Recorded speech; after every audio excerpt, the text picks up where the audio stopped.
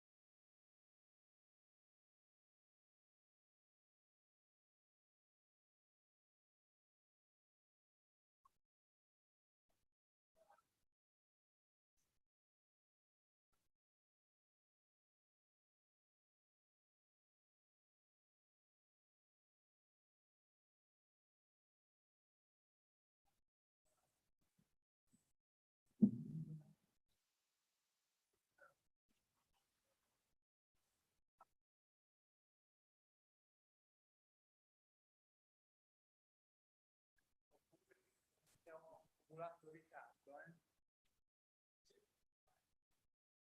Certo, ma almeno quello. Ci sono solo due studenti.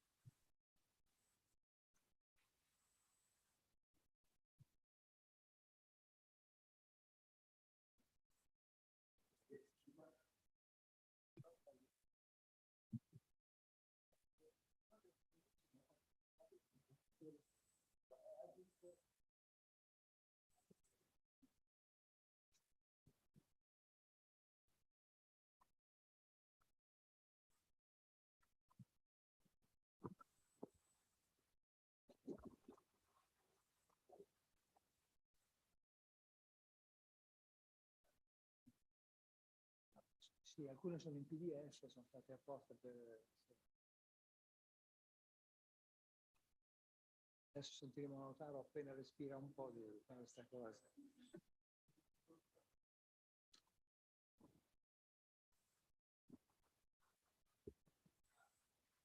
Please come back to the Sala del Chiostro.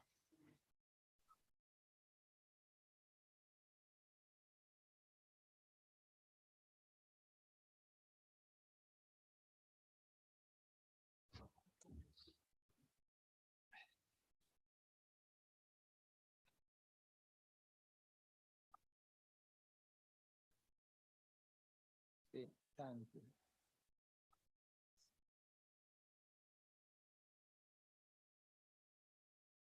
Dottoressa Ghiglia, ci sente? Sì. Bene, allora adesso inizieremo dall'aula del chiostro con 3 presentazioni in remoto.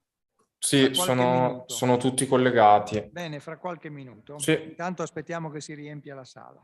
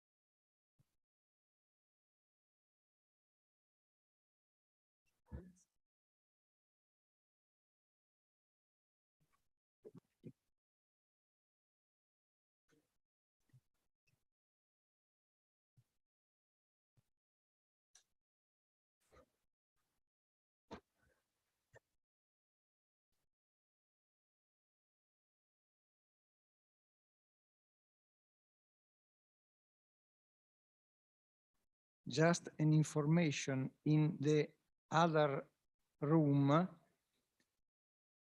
Sala degli Affreschi, is beginning the Industrial Technology Session 1, whose chair is Andrea Penza.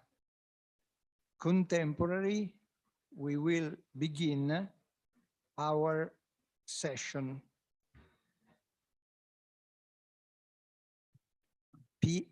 PNRR is organized in spokes.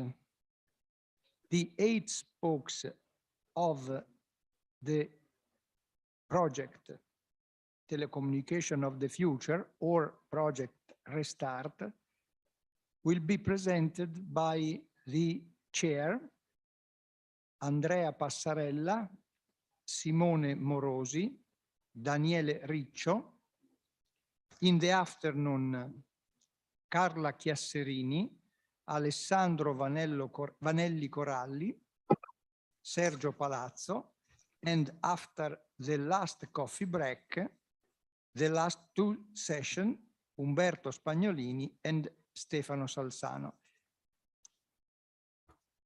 My job is just to control that we don't accumulate delay.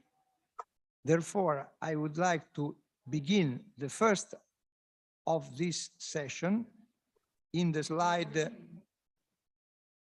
Yes, the floor is given to Andrea Passarella if he is connected. Yes, everybody can hear me?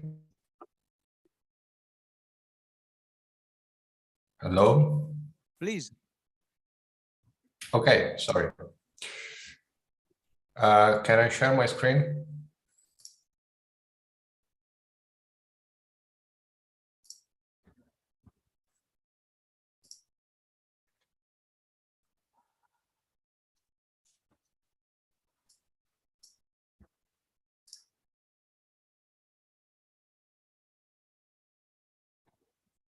Please, we see your slide. Okay, okay. Do you also hear me, right?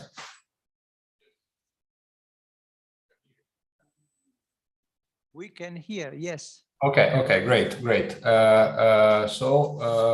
Good morning, everybody. Apologies, I couldn't be in Rome today. And welcome to this session. So,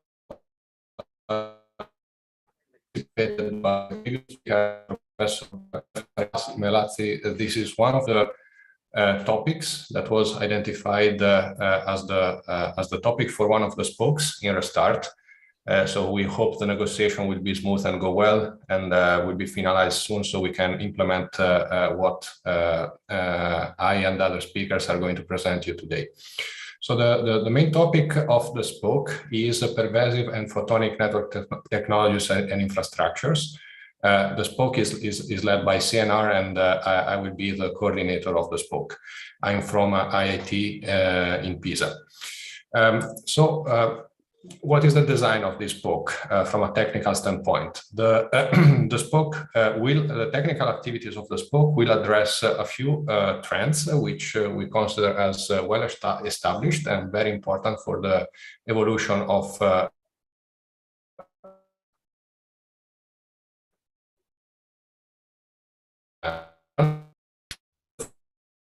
cyber-physical convergence. So it is self-evident by now that we are sort of living in 2 worlds in parallel, the physical world and the cyber world, and that these 2 worlds are more and more tightly integrated, to the point that for some people there is no distinction whatsoever between those 2 worlds, and it is really, really difficult to distinguish what we do in one layer or the other. From a technological standpoint, there are a few key elements of this convergence. The first is, of course, the pervasiveness of devices, which are personal devices, but also things that can communicate and are spread and pervasive in any environment nowadays. Data, if you wish, is the full of this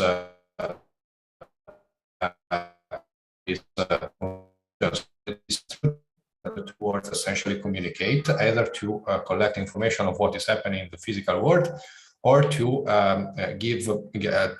to make sense through artificial intelligence of the sensed data, and to enact actions from the physical world from the cyber world to the physical world. Of course, networks are at the core of this convergence, because in order to build this kind of systems, you need pervasive, high efficient networks that connect essentially every physical object and person to the network, and humans as well is a key element. Element is not a mistake that I talked about technological elements, and I put also humans there, not because I see humans as pieces of technologies, but because in this spoke, one of the key ideas is that technologies of the future will be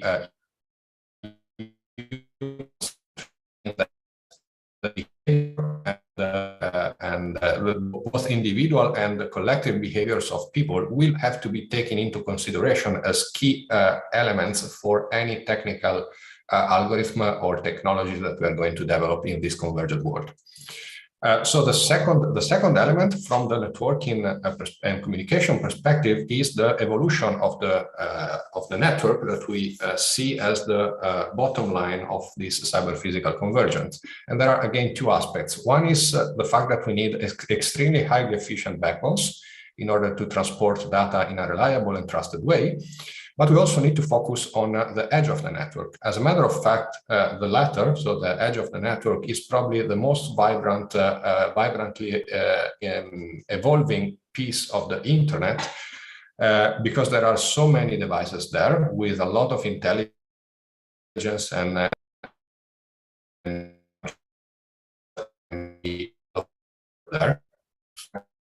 In that area of the internet, you have much shorter innovation cycles. So in order to move to further generations of communication and internet technologies in that area of the internet, you need much fewer efforts and time with respect to the, for example, the different evolutions of cellular networks, which involve also the core. And because that area is very close to the humans, I mean, the fact that devices are so many, they are so powerful, they can manage, collect, and analyze data, allows us to use them as sort of proxies of their users in this convergent cyber and physical world. The backbone is equally important because those, let's say, pervasive communication islands at the edge of the network have to communicate between each other. And in order to do so, we need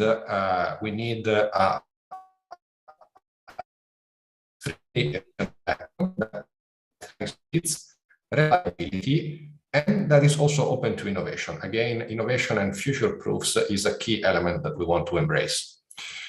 And the third element, the third trend that we want to address is the importance of data and pervasiveness of AI. So this is a sort of cross topic for any let's say, area related to communication somehow, or internet in general, but also for communication, clearly it is becoming more and more important. And the two directions are relevant. The networks for AI, so how we use efficient and configure dynamically networks efficiently in order to support the decentralized artificial intelligence, which is more and more important. And how we use AI for networks. So how we implement, for example, zero-touch management solutions, exploiting artificial intelligence to make our networks, both in the pervasive areas and in the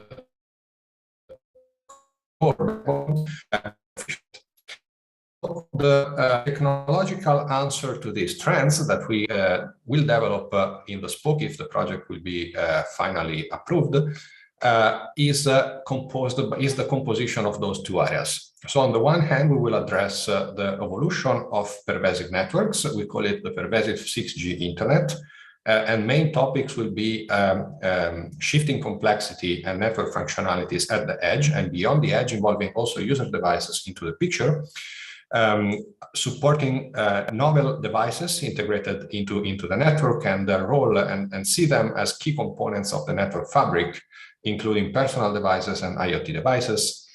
Addressing novel forms of sensing. So there is another area, another spoke, another structural project that will deal specifically with integrated computing and sensing. Here in this spoke, we will deal more broadly about novel forms of sensing.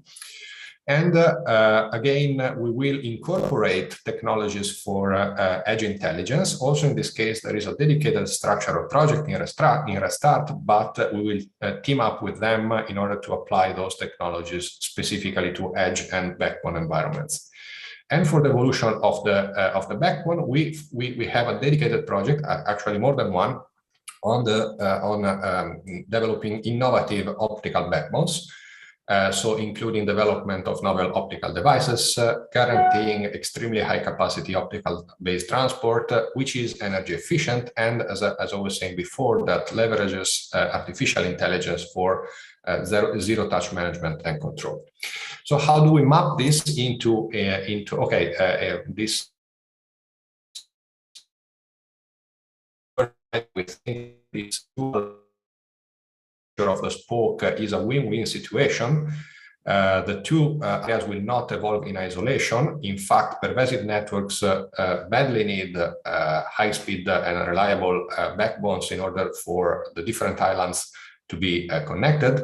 But on the other hand, optical technologies benefit from pervasive networks because they sort of allow optical technologies to reach the last mile, to cover the last mile, which is not simply connecting devices to the network, but is incorporating all the intelligence that will be more and more decentralized and will go well beyond the access points of the network towards the user devices. This is mapped into the different projects that we propose to implement in the spoke. So there will be two structural projects. The first one looking at pervasive communications,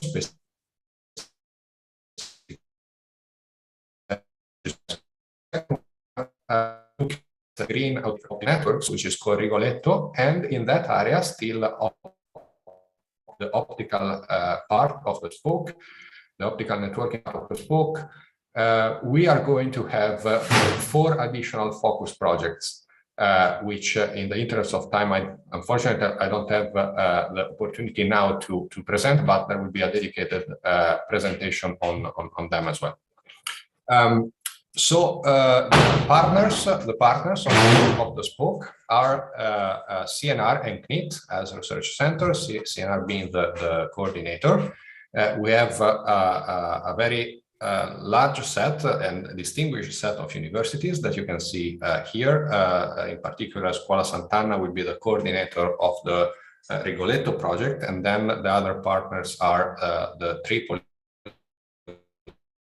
polytechnics. So, University of Bologna, University of Padova, University of Florence, University of Reggio Calabria, and University of Rome La Sapienza, and University of Naples. And so far, we have already 2 large industries contributing, Open Fiber and Ericsson. Of course, the partnership will be complemented dynamically, also through open calls, but also through other means.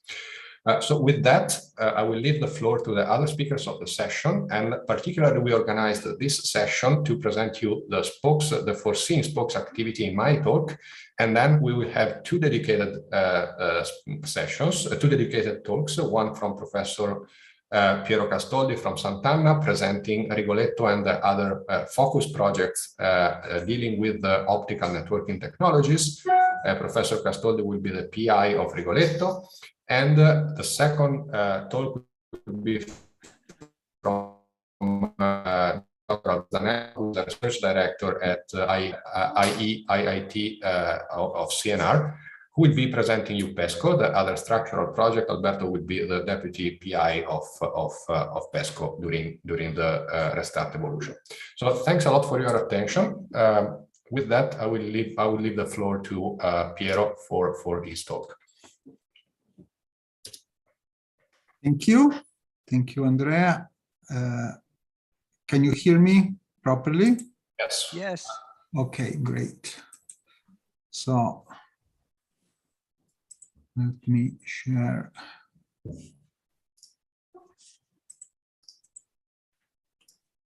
Okay.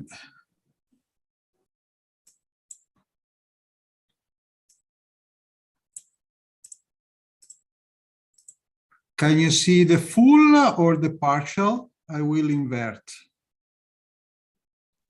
You should invert, Piero. Okay. Now. Yeah, now it's fine. Thank you. Okay.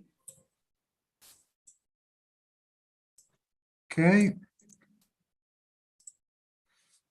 So thanks. So let me briefly update you with this outlook of future challenges in optical communication networks and integrated photonics within the Restart project. We hope the phase of negotiation will be over soon, and we will be able to start the whole projects, and in particular the activities on optical networking. So this is annoying, so let me put away. Our work in the definition of the activity of optics started with an architecture of future telecommunication infrastructure that is quite different from the past concepts. In fact, we don't see the network anymore just as an element where data flows from one user to another user, but is beyond the classical segments, access, metro, and core. It also comprises a sink and a source of data segment like a data center. And we also have elements of intelligence distributed like edge data centers. And we have new network segments that with 5G and 6G started to appear in the access, namely because the base station has undergone a process of disaggregation where certain functions are left in distributed units and others are in centralized units, like certain baseband functions are not performed anymore in the BTS, but are processed in centralized units. So this is going to give rise to new segments. And there is a lot of room for innovation in optical networking, optical system, and optical devices through this new landscape, and also in terms of function regarding controlling, analytics, and monitoring, because optical networks suffer from a channel that has a number of physical parameters and instability that are characterizing it and need to be kept under control. So we end up with a number of goals that we shared with the community of optics, starting from the architecture targeting energy efficiency mainly and sustainability, but also boosting the performance as required by beyond 5G and 6G KPI. The elements of this network will be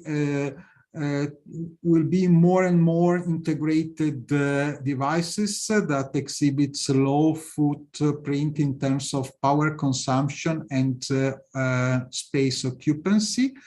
At the system level, the boosting of the capacity will be implemented in new dimensions, since we are reaching the limits of transmission capacity of single mode fibers. So using multi-band, extending the band we are going to transmit through, and through space division multiplexing and securing the channel with quantum key distribution. As said, there will be telemetry and monitoring needs in order to optimize the network and to keep under control the various parameters that characterize the propagation in the optical channel. At the control level, artificial intelligence and the so-called zero-touch paradigm that envisions minimum intervenience of the human will be implemented for optical networks as well. And the project is going also to have a number of prototypes and demo that will be shown. So these goals are encompassed within the Rigoletto project, engineering photonic device and system towards a green optical network infrastructure, with a large number of partners coming from academia, from the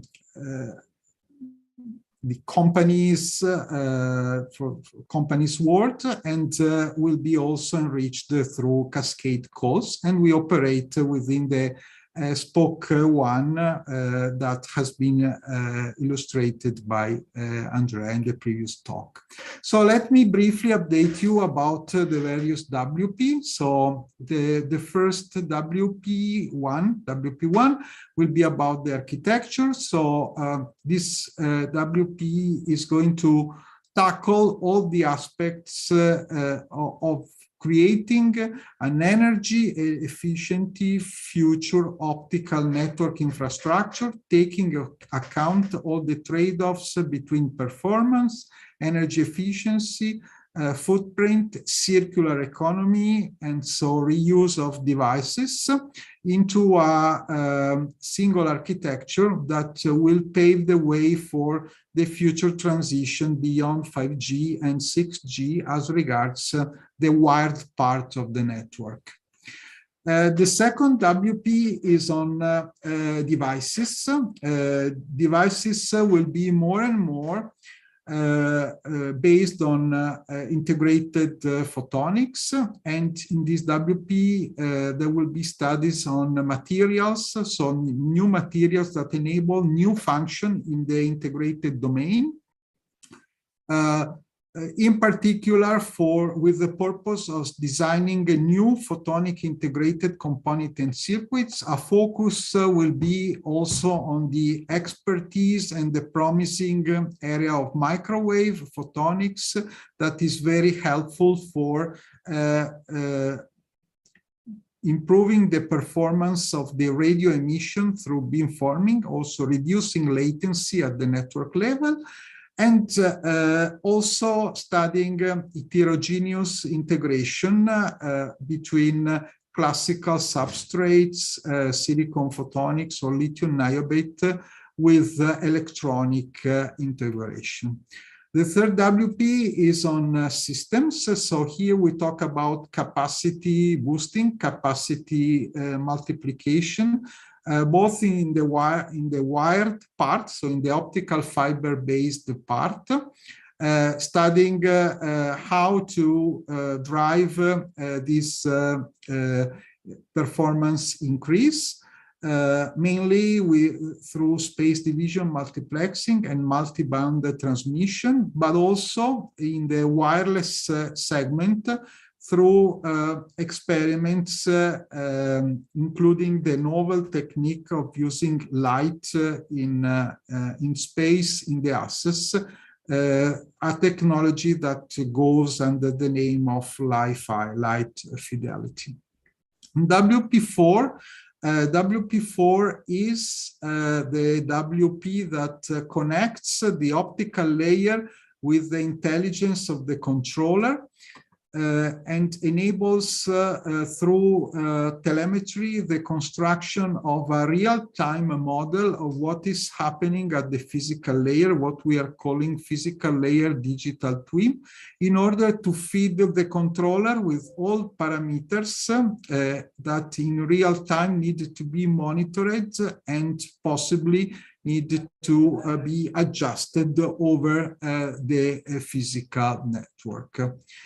WP5 covering the control and orchestration plane through the so-called zero-touch paradigm, where through observation and knowledge and the aid of artificial intelligence, it is possible to decide and act of the network, aided by analytics. For example, for the handling of failure management, but not only hard failure, also, for example, soft failure, or also for steering the capacity where the user are if they move from a given location to another location massively. So this needs to be readjusted at the backbone and access level. The last WP is on demonstration. So we have a number of field trial which are expected. The most notable one is a QKD secured SDN transmission. Others are disaggregated optical transport network demonstration, a Li-Fi small cell demonstration, and photonic devices for hiding the beamforming, so the radio segment. So in the last 4 slides, let me briefly update you also on the 5 focus projects which are in this spoke, all related to optics. So the first one is about the insight on a new combination of low thermal budget technology like hydrogenated amorphous silicon in conjunction with the properties of graphene to create a new CMOS compatible photonic platform for future application that will be demonstrated with a 1x(n) active optical switch for passive optical networks. The second is on lithium niobate on insulator technique. That technique, it is well known that it can be used for doing wavelength conversion. The main novelty of this project is the dynamicity of this technique. So in order to have it possibly configured in a dynamic way by its implementation in a photonic integrated circuits. The next focus project, HAPIC, is about the hybrid integration of optics and electronics, exploiting the 2 capabilities of the foundry at Politecnico di Milano and the foundry at Scuola Sant'Anna, Polyfab and Infotech, where the 2 silicon on insulator photonics and the lithium niobate on insulator that constitutes the photonics technologies are integrated with electronics components in order to create a new distributed platform for hybrid integration. The last focus project I detail for you in this talk and also related to optics is Sensing Net. So the idea behind here is to monitor physical parameters of the environment reusing existing optical fibers technology. In particular, the leader here is open fiber, and the idea behind is, although the concept is not new, the concept itself of monitoring through optical fiber, but using new, simpler techniques like coherent interferometers rather than distributed acoustic sensing or OTDR techniques.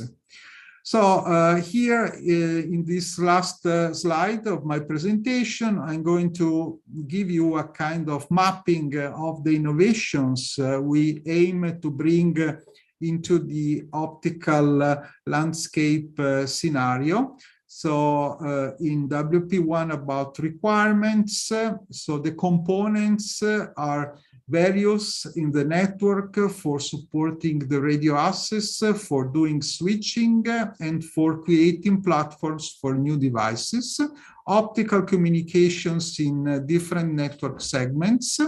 The telemetry and physical layer controller assist the WP4 are going to assist the controller, and the demonstrator will focus on most relevant innovation that we will achieve in this project. So let me thank you, and maybe at the end of the session, if there are questions, I'm ready to answer, happy to answer you. Okay, thank you very much, Piero. We are perfectly on time, so we'll switch and we give the floor to Alberto Zanella from CNR again, who will present PESCO, the second structural project in the book. Thank you, Andrea, and thank you, everybody. Can you hear me? Yes, very well, thank you. Okay, perfect. Let me share the presentation.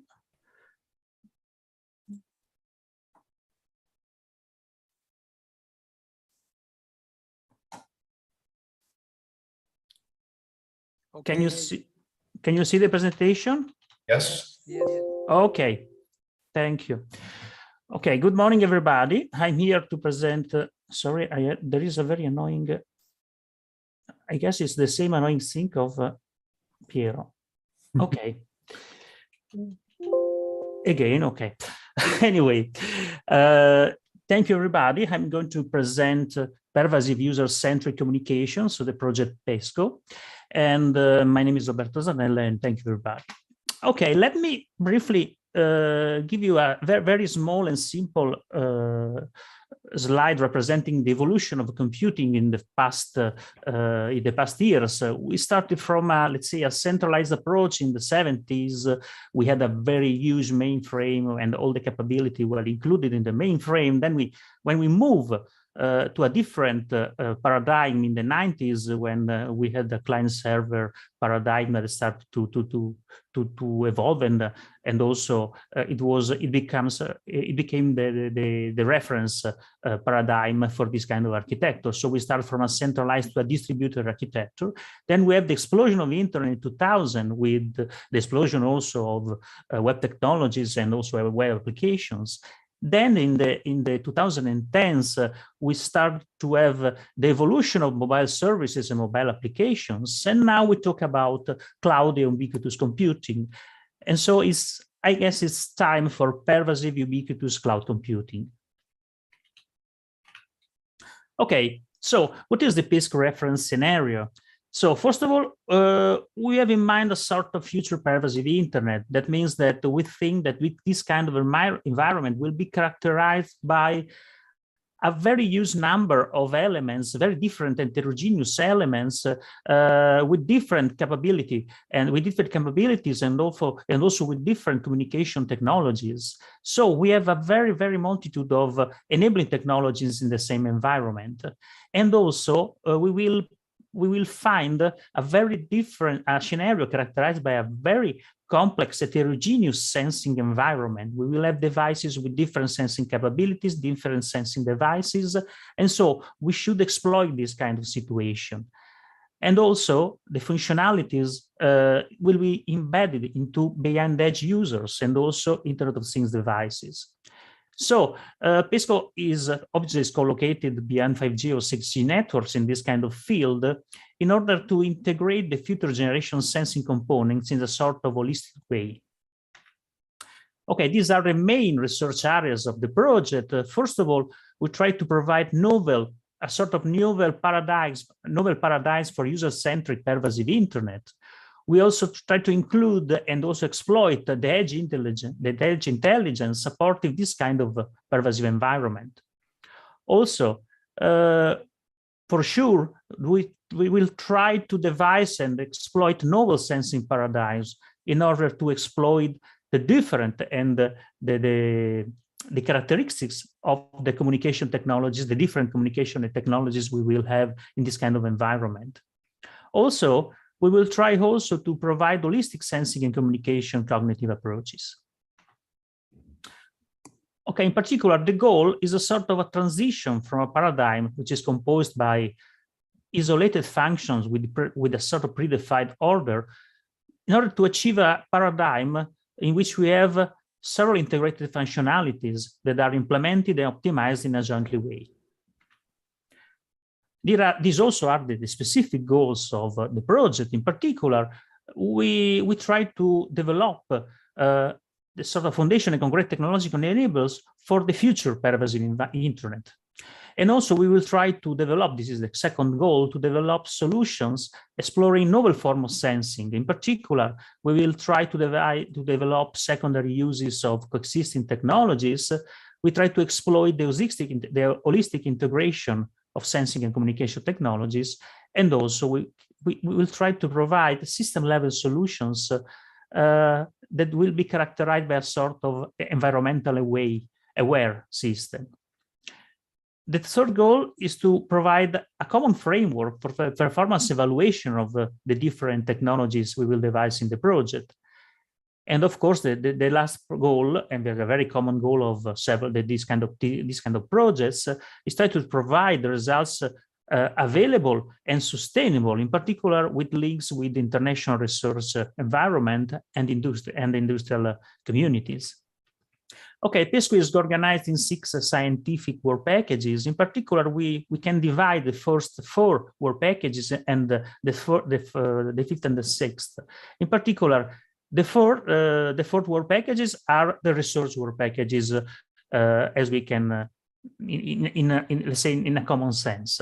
Then we have then I will explain these 4 work packages in the next slide. Then we have work package 5 that deals with the development on a sort of common framework in order to provide a common performance evaluation of the technologies developed in the 4 work packages. And the work package 6 is the work package which provides the requirement, the user cases, and the common architectures. So 5 and 6 will guide, with their indication, will guide the environment that will be investigated in the first work packages, in the first 4 work packages. Okay, this is a structure of PESCO. The resource work packages are indicated with the red box. In particular, we have work package 1, that is user-centric pervasive internet. Work package 1 is organized in 3 tasks. In the first task, we will investigate the novel pervasive internet network paradigms. There, in the second, we will focus on device-centric communication. And in the third one, we will investigate edge computing and sensing and communications.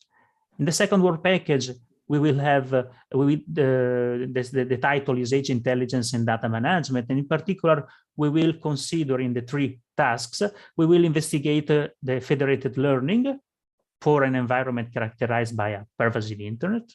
Then we will address the problem of resource-efficient pervasive intelligence. And then we will focus on artificial intelligence, in particular on decentralized artificial intelligence for pervasive communications. The third work package is related to pervasive Internet of Things. In particular, in the first task, we will address novel paradigms for Internet of Things. In the second, we will deal with localization and tracking. And the third, we will focus on UAV-based communication and sensing. The 4 work package of research is entitled Novel Sensing Paradigms Integrated with Communication. We will talk about passive sensing localization. We will focus on also on millimeter wave sensing and communication. And at the end, we will investigate cognitive and knowledge-based sensor networks. Okay, here there are the parts and the key people. The project duration is 36 months. The technology readiness level is starting from 2, and we'll think that we can arrive to 4 and 5. For the partners, we have the CNR, of course, but we also have University of Florence, University of Bologna, University of Padua, and Politecnico di Torino. The key people from the university as Laura Carnevale from Florence, Paola Bellavista from Bologna, Leonardo Badia from Padua, and Gianluca Setti from Politecnico di Torino. Okay, this concludes my presentation, and thank you, everybody. Thank you to you. I guess also we are in time. Can you conclude your session? Yeah, sure. We have 1 minute, so I don't know if there is any burning question for any of us from the audience. No. Okay. Then thanks again. We hope we have provided you a clear view of what we are going to do and to have you on board in some way during the course of the project. Thanks again. Thank you. Bye. We need 1 minute for loading a presentation, please.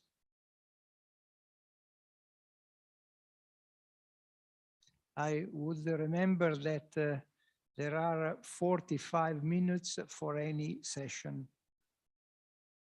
A recommendation or not being in late.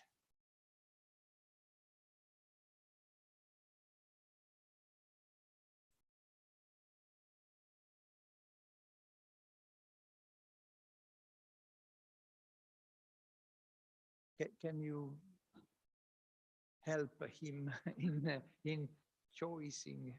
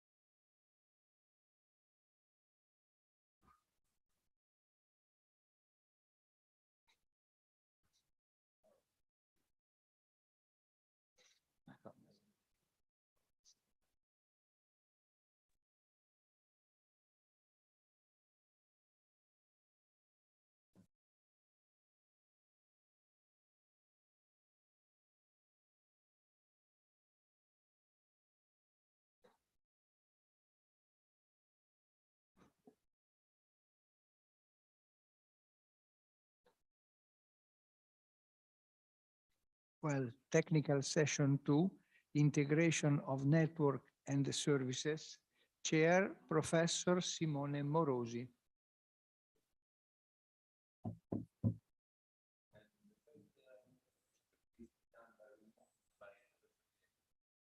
Okay. Microphone, the microphone.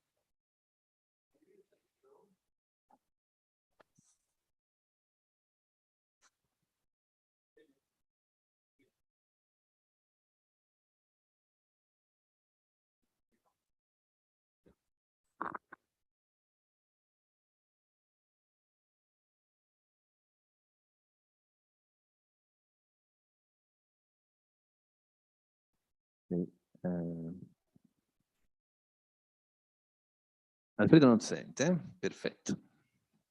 Sono qui, sento adesso. Grazie. Okay. Hi. So, the first presentation of this session, integration on network services, will be done by the coordinator of the Bari Polytechnic spoke, Professor Alfredo Grieco. And so I leave the audience to him. Please, Alfredo. Thank you very much. Good morning, everyone. I'm going to share the screen.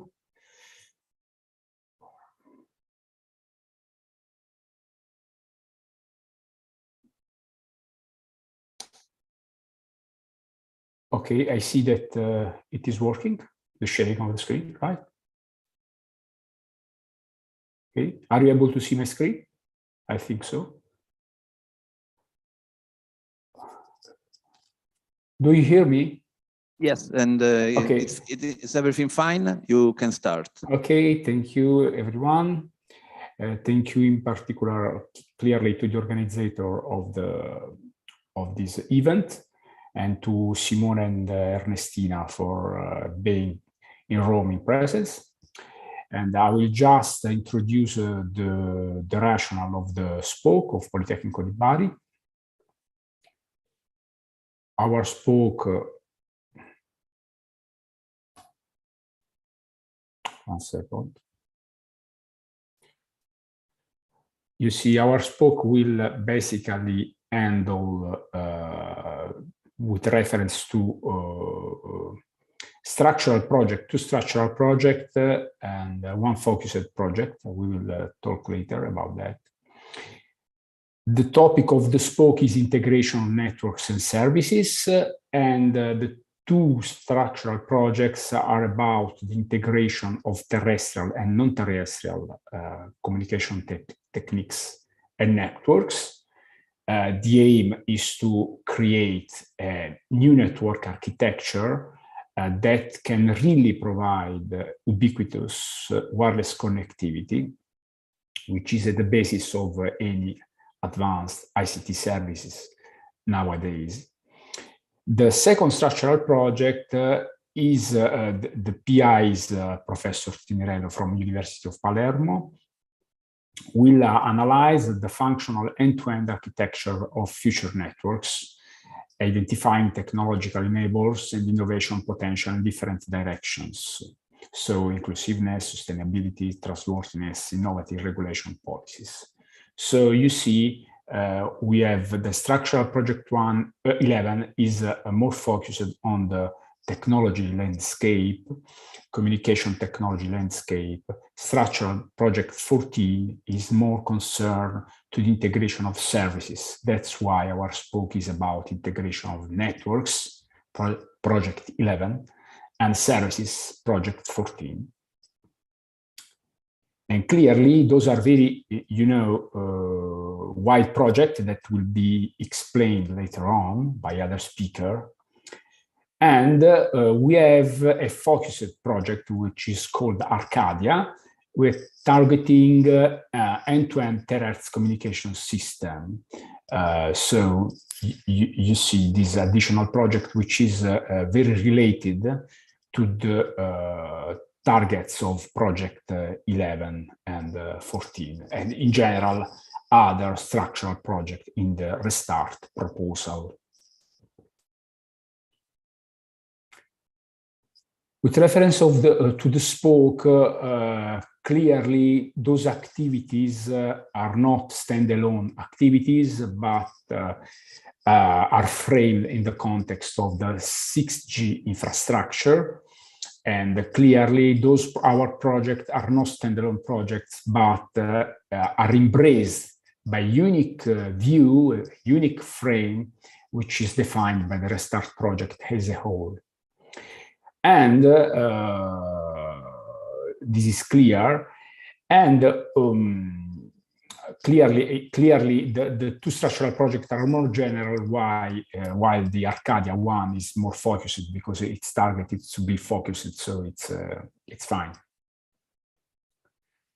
You can see here all the universities involved in the two structural projects, and there is a wide consortium here of university working on the two projects, university and industries working on the two projects, and research centers. So because projects are quite wide, so can involve many teams, each one with their own skills and capabilities.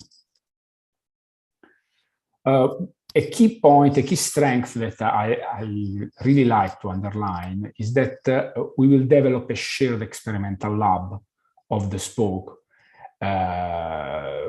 clearly devoted to the targets of the key projects of the spoke. And so, because we need, to create something that can enforce sustainability of the Restart project in the long run. And so in addition to fundamental research and industrial research, for us it's very relevant to set up a reference lab that could last for years and, attract investments, attract companies, and stimulate new research proposals in other directions. For us, this is just a starting point. This Restart project, not a final target, I would say.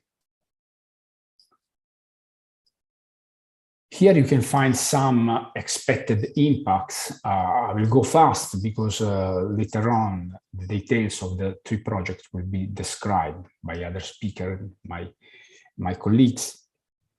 So if we consider first the project 11, so integration of terrestrial and non-terrestrial networks,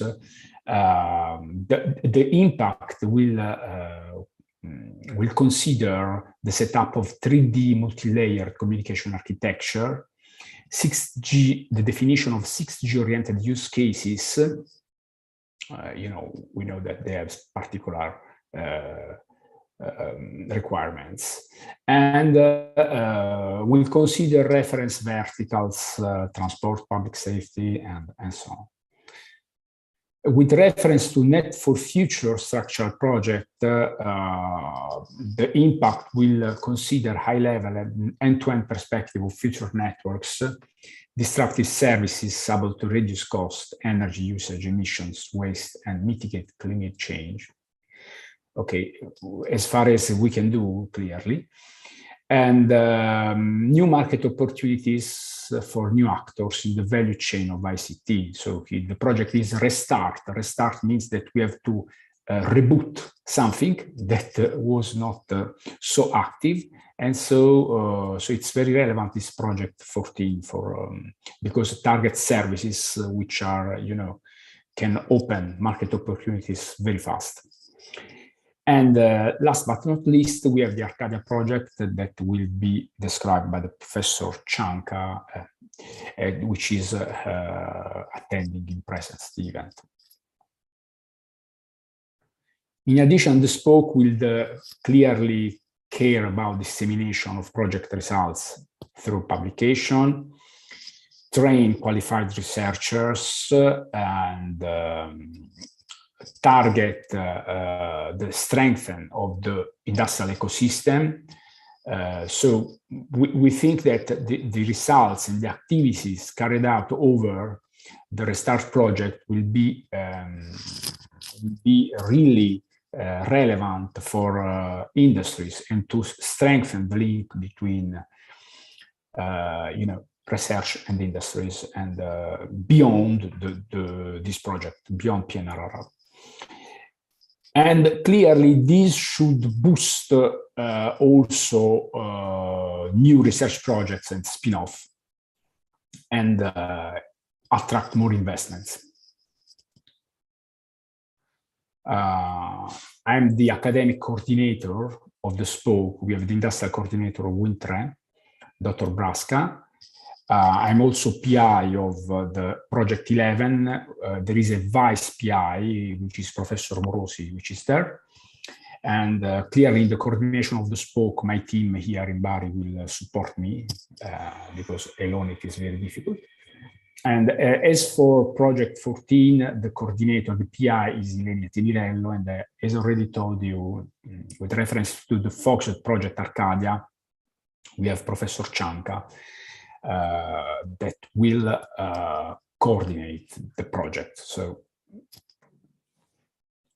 I hope my description of the high level targets of the spoke is clear, is short, but should be clear. And I would like to give the floor to Simone, that could start describing with more details project 11 and henceforth. If you have any question, you can raise it at any moment or at the end of the session, as you prefer. Okay.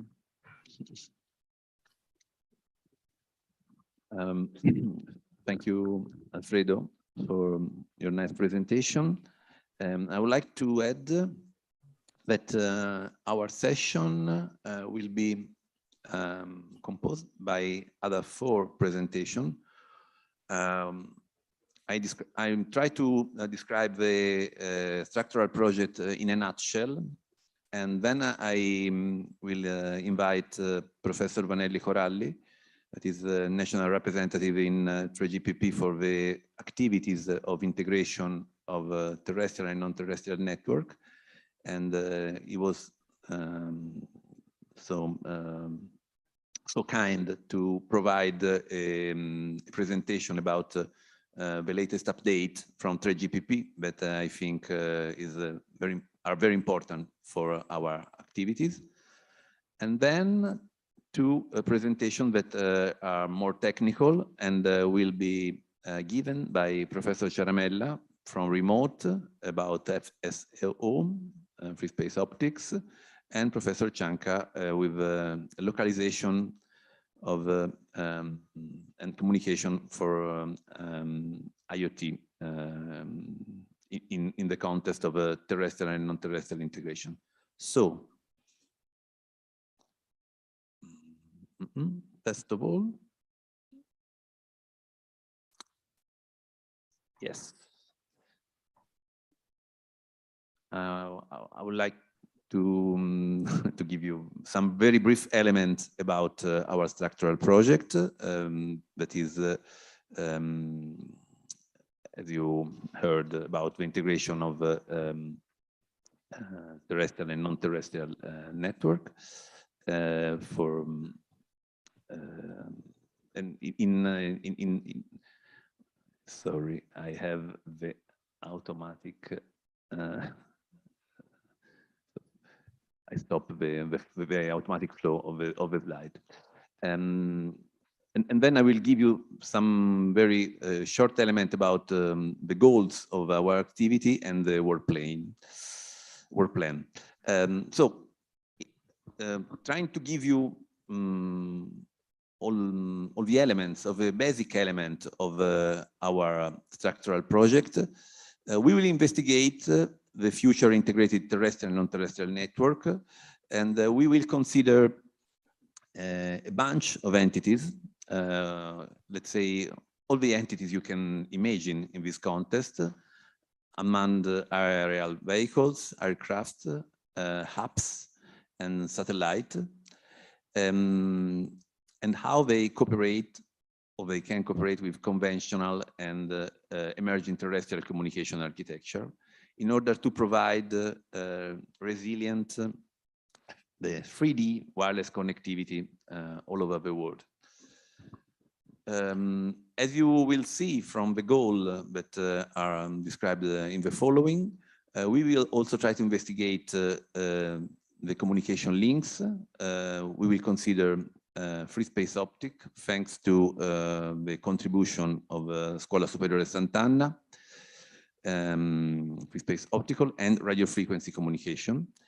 And we will also pay attention on the new physical transmission that are can be envisaged for the future 6G system, and also pay attention on protocols and management technique that are related to the new approaches of artificial intelligence and softwareization. Basically, what we aim, our main goal, our main objective is to be proactive in the definition of the upcoming 6G systems, particularly for the integration of terrestrial and non-terrestrial network. To this aim, we will consider 6G-oriented use cases with the new requirements for quality of service and also energy efficiency. As correctly pointed out by Professor Greco in the first presentation, our activity look at many reference verticals that are listed in the last part of the slide. So, the main goal of our project are 5, and we can, as I told you, I will be short in the description. I have to be fast, not to take off time from the other speakers. But the basic idea, the basic goal, technical goal of our activity is to define a 3D multi-layer communication architecture that can be applied in the future integrated terrestrial and non-terrestrial network. To this aim, we have, in the proposal, we have considered the different layers that are represented in the chart. And we are trying to envisage application that resort to this network that we imagine as a seamless and with high capacity. And another important part that is basically derived from the 5G networks is the fact that we will have a massive access and specifically by heterogeneous devices, as you will see in the last presentation from Professor Ernestina Cianca. Another important part from the integration is basically the fact to evaluate the link budget. In one of the focus will be on free space optical and radio frequency communication. And to this aim, we need to have deep understanding of the phenomenal propagation in these scenarios. And we will aim to have a characterization of specific model.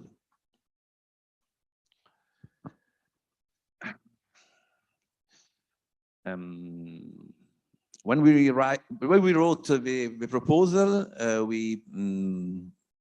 our group devoted a lot of attention of the advanced transmission technique. The contributors were many more than the partner, and we would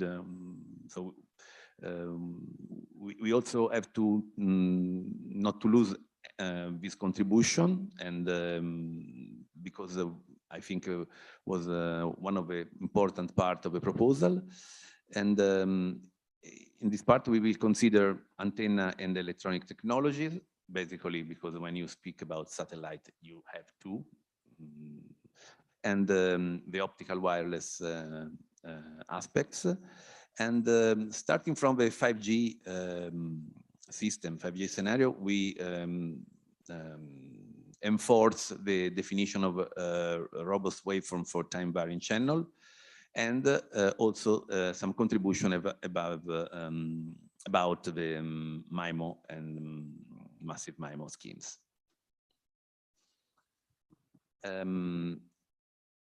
The fourth goal is the focus on the orchestration of communication and computational resource by taking into account the aspect of energy efficiency, with also considering quality of service and quality of experience aware approaches.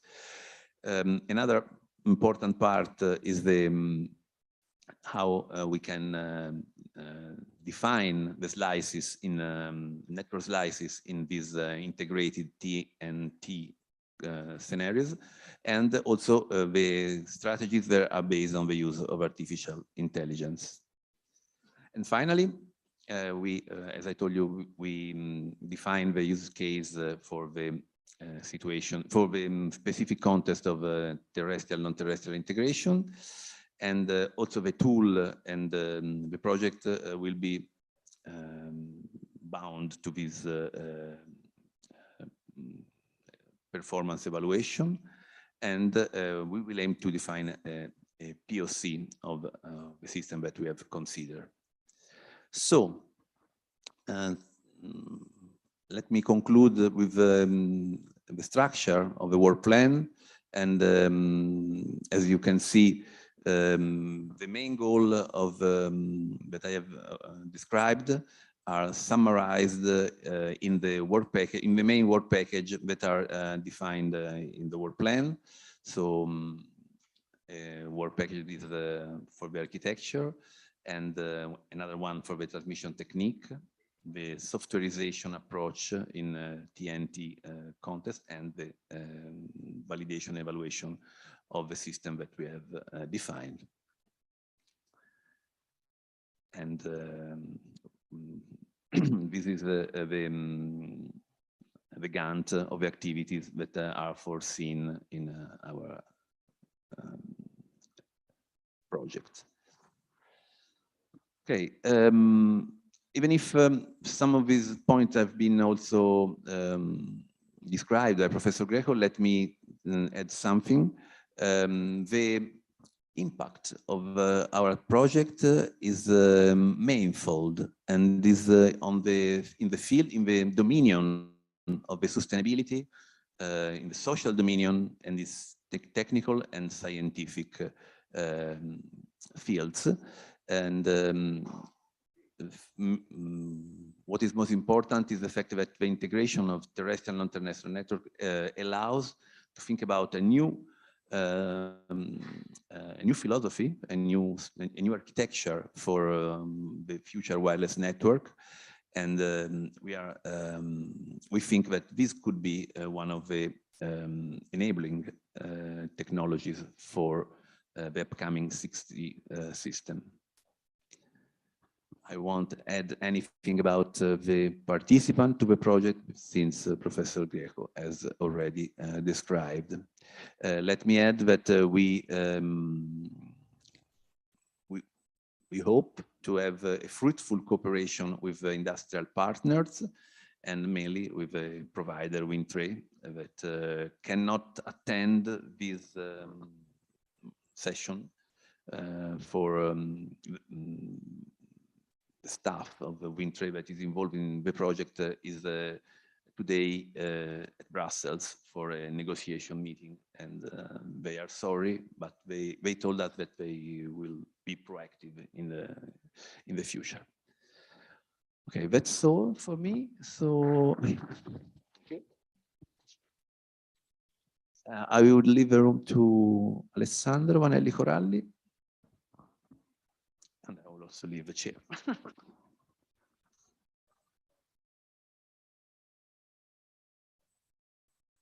For loading the presentation. Okay, good morning. While we load the presentation, I can actually start just to save a little bit of time. So actually, we are involved in this Project 11. I'm also involved in several European initiatives related to NTN, to Non-Terrestrial Network. So the idea is to place the project that we have within the general European framework, in particular in the 3G roadmap, so as to show how well we are aligned to that roadmap and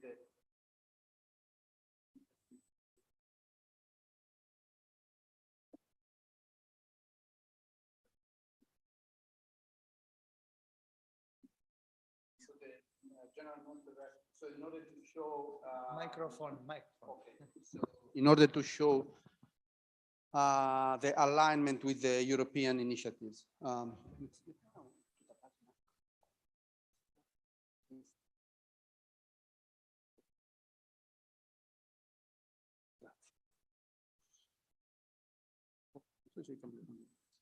So essentially, it would be like 4 minutes or even less about this one. So just what I want to say is that non-terrestrial network is a new term introduced around 2016 in 3GPP in order, as Simone said, to cover a large range of flying objects. So from apps or drones up to 8 kilometers from the Earth, up to to geostationary satellites. Since 2016, a series of study items and work items has led the approval in March 2022, so just last March, of Release 17, where for the first time in the 3GPP history, there is a component for non-terrestrial networks. So there are specifications addressing exactly non-terrestrial network integration with terrestrial network. This is just the first level of integration. Many other steps shall be actually done in order to fully integrate with the terrestrial component.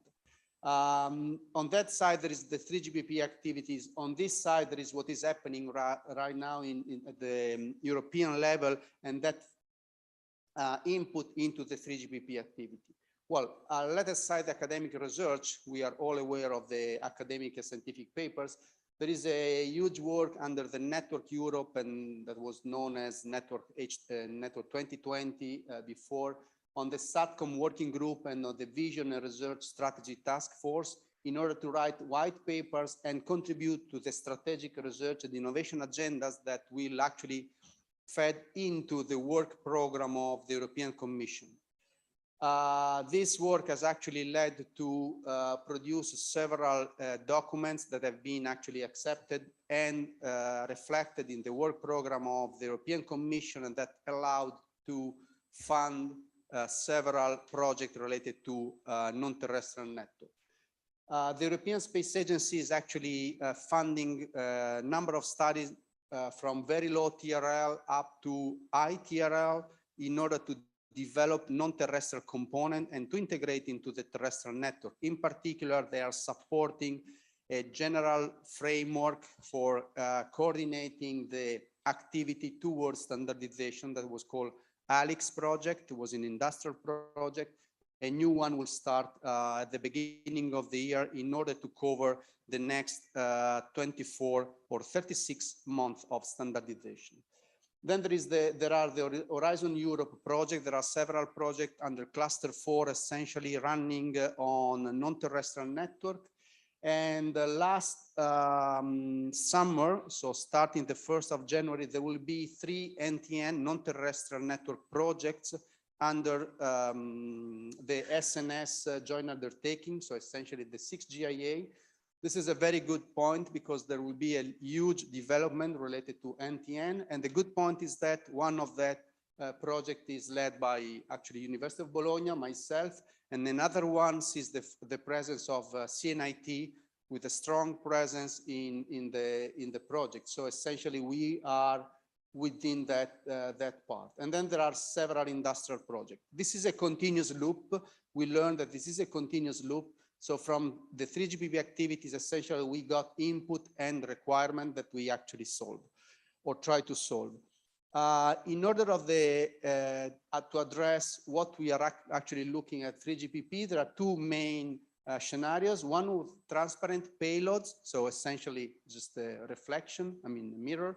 And the other one is the regenerative payload, which is actually the focus on the next 4 or 5 years activity of 3GPP, where essentially there are several things that can be of interest for this community, which is the fact that the satellite payload, or in any case, the flying node payload will be a smart one, where part of the G node B can actually be implemented. So the functional split that is so interesting in the ORAN perspective in terrestrial network is now brought to the satellite. So part of the G node B of the base station will be on ground, part of the G node B will be flying, and that will actually reduce a lot the latency, will actually allow a lot of activity in space, in particular internode communication, as it happens right now between the internode or interbase station communication. So this is something that is actually being addressed for 2 different scenarios: direct connectivity to the terminal, just a smartphone without no modification to the smartphone in S and L band, and the connectivity to VSAT vehicles or VSAT antennas for mobile and fixed platform, essentially integrated backhauling and access. So this is this is the scenarios.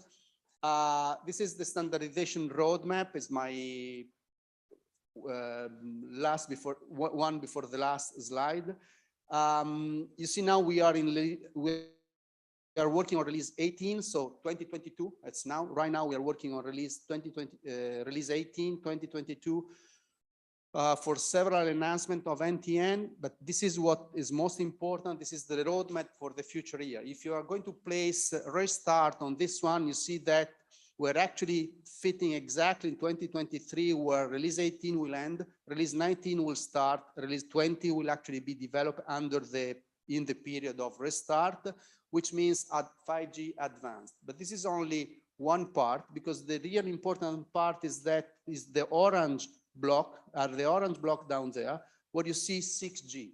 Essentially 3GPP targets to start the development of 6G in 2025, which means that the result and work of Restart and Project 11 can actually fit very well into the definition of what 6G will be. So it's very strategical for us to have this project in here.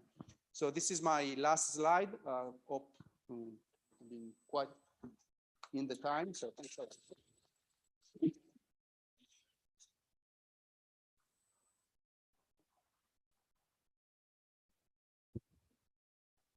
Okay, thank you very much for a very nice presentation. And so we move to Professor We have 10 Ciaramella. minutes for Okay. concluding the session.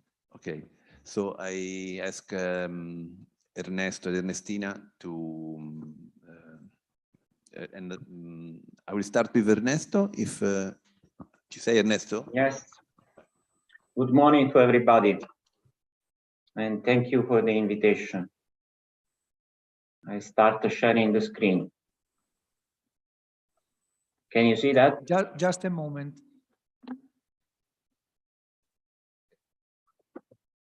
Okay, please, Ernesto. Do you see the screen? Yes. Yes, Okay. yes, please. Good. Okay.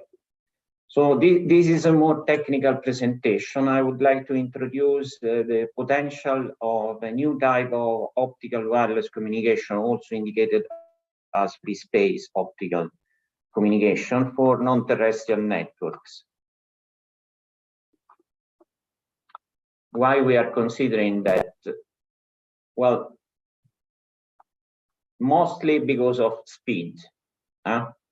So free space optical links can allow you very high speed connection, and this allows you to devise a network integration where you do not have just traditional links among the satellites, as you can see in the picture, but you can have also very high speed. And this can be used to provide connectivity to isolated area, sea vessels, planes, and whatever. Why we're considering FSO? I told you because you have you use optics, because electromagnetic propagation gives you much lower beam spread, much lower decrease of intensity if you use very long links compared to radio frequency. This allows you to have higher density of signal at the receiver, higher bit rates, as you know.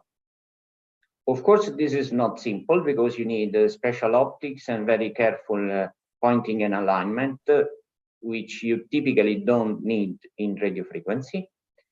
And but if you achieve that, you can leverage upon optical fiber communication equipment. So you leverage upon a background of 50 years of experience, R&D, and industrial developments that has no equal counterpart. And this can in principle allow you to reach extremely high capacities. We talk about terabit per second capacities that by far would be a boost in terms of potential and application of non-terrestrial networks. Of course, there is no one-to-one correspondence, so it's not that simple. It's not fantasy, it's not science fiction, because actually there are already some initial attempts of FSO for satellite links, or as you will see for other applications. This one is SILEX. It was the first European optical communication terminal in orbit. This was demonstrated 20 years ago. And here is a list of present initiatives. As you can see, there are some initiatives that are related to private companies, such as Google and Facebook. I spend a few words about the Facebook Arcadia Project, which is developed recently with support by Minarik industry. This is the architecture. This is not satellite. It's a network of drones at around 20 kilometers above sea level. They are connected by inter-drone links and feeder links to Earth by free space optical terminals at 10 gigabit. So it's very high speed already, and sponsored by Facebook and its owner himself.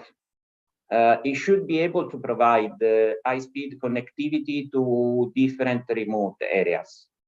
So this has been already tested a few years ago.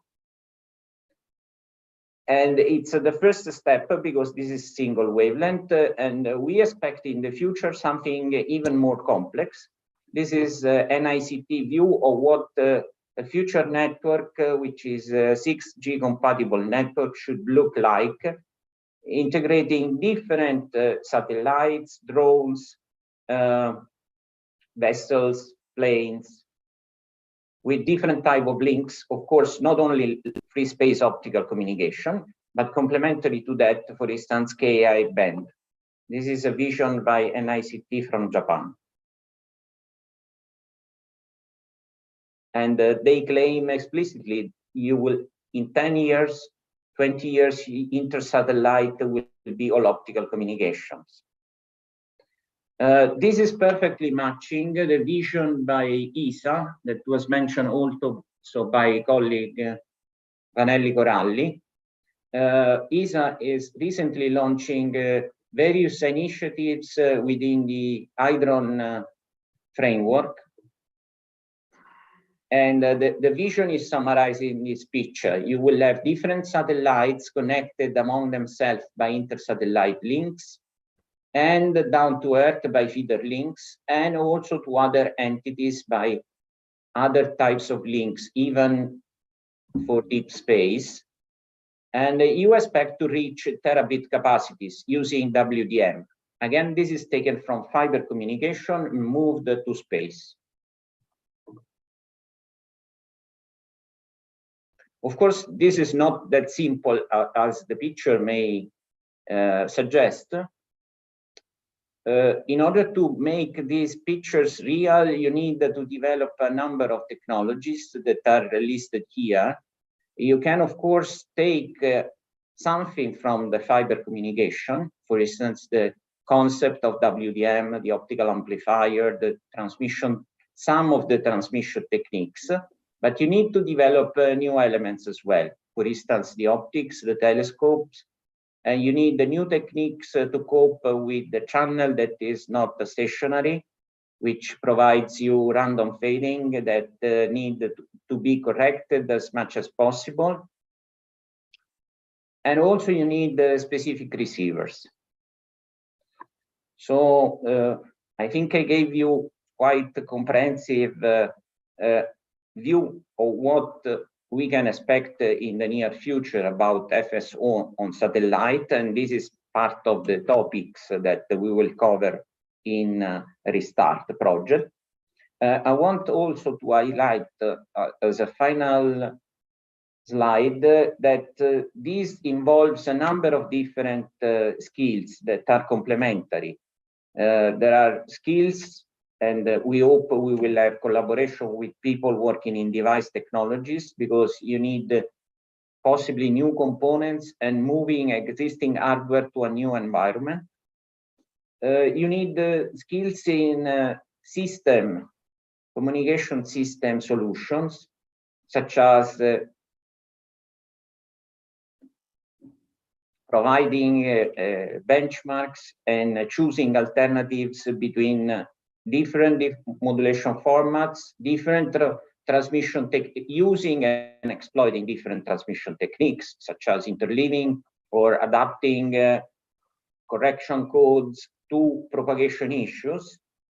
Most important, propagation issues themselves, because everything we know about optical communication comes from the fiber world, where the channel is basically different from what we can expect in this area.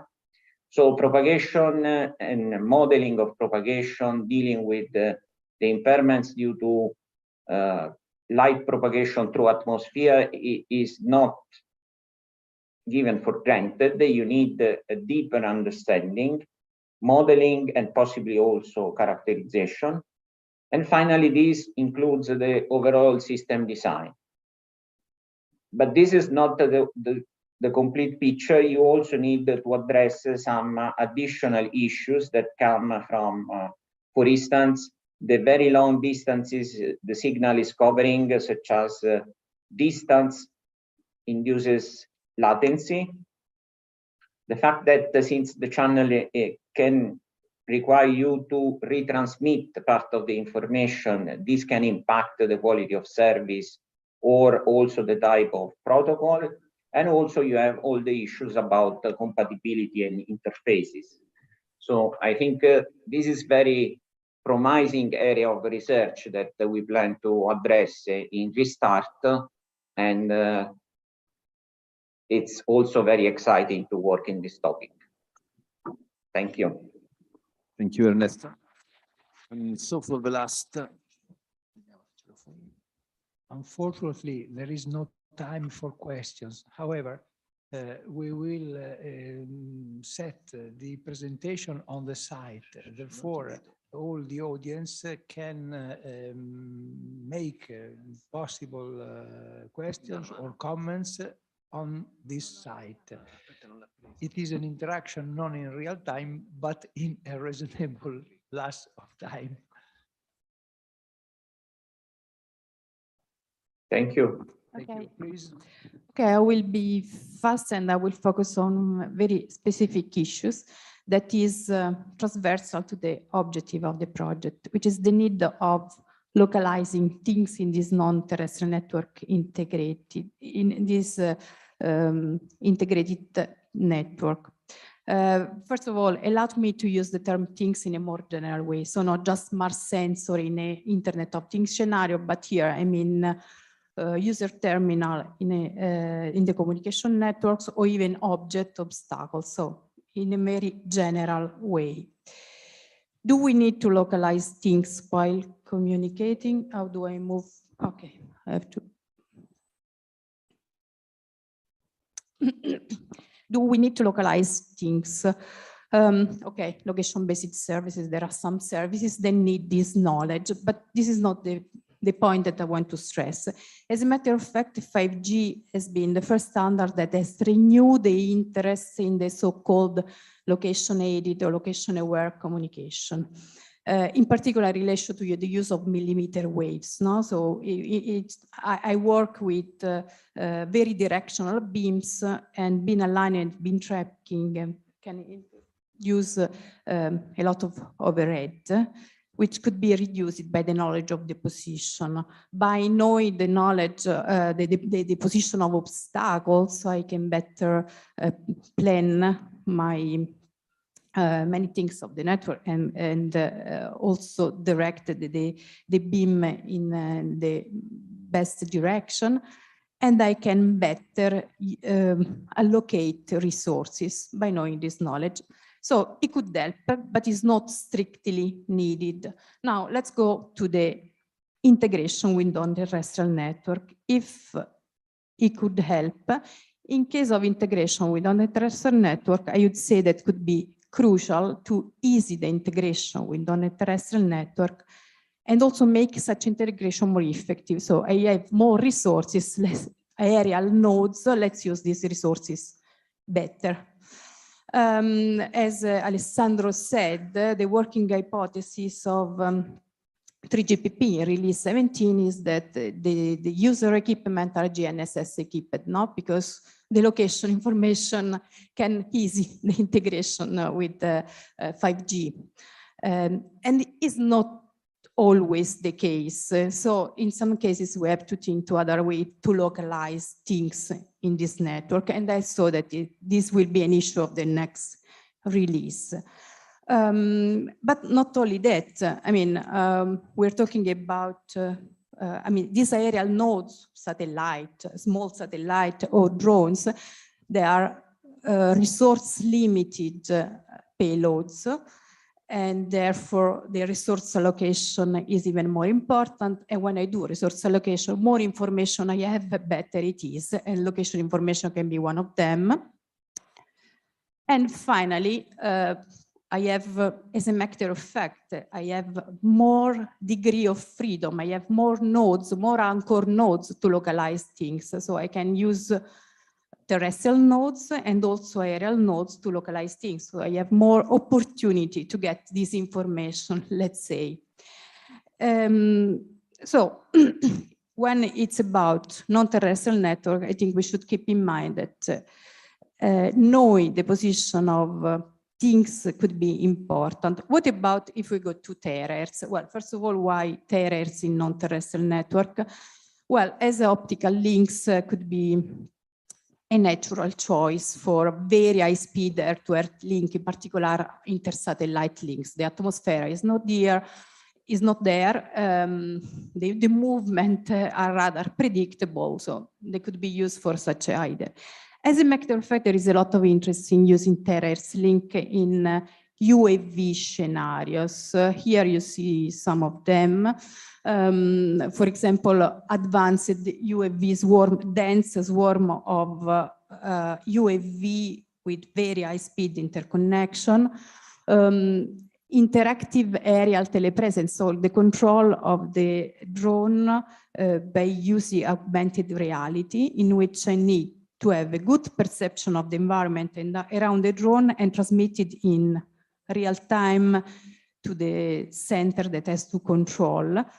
And here, as in most of the other applications that you see there, the idea is to use both the high speed provided by terahertz, but also the capability in terahertz to sense the environment, to get the location, but also more in generally to sense the environment.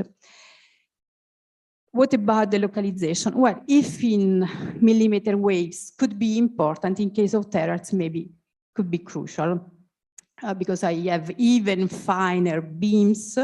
So more overhead, I need also other information, not only the location information, more knowledge about the environment around where the communication is taking place could be very much important. And again, terahertz, so in terahertz, this knowledge could be even more important. And at the same time, terahertz provide the opportunity to get higher accuracy in getting this information. So I conclude that, okay, there are several challenges to be faced, also when it's about using terahertz. But one point is that location awareness and more in general situation awareness will be more and more important in this non-terrestrial network scenario. And the origin of this information should be the network itself. And it's one of the big challenge that we should face in this project is this multifunctional design of our network. Okay, thanks.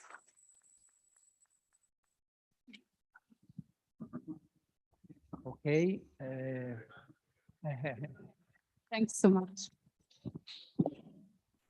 I call to the microphone Professor Daniele Riccio. We have to load the presentation, but also one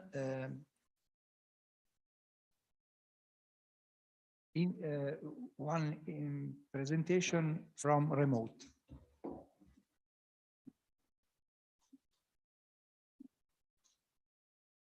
Just a second, maybe it's a bigger switch off the webcam for the remote. Just a second.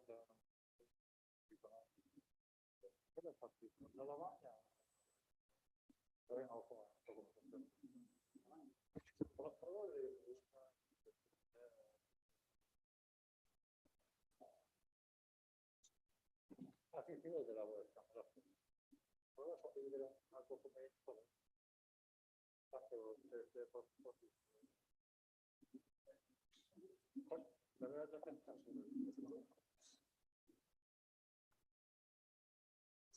Il microfono, Daniele, non sentiamo da casa. Stiamo sistemando la questione tecnica adesso.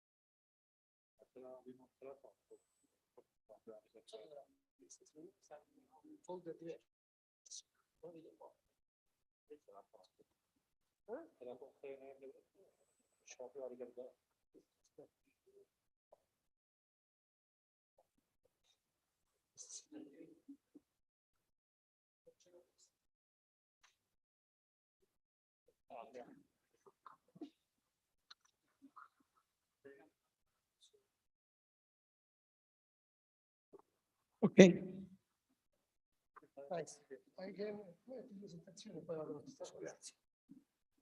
Thank you. Okay, so restart is not started yet.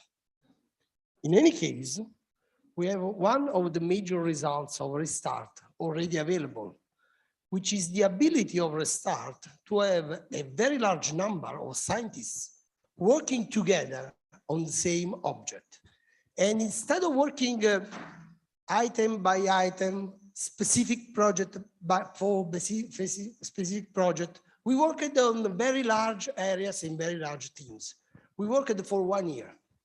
And one of the themes was green and smart environment.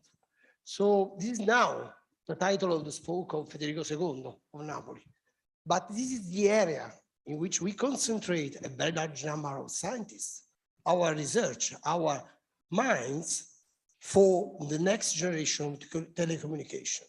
So I'm trying to motivate this title, just like for the scientist viewpoint, not for the spoke organization, which is not important now. So green and smart environments.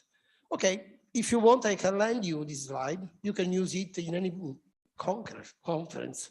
You have to substitute my name, my institution. You can include your name, your institution. You don't have to clear the first line. Green and smart works everywhere. If tonight you have to discuss about skyscrapers, green and smart skyscrapers. If we have to discuss about robotics, green and smart robotics works. It works everywhere. You can use it. Green and smart are keywords that fascinate everyone. Green is the most actual one. Every year we discover another reason for having greener and greener approaches to everything. I would say every day. Anyhow, green is something feasible because the best would be blue, like in the blue economy. Anyhow, we are engineers, so green, why not? Smart is jargon, is the jargon for scientists. Instead of saying something very specific, I have a word for this case, which is specific, we say smart. Okay, just like the young people have a more modern jargon to say something which is very nice, okay? We say smart. So green and smart works.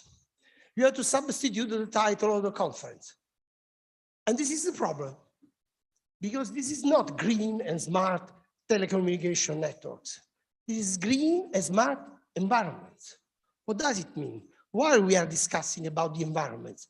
Telecommunication networks mean something, but are not the key objective for this study. Why?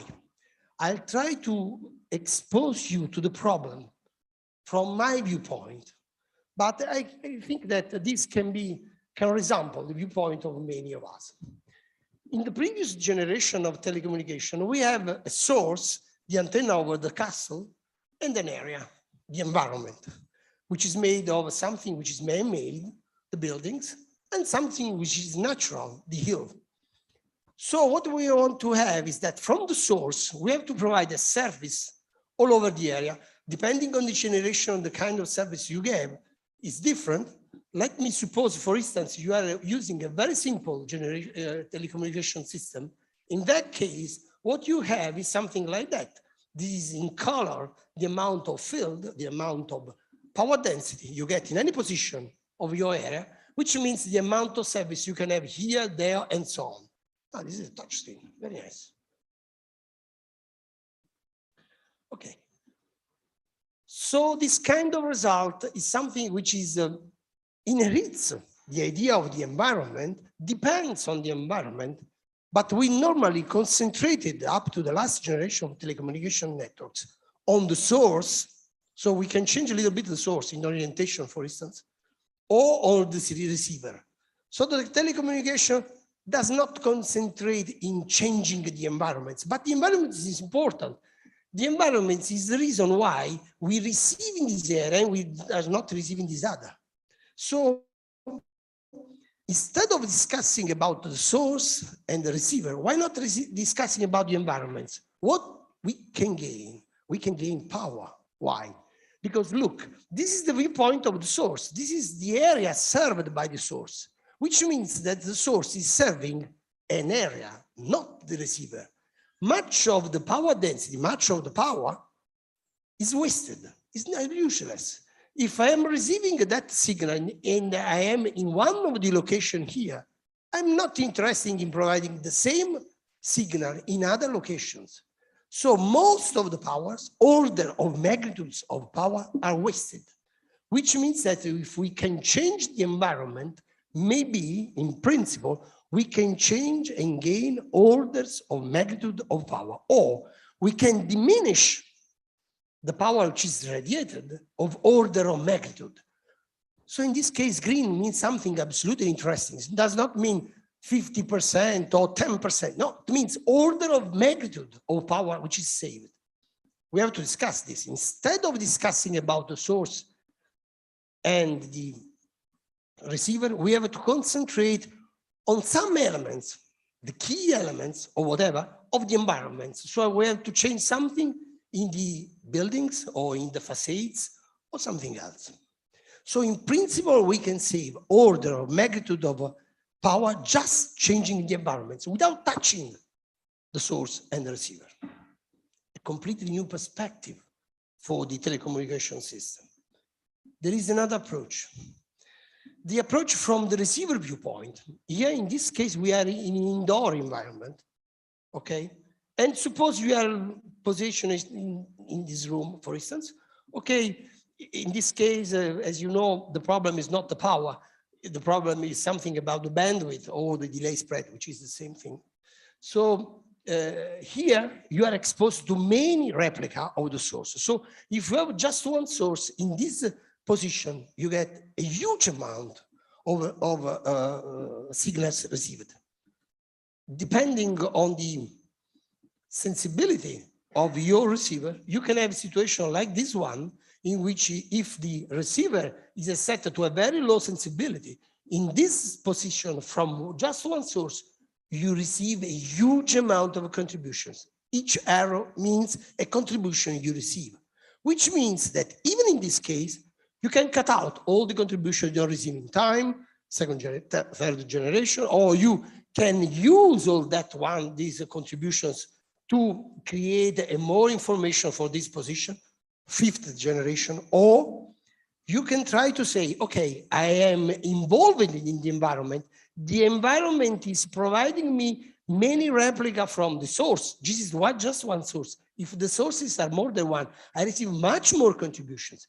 If I receive so many contributions in that very specific position, I am in principle able to elaborate this and to sense the environment.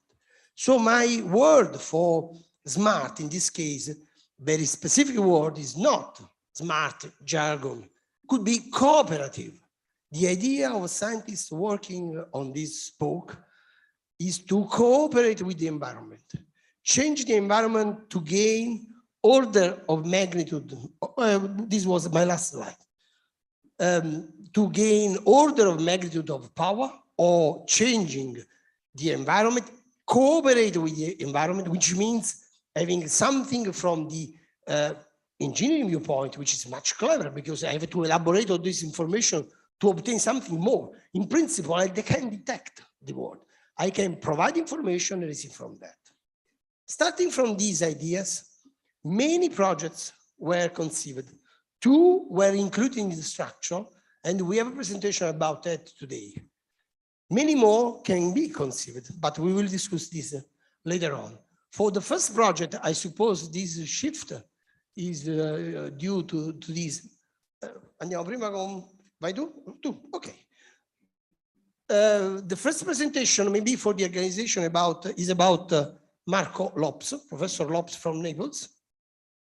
And this is the first structural project, making use of these ideas. Okay, thank you. May I have my slides posted? Would be the PDF slides. Well, thank you. I should say Mr. Sharma, but I have to say thank you, Daniele. And I'm going to talk briefly about this project, which is one of the two en route in the spoke of Naples.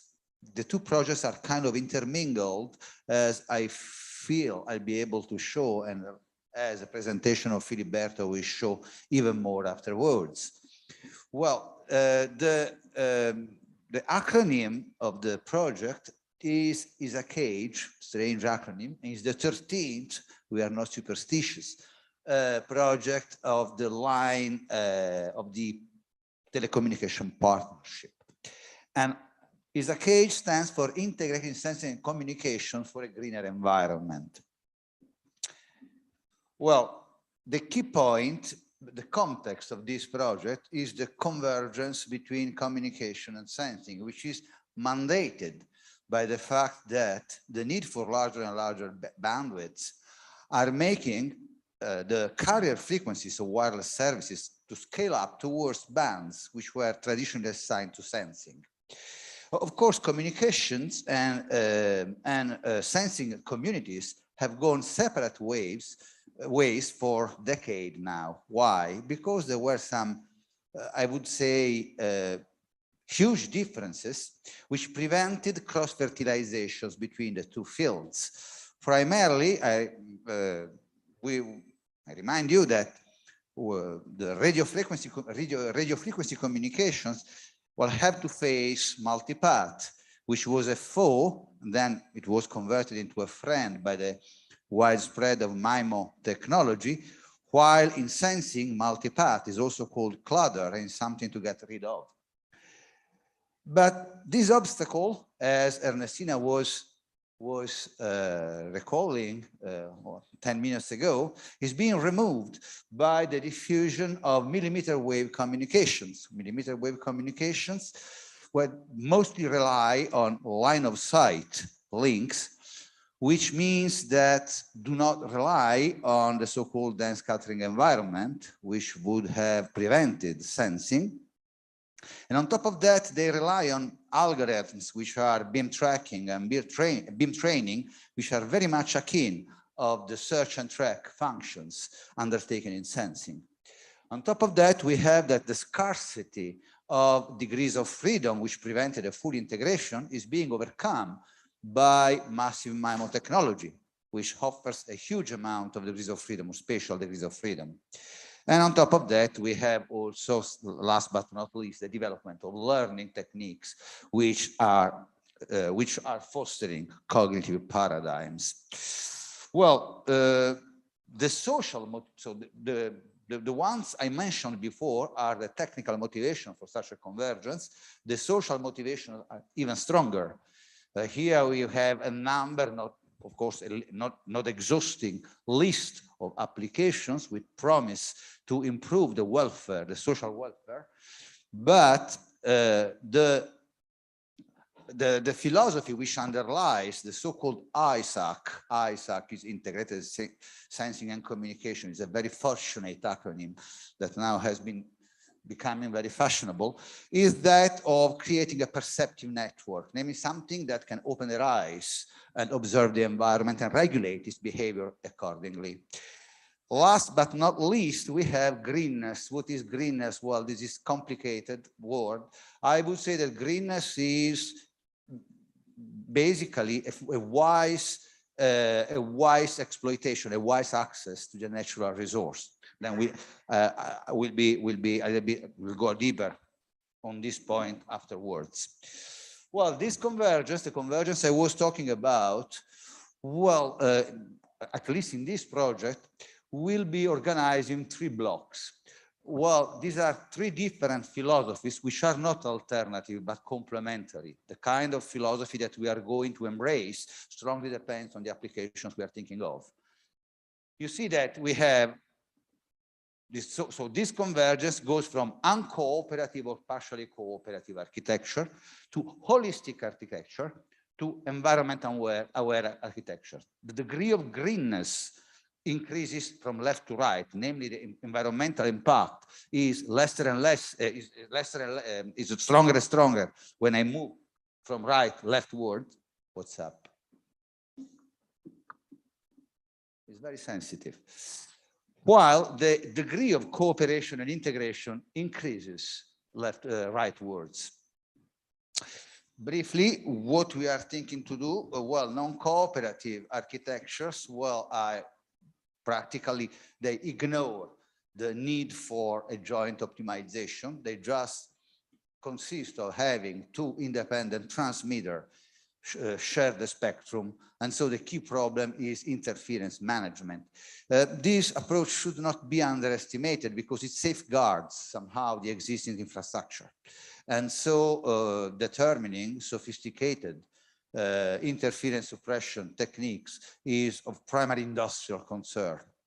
We also have some partially cooperative systems, which are basically some systems which try to accommodate a secondary function starting from a pre-existing system. Well, here, this is a regroupment that we imagined with my co-PI, which is Sabrina Greco from Pisa. We have radar-centric architecture, namely we use a probing signal, which is for radar, for sensing, and we embed somehow information therein. Or the reverse paradigm, wherein we have a communication-centric system, wherein we have a data signal and we use it for sensing. Here, a certain degree of cooperation is conceivable between the receiver and the transmitter. The key point here, however, is if these new intelligent mirrors, which are called reconfigurable intelligent surfaces, which refocus stray signals in a given point, may be of some help in order to grant some new services. And so this is a first important point of contact with the other project, the project led by Filiberto Bilotti. Then in holistic architecture, we have simply that the sensing and the communication system are jointly designed. Namely, there is no separation, neither at the transmitter level nor at the receiver level from the two systems. Of course, we have a very first initial, or I would say now scientifically established procedure, which is co-design. I jointly design the waveform of the sensing system and the codebook of the communication system, and I jointly design the receiver. But here we have two independent radiating systems, so scant attention to what we call greenness, namely to wise exploitation of the resources. Then we will be focusing on these two different paradigms, the dual function radar communication and the millimeter wave sensing and communications, wherein I have to hurry up, I think. In DFRC, we have a unique platform which accommodates, transmit platform, which accommodates both functions. And of course, you realize that there are several strategies that can be conceived. All in all, it can be recast as a problem of resource allocation, and with massive MIMO technology, you know that spatial resource is practically unlimited, or as a problem of not rigid resource allocation, namely we can somehow share the resources without a rigid separation in time or frequency or space. Once again, the role of these metasurfaces in order to improve the performance seems to play a central role, or hopefully plays a central role. Is another word very fashionable, RIS now. For millimeter wave sensing and communication, here we have a strong expertise from Politecnico di Milano, where they have been they have been trying to use extensively millimeter wave communication and sensing in automotive applications. So for V2X applications and so on. And they also mentioned with a certain degree of conviction that the millimeter ground-based synthetic aperture radar. And this is the second segment of the project. The third segment of the project is the so-called environmental aware structure.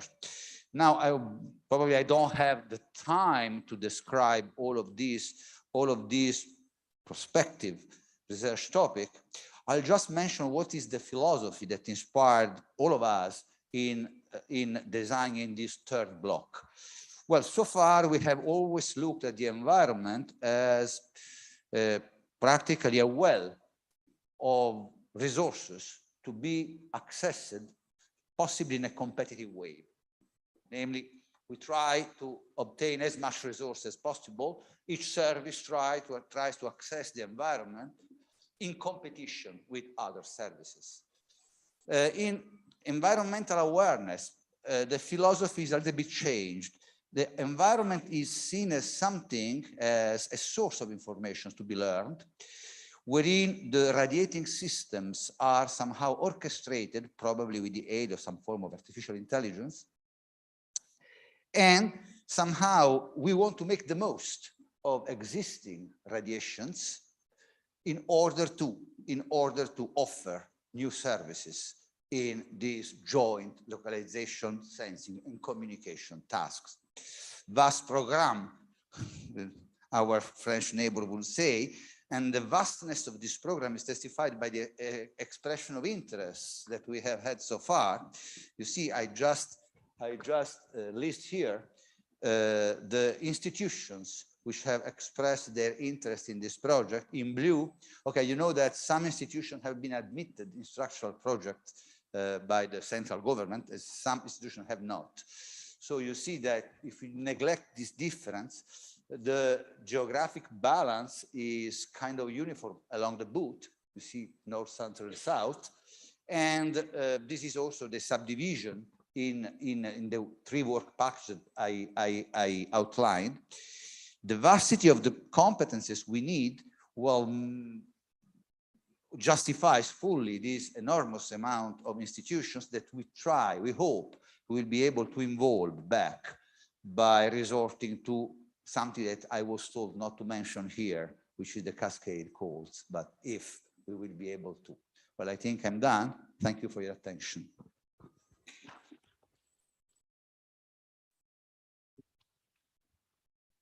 The other structural project from Filiberto Bilotti, his presentation is remote, so we have to shift in remote mode.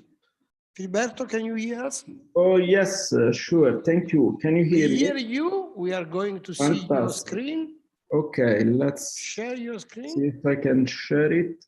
So can you see it? Filiberto is very far from here. He's in a very far city. He's in Rome. Yeah, I was. Thank you. I'm just back from teaching. That's why I asked to do this in a remote way. So anyway, can you see the screen now? I don't hear you. Yes? Yes. Okay, thank you so much. So I can go on. So this structural project in the spoke is called Smart Radio Environments. And it's the outcome of hard work that has been done by around 16 universities, research centers, and companies in the last couple of years. So it is actually something that comes from the joint work between the wireless communication community and the electromagnetic community.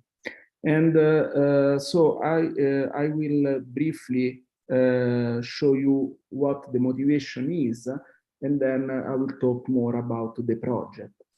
Actually, if you, when switching from the 5G to the 6G, clearly, if you have a look at the key performance indicators here, you sadly realize that a new key enabling technology is needed, especially if you compare the KPIs with the ones of the 5G. For instance, have a look at the peak data rate up to 1 terabit per second, but at the same time, the latency down to 0.1 millisecond and the jitter, the variation in latency, down to 1 microsecond, you realize that the current technologies, the ones on which we use to implement the 5G, are actually almost useless. And in fact, the idea for the next generation of wireless systems is to have a seamless connectivity, which is real time, not only for everybody, but also for everything, which means a cloud of real time, not only communication. In fact, we are going to call them wireless systems, not just communication systems, because you will have integration between communication, sensing, localization, and as well as remote actuation, tactile interaction, monitoring, and data processing. So now, if you would like to get all this amount of data to handle, and with this very reduced latency and jitter, by using the 5G technology, we would need to deploy a system with a huge number of access points and base stations, but we would need at the same time a massive local computation. This is true for the outdoor scenario, but it is also true in complex indoor environments. Another point is the use of the millimeter waves, which is needed because of the capacity we have to handle. And millimeter waves, you know, are affected by a fast free space attenuation, and also they are very sensible to the environment due to the millimeter scale of the wavelength. Any object is an obstacle to the propagation. Another point I like to stress here is that in the last 50 years, the trend in wireless or communication systems was towards an extreme virtualization of the hardware functions. So that SDN, MDF, cloud, fog, edge computing are involved as much as possible to reduce the complexity of the hardware. But doing that actually, and exploiting this, so this technology for the future systems means that you would have too much signaling, you would have too much power and time computational resources to put in the to make the system working. And this is incompatible with the latency and jitter KPIs I have shown you before. So the critical points are the extreme virtualization of hardware functions and the bad role played by the environment. So clearly the challenges in the next generation of wireless systems are moved to the physical layer, where on one hand, we would like to pass some of the functionalities performed at the signal processing and protocol layers back to the hardware layer.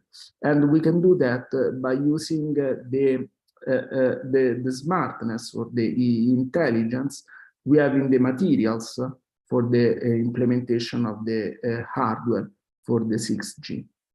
At the same time, the environment must contribute actively to the system.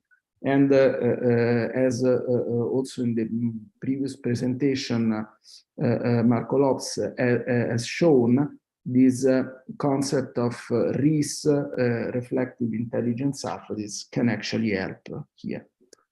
So the technology at hand is the one of the metamaterials and metasurfaces. In particular, this technology has been developed in the last 20 years, And nowadays, the metasurfaces, which are very thin patterned, metallic patterned structures, whose properties can be controlled in both space and time by properly loading, for instance, the metasurface with electronic circuits, allow us to invent or to establish a new key enabling technology to handle the next generation of wireless systems. Actually, here we have to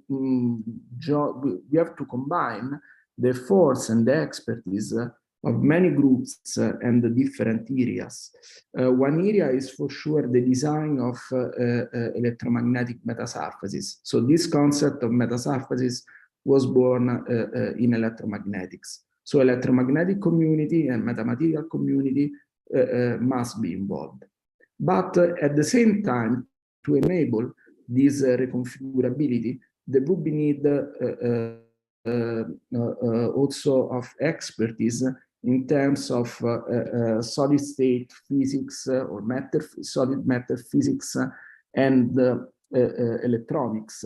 But at the same time, all of this should work in a scenario within a wireless communication system. And in fact, the wireless communication community has recognized this third generation of metasurfaces as the most important candidate for a key enabling technology for future systems.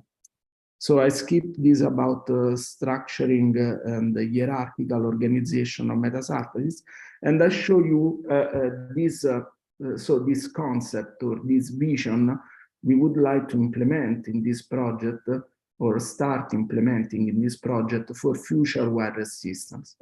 So instead of deploying many base stations or access points, we introduce in the environment a number of smart nodes.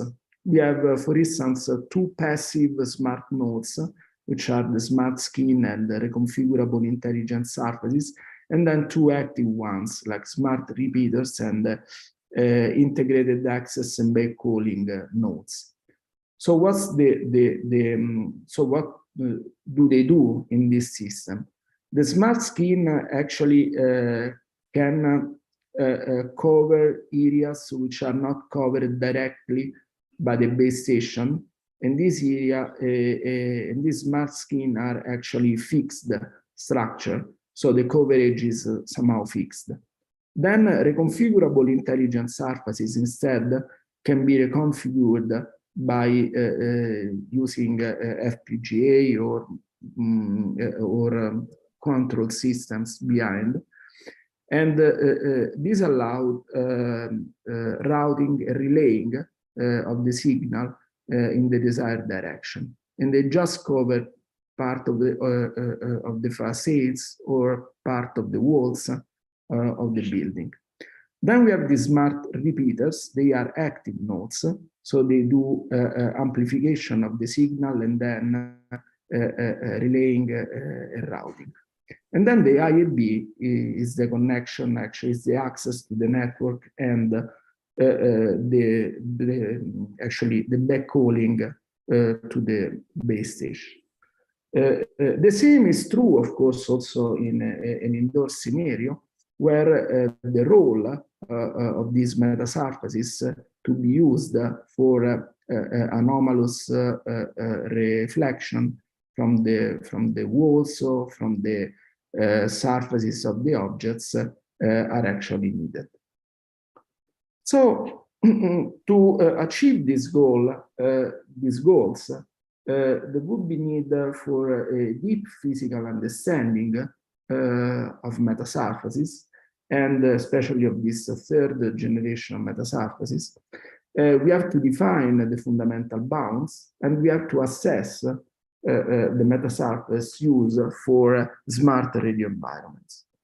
Also, one of the goals of the project is to create a demonstrator at the lab scale of smart radio environment, which allows us to push the technology from the current TRL 1 to TRL 3 and 4. And we will define, of course, some use cases for doing that. Another goal is meeting the KPIs for the future generation system, with an eye also to solutions which are based on reduced complexity, reduced cost, reduced energy consumption, and environmental friendly and green solutions. Another point is the active involvement of stakeholders, industrial companies, and service operators up to the society. And the actions to do that, first is to establish a common language between the EM community and the wireless communication community, and then to develop new models and tools and protocols for the smart radio environment, integrating information and electromagnetic theories. Then other points are, as mentioned, the new strategies and materials for energy harvesting, for self-powered components, for green solutions, and also strategies and materials for enabling the reconfigurability of the metasurfaces. Of course, we will also spend some effort in the definition of the requirements and contribute to the standardization, and also to the technology transfer and dissemination of the scientific results in the project. Okay, I don't enter the details now of the work plan, and I would just to conclude saying that 16 partners have worked hard for launching this project since a couple of years. 8 of them are already in this restart program, and hopefully, if we will have the final acceptance of this project, the other university hopefully will be involved through the cascade course. I'm done. Thank you for listening.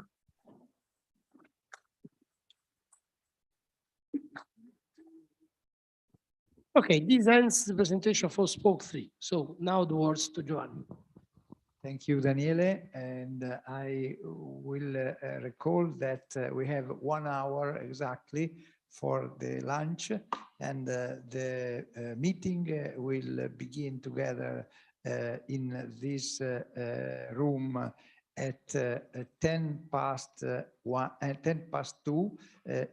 p.m. in the afternoon. Have a good lunch.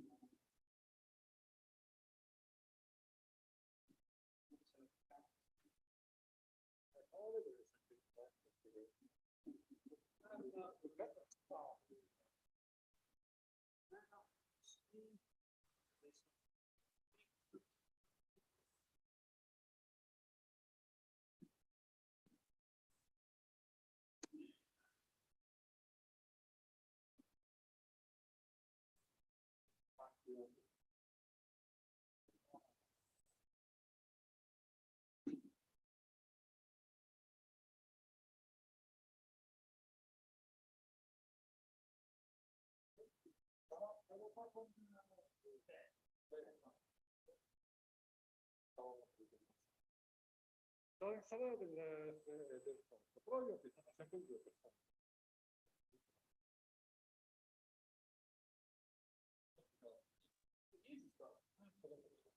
Poi ci manca un'altra persona. C'è l'altra stanza, può fare l'uno e l'altro.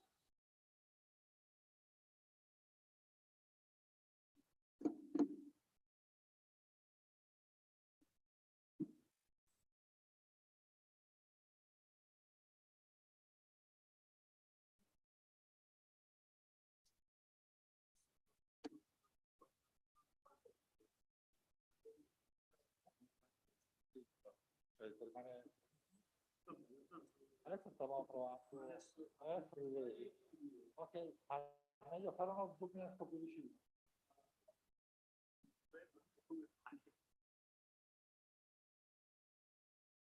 No, è full. Saprei filtrare. Se no inquadramento automatico. Automatico forse è il pubblico.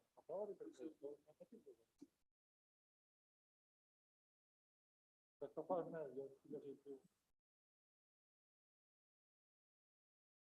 Va bene questo.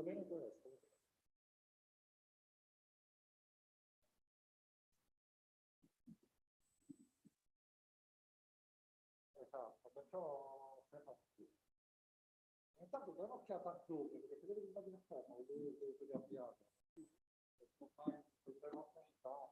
Fatto lo vedi nello schermo. Quindi li metto. No, va bene, l'ultima va bene. E non per. Prova il calcolatore PC invece. Ma il calcolatore PC magari non capire il quale. Ma poi ci sono adesso per le 5 settaggi. Questa qua è meglio. Lascia questo. Se esce dallo schermo, ti do io che sto uscendo. Tanto parlano come i giochi che ti. Va bene, lasciamo questo. In realtà stanno ancora lavorando, devo aspettare il feedback.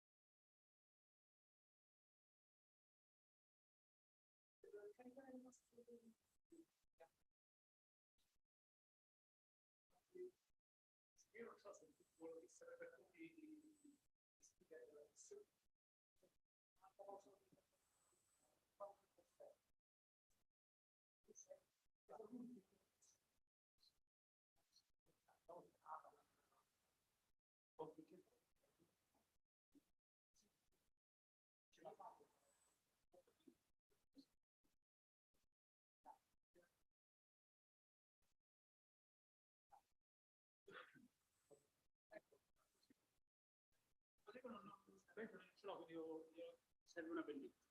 Quindi sulla pennetta, va bene, no, quindi dopo la cosa...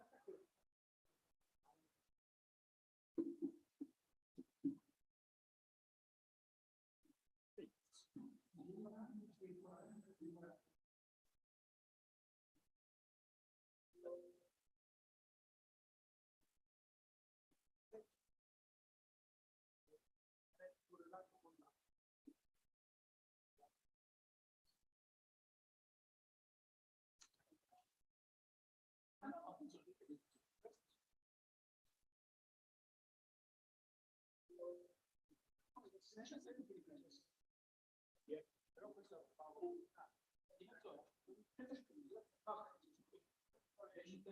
entro le 5 dobbiamo passare. Sì,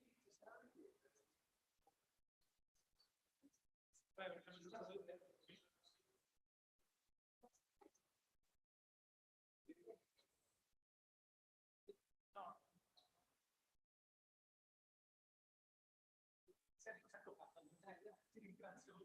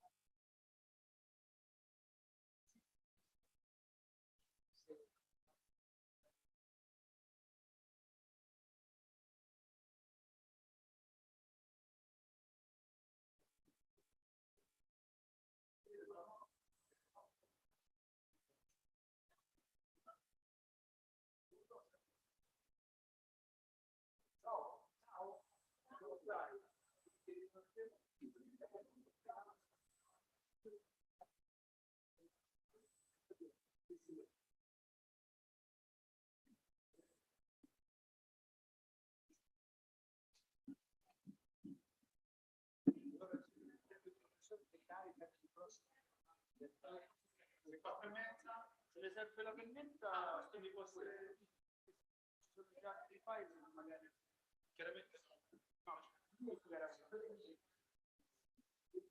ci metto magari una cartella, dice qual è la tua, la mia, sì, semplificare la cosa. Però intanto se magari serve qualcun altro prima delle 5:30, prima delle 5, diciamo, ok, lasciamo qua. Sì. Sì, la lascio qui, ma vado a chiedere un altro per lì. Sì.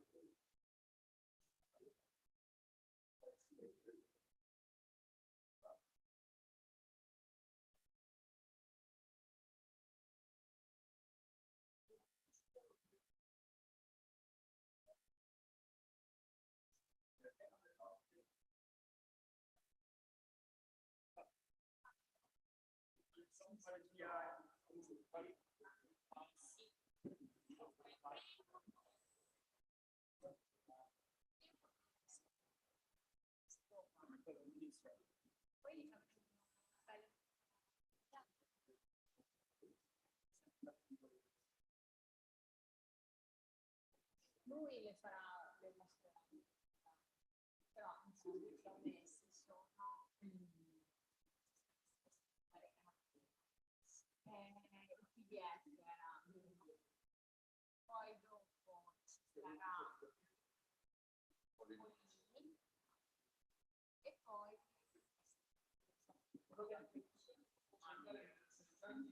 sì, certo.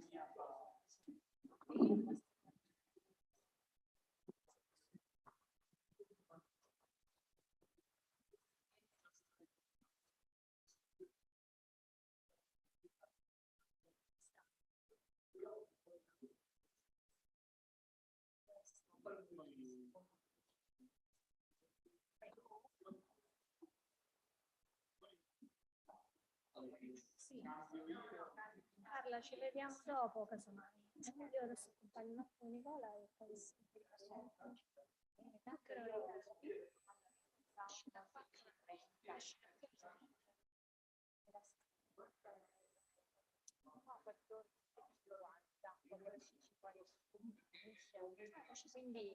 quindi quando finisco magari se tu sei ti mando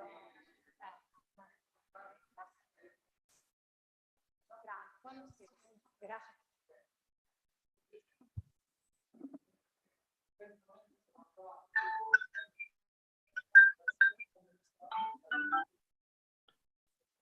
Pronto?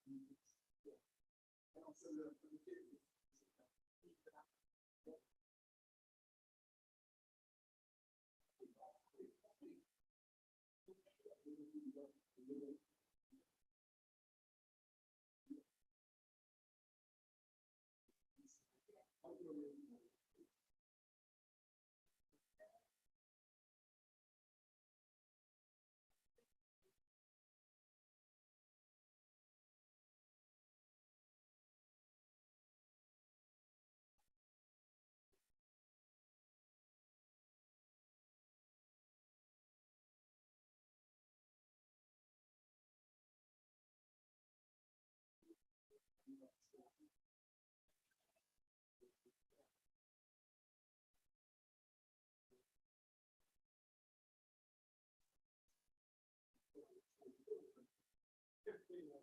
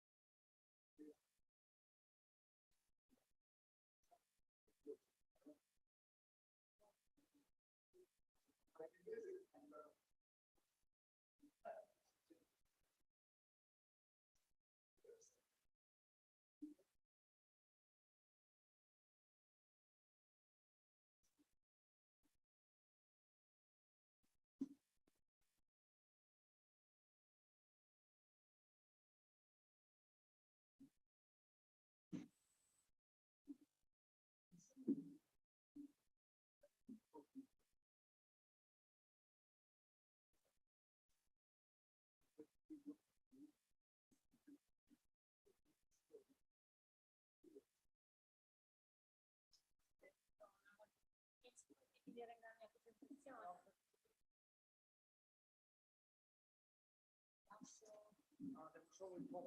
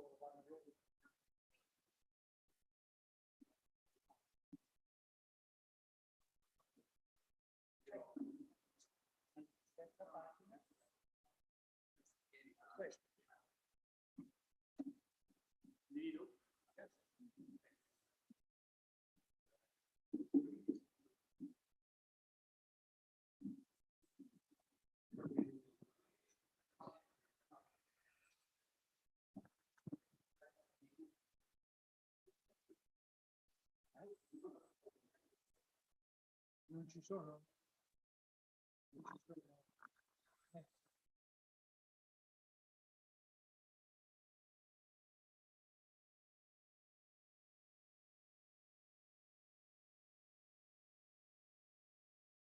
Let's begin the session of the afternoon. We have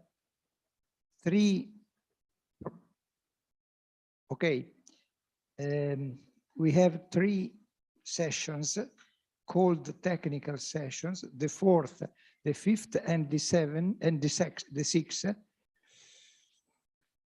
For the first of this session, the microphone is to the chair, Carla Chiasserini. The title is Programmable Networks and Future Services and Media. I recommend 45 minutes each session. Thank you. Please.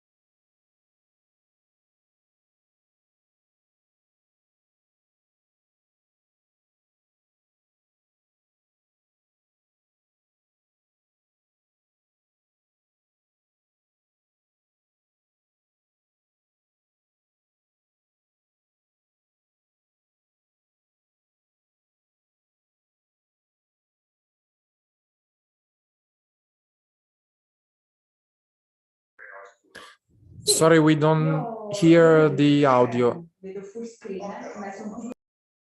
Is it now better? Yes. Okay, thank you very much. Sorry about that. We'll start over.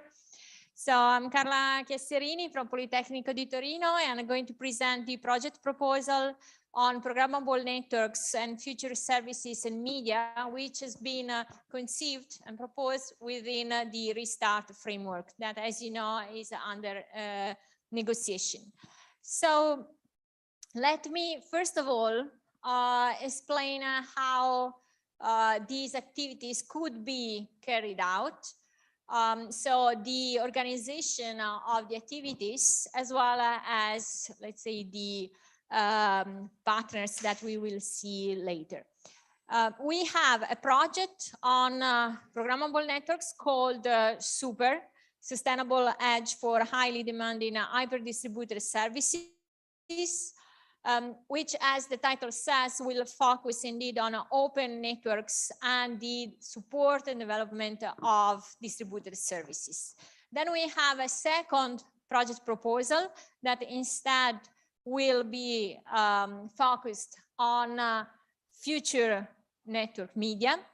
And finally, so-called focus project Leggero, which is still on programmable networks and is an industrial research project, because as my colleague Guido will detail later, it is actually based on an activity, a collaboration between universities and SME, and therefore it will be the opportunity to apply the research that we will be doing to a practical context.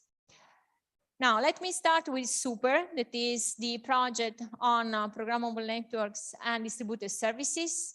I will just provide an overview of the main goals of the project. So the main goal is actually to design innovative networks that can support services efficiently and effectively. And which services? Well, here we have some examples.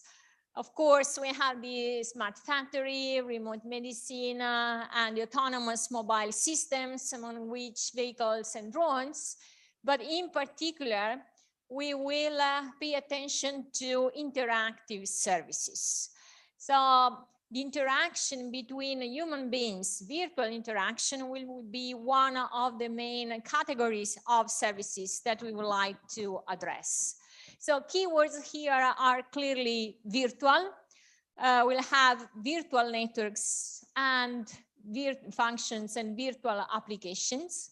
We'll have challenging applications and services because many of them will require real-time operations. And the focus is on quality of service and quality of experience. And underline quality of experience because, as I said, since we are looking in particular at services that require interaction and support interaction between human beings, the quality of experience will be extremely important. So what can we do in order to support such services and applications? How should we design the future networks? Well, they need to be extremely flexible and reconfigurable and able to adapt to different operational conditions, but in particular, as I was saying, to fulfill the user's expectation. So let me actually jump to the next slide for a moment and we'll go back.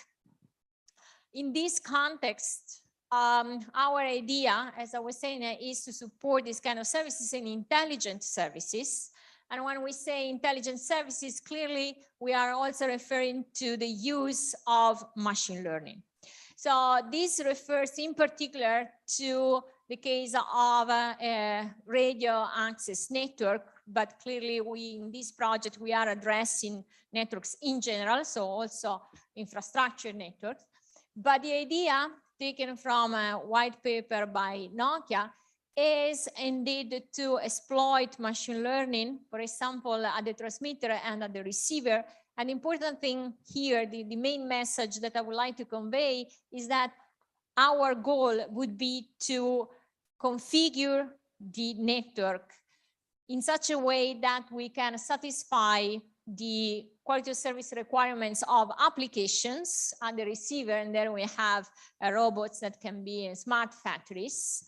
But also, we want to consider, as I was saying, the human being. So at the receiver, at the other end, of course, we may have several challenges applications, but also human users. And differently from what has been done for 5G, where the focus was on the KPIs for services, and we had network slices at the center of which we had the type of services to be supported. Well, now we have a shift, as you know, also shared by the 6G vision, where at the center we have the user. And therefore, we need to exploit also machine learning approaches in order to have, let's say, the data and exploit the data to customize the network and the services, depending on the human user that we have to serve.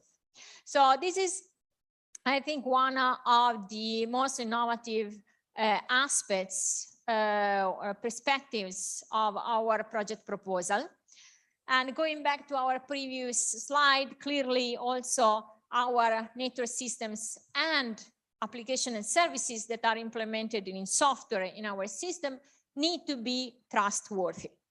And so here we envision clearly close collaboration with the other research initiative funded that is referred to as PE7. And we are, of course, very much interested in collaborating on these aspects. And third, our system needs to be sustainable. And by sustainable, as I will also recall at the end of this short presentation, we don't mean only, it's already a lot, it's already very important, minimizing energy consumption, but also addressing essentially circular economy. How? Well, through virtualization, because virtualization indeed allow us to develop network functions and services applications once we have CPU and memory computing resources. So this can be done also with kind of old hardware, so we can reuse what we have, and this clearly will help in terms of reducing the obsolescence that we may have with our equipment. So here are the scientific and technical goals of the super project that we hope we'll be able indeed to develop. We have clearly a strong emphasis on programmability of our networks, both data and control plane.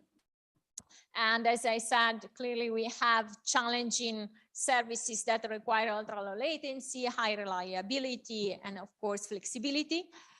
And in particular regarding the radio access network, considering the so-called VRAN, virtual runs, we would like to rely also on the ORAN specifications and the logical architecture of ORAN that allow us to configure indeed the radio access network depending on the environment and the user, the services that we have to provide. So in that respect, we hope we'll be able to develop innovative algorithms and optimization that we can perform in order to manage at best our resources, as well as the implementation, the deployment of services and applications. And as we know, the resources are actually spread across different tiers of the system. So from the cloud till the devices that can be user devices or IoTs. So the challenge clearly is also to be able to exploit all these resources at best. And so we have the inter-tier and inter-slice perspective that we would like to develop. And finally, thanks also to the support of industrial partners, if the project, of course, will be funded, we will apply the solutions that we will design, and we implement everything that we develop in terms of algorithms and programmable frameworks in a platform that is going to be, of course, modular, automated, and flexible. So let me just mention the partners that appear right now in the project proposal. So we have CNIT, CNR, and several universities that are reported here. And then we have two industrial partners that are Italtel and Vodafone. So let me just remark the benefits and the impact that we would like to have with this project activity.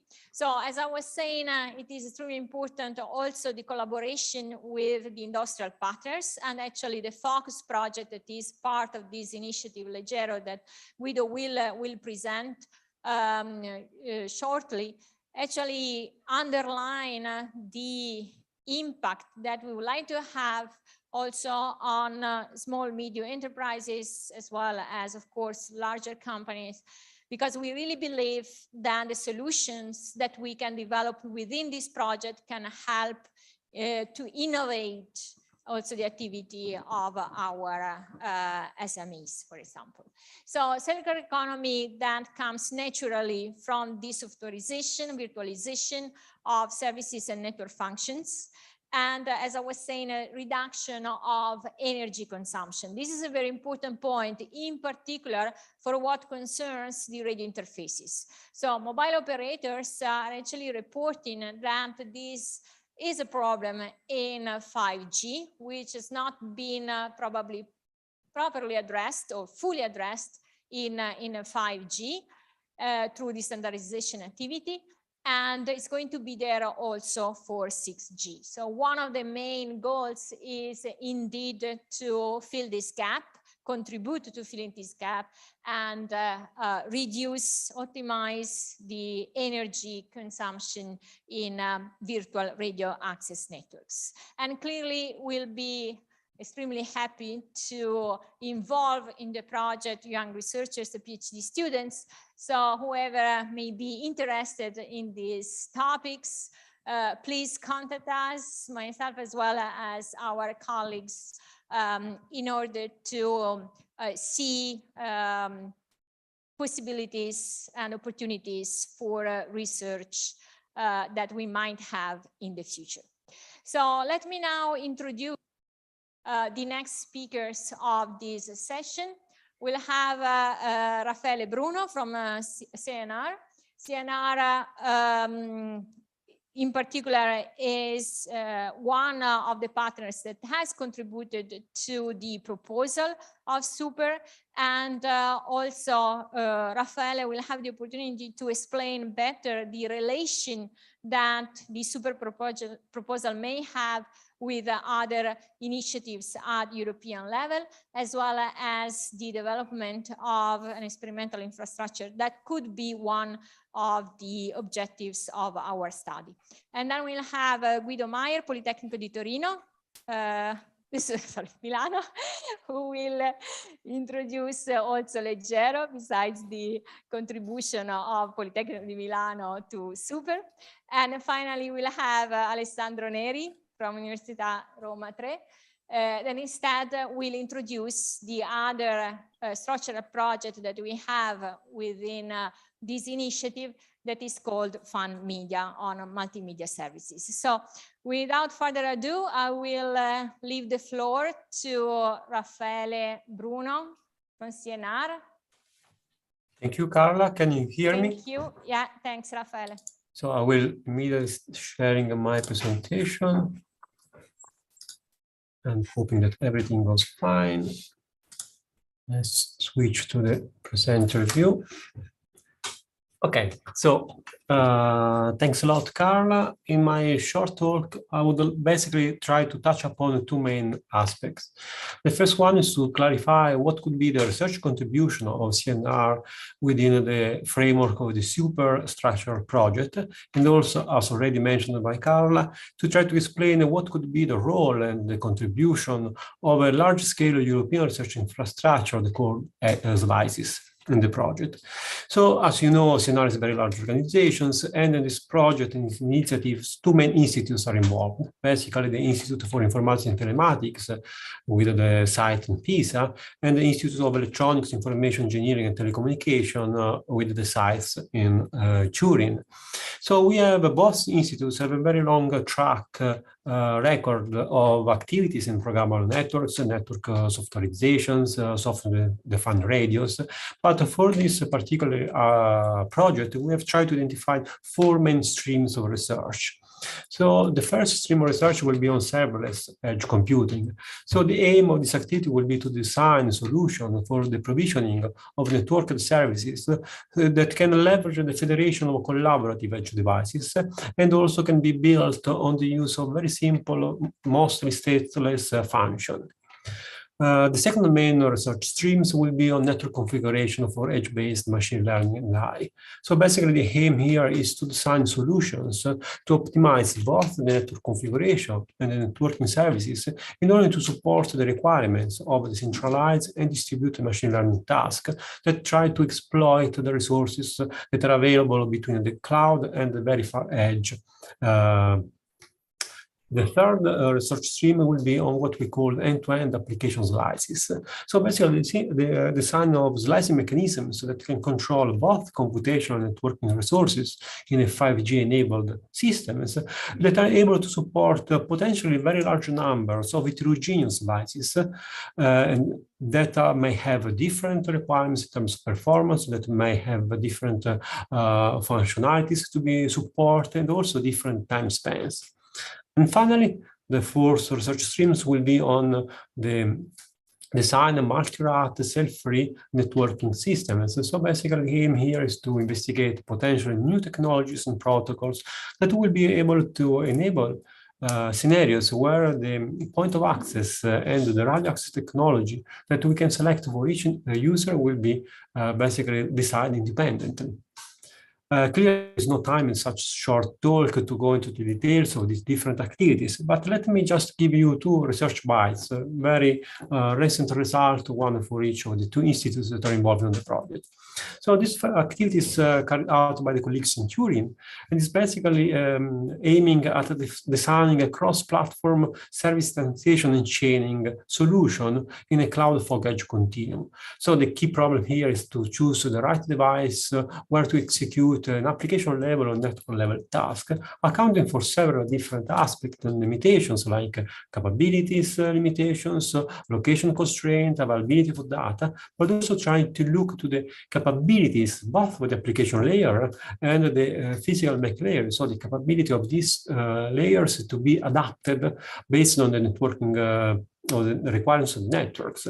This is theoretical work, is foundational work, but the ambition is to basically be able to validate experimentally these solutions and using what our colleagues are calling the virtual edge. So basically, virtual edge is an edge cloud enabled by 5G technologies, in particular by MAC technologies, but that is enriched by recruiting highly capable user devices, like for instance in urban environment, the computational power that's available on the cars in our streets. The second example of research activity is this one conducted in the IIT Institute. This is basically on the design of solutions for having a resource allocation and resource slicing from an end-to-end and application-aware perspective, specifically designed for IoT applications that are data-intensive and low latency. Here, the peculiarity of this work is to try to basically consider the solutions where we have applications that have to process data from multiple data streams. These data streams can be also shared between different processes. And in these scenarios, capability like edge caching, traffic shaping, data management in general are all dependent, tightly dependent on the service placement decisions. And so the slicing mechanism should take in consideration these interdependencies. What we have done is also to develop a prototype, a proof of concept of the proposed solutions that is fully compliant with the MAC. As I was telling at the beginning, our ambition is to be able to validate most of the solutions that we are proposing experimentally, but this clearly requires the availability of suitable test platforms. Testbeds are already available in our institutes, but what we plan to do, what we hope to do is to significantly expand and enrich this testbed in order to support this rich variety of experiments. And just to give you examples, these slides are just illustrating what will be, what we want to deploy in our institutes. So basically it will be a test platform made of different components, ranging for a classical edge server cluster to support experiments on AI, machine learning, and distributed computing, but also to deploy a 5G-enabled edge cloud that were all most recent software, open source and software stacks and virtualization platforms for 5G systems will be tested. basically component that will also be complemented by device-centric networks that can be used to experiment the user-centric and pervasive networking and computing approaches that have been discussed also in the past presentation this morning. And finally, a component that is basically dedicated to have a sort of vehicle to X-based platform that will be used to support experiment on distributed intelligence in highly mobile scenarios and time-critical mobile communications. What is important to underline is that these testbeds, these testing platforms will be basically not standalone, but they will be a component in a much larger experimental facility that is called slices. So I would like to spend my last 2-3 minutes of the presentation to try to give you an idea of what is the S3 slices research infrastructure. So first of all, what is S3? As I think most of you already know, S3 is nothing else than the European agency that every 4 years published a roadmap that includes what are the long-term and strategic European research infrastructures.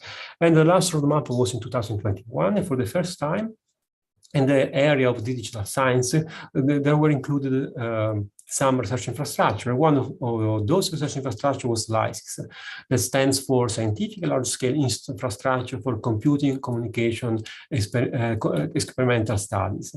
So basically, SLICES, the ambition of SLICES is to be a research infrastructure that can basically support the academic and industrial research community on the design and the testing and the deployment of the next generation of digital infrastructure. So in particular, future internet technologies, future smart network and services, novel distributed computing paradigms, and doing that through basically a platform that is fully controllable, open, programmable, and totally virtualized.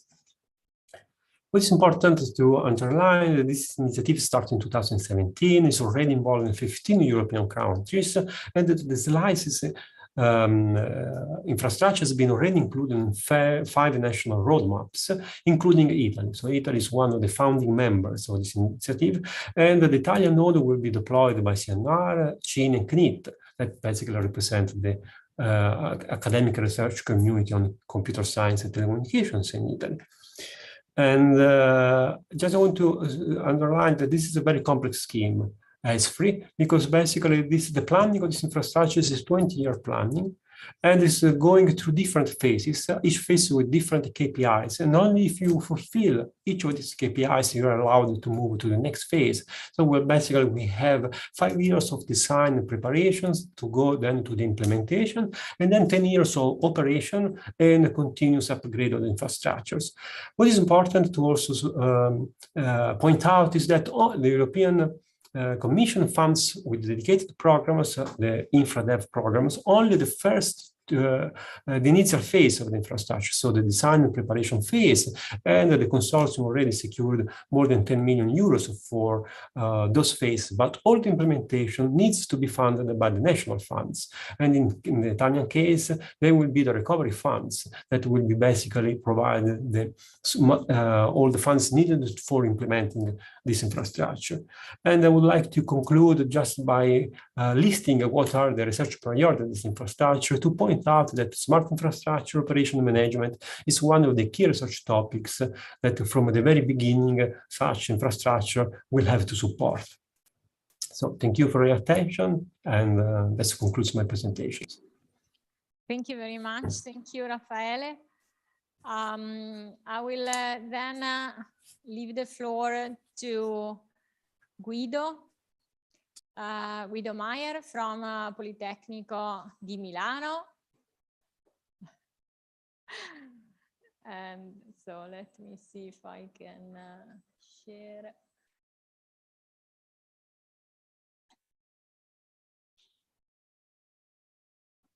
Okay.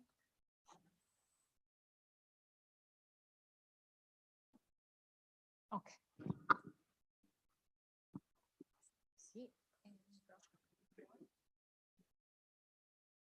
Okay. Good afternoon, and welcome to this first talk about this session. So I'm going to explain what Politecnico di Milano will do in the super program, and also in another focused project, as Carla told before. What's going on? Okay. And in order to introduce this topic, I will just explain something about the background of our research group. We have been involved in the last years in a number of projects, and in particular European project, where the focus was always on network function virtualization and the support to the function as a service computing paradigm. And here you can see the names of these projects. So what is the main idea? Is that when you are deploying the functions and virtualizing them, so deploying them as a virtualized functions in an infrastructure which is composed both by computing elements and by networking elements, then you need to manage the service function provisioning also in terms of service function chains, and not only in terms of single functions in an heterogeneous environment. So part of the network functions can be offloaded, in this case, to programmable switches beside being implemented and downloaded in the servers. And for instance, some functions of the network can be typically virtualized, like load balancer, key value stores, and neural networks. In the projects that I shown you before, we were involved, as we told, to provide support for on service function chaining. And for instance, one of the projects produced a platform which was called is called the Chima, which can manage the deployment of the functions by coordinating, as I told, an heterogeneous environment, for instance, composed by general purpose servers or computing nodes, and also programmable switches, for instance, based on the P4 technology. In some cases, this platform will interact with the second layer controlling elements, like, for instance, SDN controllers, like in this picture is shown as ONOS. These can allow the deployment of service chains that are compliant to certain targets or thresholds on performance. For instance, they guarantee the maximum latency, maximum jitter, and so on. Another, strictly related technology that we have also developed in our previous projects is SD-WAN, and this is also relevant for the focus project that I'm going to introduce later on.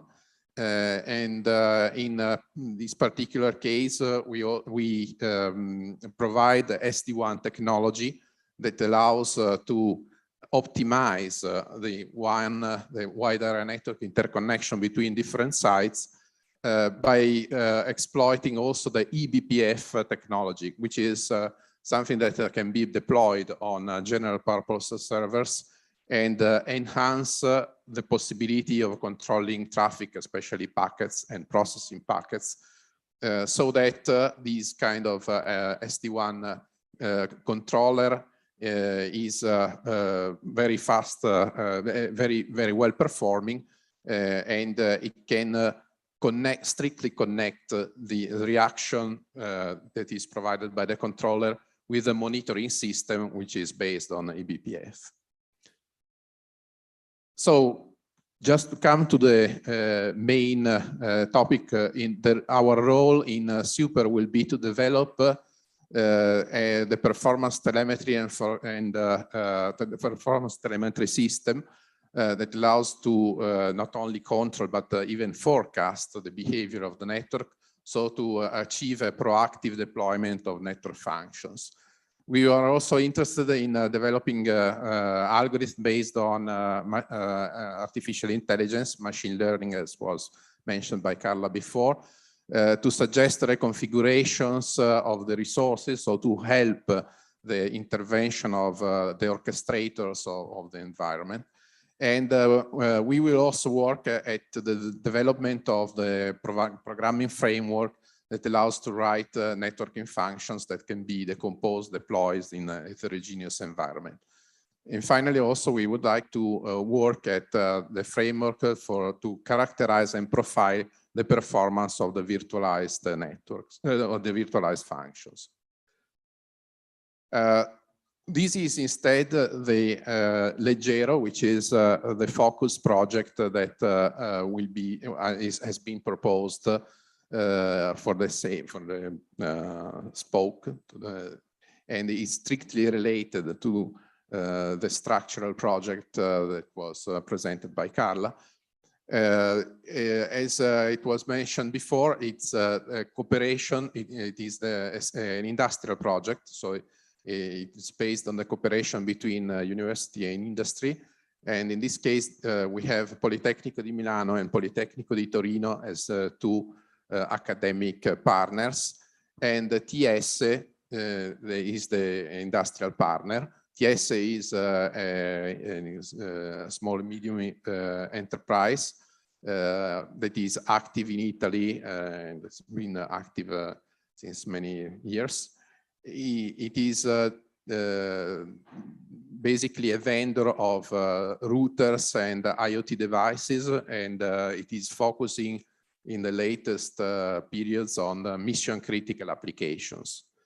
So in this project, the environment that will be considered can be described by this picture. You have a network that is composed by several access points, several points of connection with the customers. Each one is equipped with a device, which we can call a customer premises device. And all these points are connected to a cloud. So maybe also to different clouds in order to support load balancing and also backup. So the idea is to work at the orchestration of this infrastructure that will allow also the CPEs, the networking elements, to support some kind of computation. So part of the computation that currently is done all in the cloud will be downloaded towards the edge. And TS is interested in developing the techniques that will allow this migration.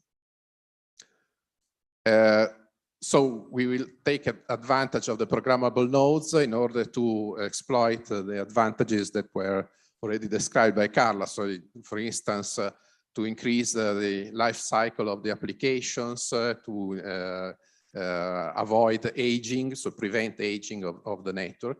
And everything will be based on probably on technologies that are based on well-known products like Kubernetes. We will not actually, let me explain, not to myself, I'm not the PI of this project, but my colleague Giacomo Verticale is the PI who could not be here because of overlapping meeting. So the idea is that we will take care of both of the hardware design and software design with the, of course, cooperation with TS. Okay, so thank you for your attention. I think that. Thank you so much. So we now move to the fun media. project proposal. So let me find it for you. Okay. Yeah.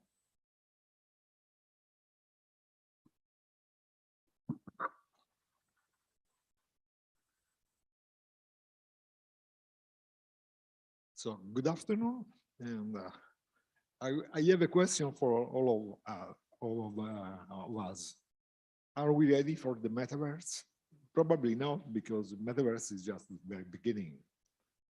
And the point is that would increase our readiness as technology. Is a part of the research program in such a way that we can get the opportunities that the metaverse will produce in terms of people working there and all resources that we can get from financial points. So, and big investments are expected. The next, please. So, okay. So, the challenges involved many elements of the chain of producing, creating, and producing and distributing contents in the media that are conceived as a network of media in the metaverse. So imagine that you want to realize a digital handcraft. You want to sell that handcraft, and it has to be used in the virtual part of the metaverse. And you have to protect the right, and you can use non-fungible tokens for that. But assume that you get a new picture for your own exhibition and you have friends visiting you in the metaverse. They want to have a look at this new picture you have. Are they enabled to take a photo? Can I have a selfie with that or not? And you want to put in a particular wall of your room, and all the environment has to be designed for that. And there is not just the fun part in the metaverse, because we could have a virtual control room for something which is physical. Imagine you have a big ship, and which is approaching a port, and the pilot will be in the metaverse part. And it imposes real-time constraints, and it could be also so far away, because, and that means that we have a big impact on the network too. So many problems that we can have, but we cannot dedicate our activities in the framework of research to all those elements. So the Italian media community has activated an initiative about technology that supports just one part of the metaverse, which is the human digital twin, which is a basic element for the human interactions in the metaverse itself. You have just a glimpse of how large is this community that contributed to imagine some media, and so I hope that we will have enough mass to reach the targets that we have. And here we just tried to sketch which the synthetic reference architecture for the system. You have some part which is quite classical. We have audiovisual, but then we have to move to 3D and even more immersive environment. Everything will be multisense. For us, multimedia for a long time was just audio, video plus audio. But now the situation is really different, and also haptic feedback, for instance, is needed. So we have also to design new sensors for other aspects, because we have to reproduce behavior. We have to get emotion to reproduce emotion in the metaverse. And so we will have models, we have formats, and perhaps we are on one side of the network, so we'll be on the edge. And the other side will be our digital, because we will be all distributed, and it's not just a matter of reproducing what happened in some part of the real world. Imagine, as we will see later, that you want to use the metaverse to meet friends. You have a big band. You want to play with them. Today, the problem is that if you try to play and the feedback is, if you have too much delay, you are not able to play because you are not synchronized. And predictive models can help us. All of these will be they will be topics that we will try to touch in the in the near future, and they should start this part. Okay, yes, was not automatic. So the digital twin is in general an exact digital copy of a physical entity. In this case, it will be of a human. That means that we will have to deal with the motion, the pose, but this is the easiest part. Emotion and the interaction with the immersive environment will be the real new challenge. And I said that for sometimes we'll need prediction, also about of what we'll be interested in for. And so saliency analysis will help us in this task. And the point is that we have to optimize the network, the system resources allocation management in order to guarantee quality of experience.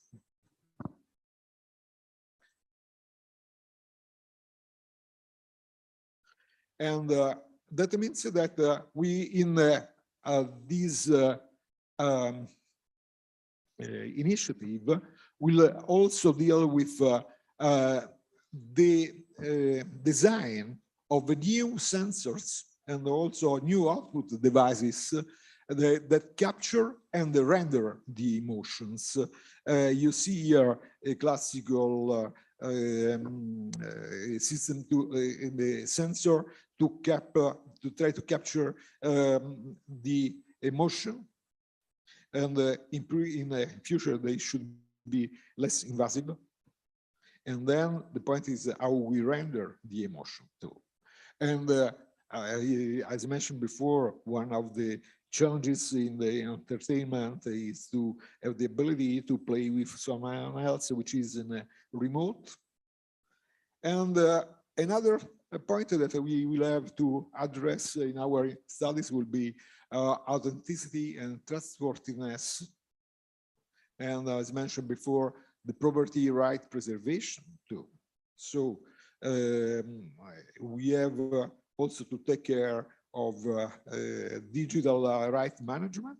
But for this in Italy, we have a very long experience on that we can put in the tools for the metaverse.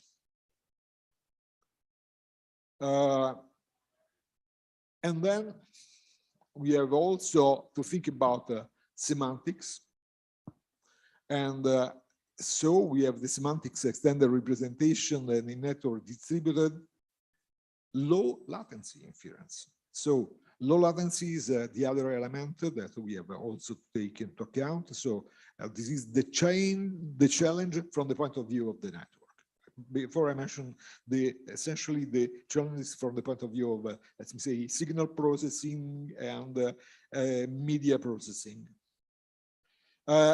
That means that our initiative concerning the multi-sense human digital twins has three main pillars: signals processing for human interactions, human-centric content generation and distribution, and authentic experience-aware content distribution.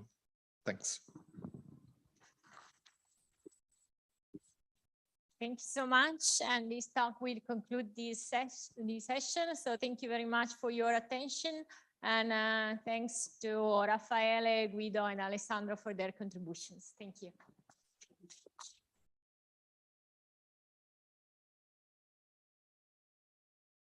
we can go forth. The next session is the session 5. Chair is Alessandro Vanelli Coralli. Please, Alessandro. Is not here. Please, here. Just a moment for the beginning.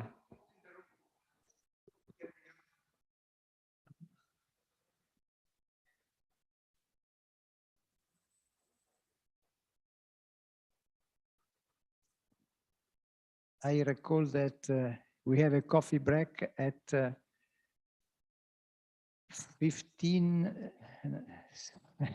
25 past 4 p.m. It is difficult when the hour is right, has been written is in 24 units.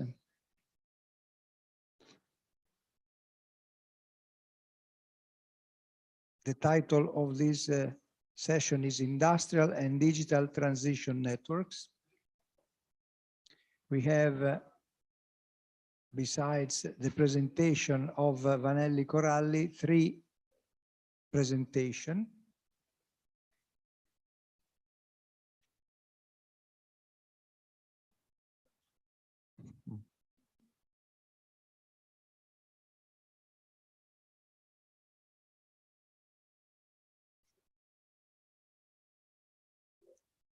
In this subsequent session, I have seen that Sergio Palazzo is already connected with us.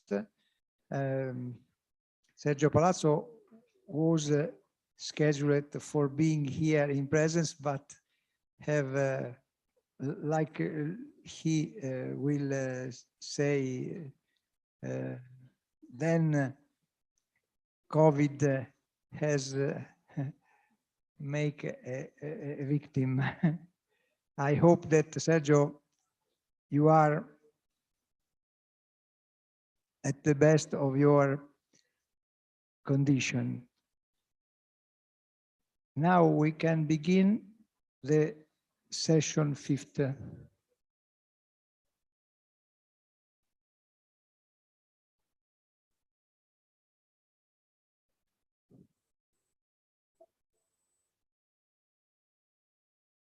Just a moment more.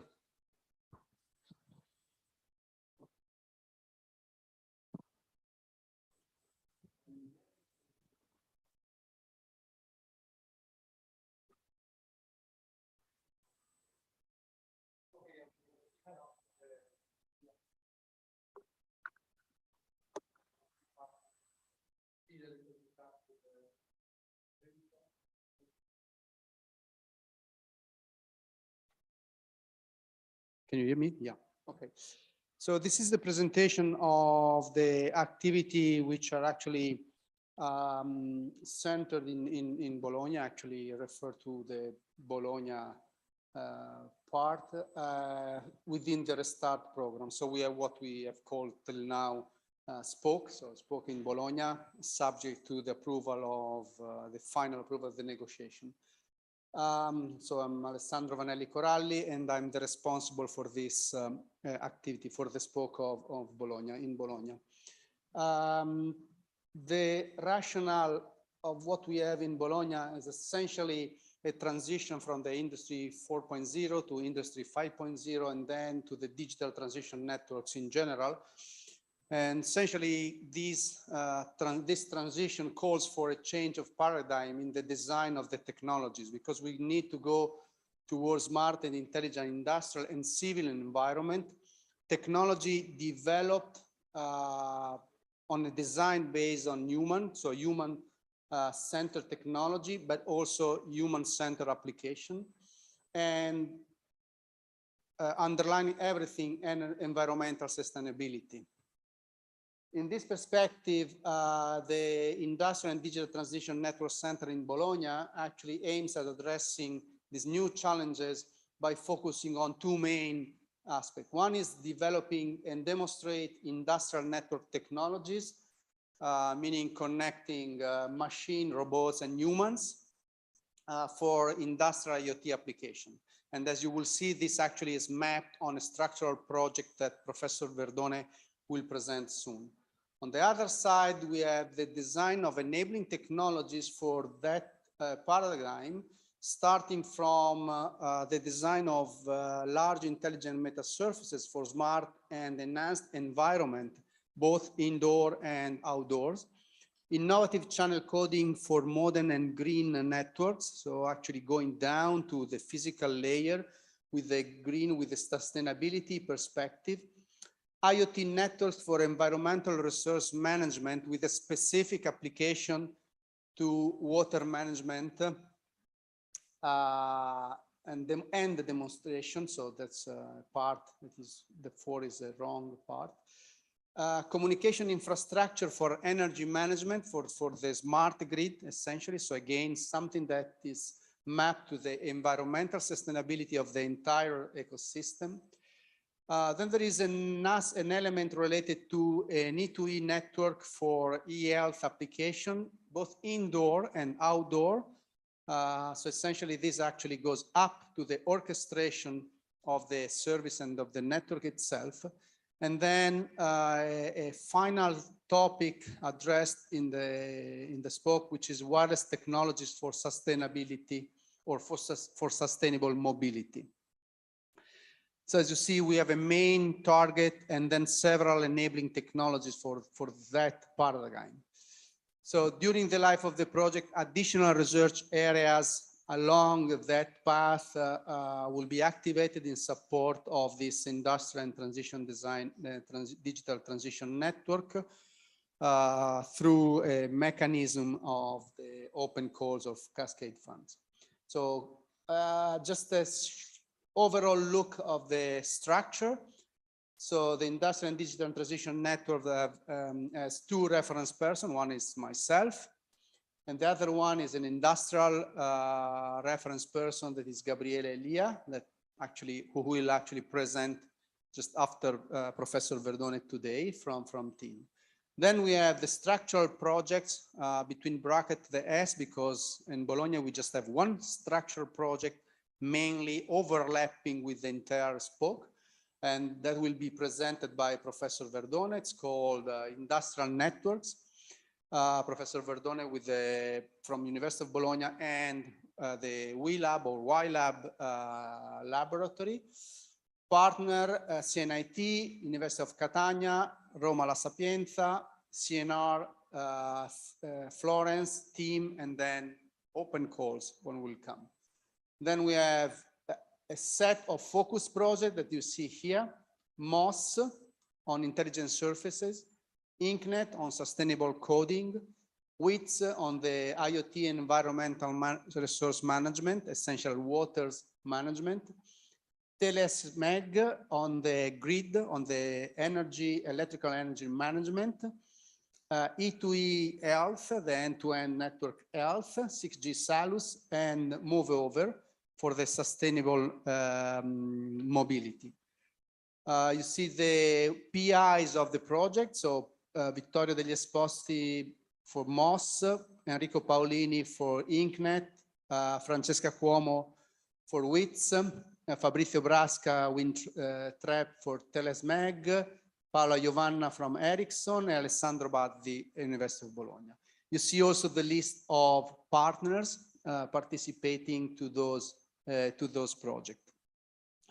I don't want to steal any more time to Roberto and to Gabriele that will actually focus on the industrial, sorry, that's the wrong way, to the industrial network. So due to this constraint, we focus only on the structural one, and on the slide you will find the reference and links to the prime investigator of the focus project. You can refer to them for further information at this point. Roberto, this is my last slide. So the floor is yours. Ci metto un attimo, sì.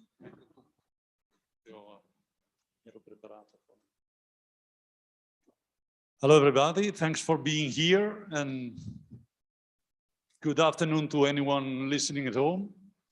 So my name is Roberto Verdone, as announced. I'm professor at the University of Bologna and PI for the project on industrial networks, one of the structural projects of Restart.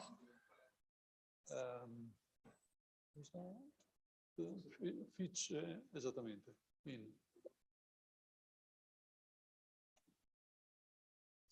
No, nulla, un problema con... Annulla, fammi vedere di nuovo, scusa, io ne vedevo solo due, ma evidentemente c'è un problema con... Prova questo, esatto.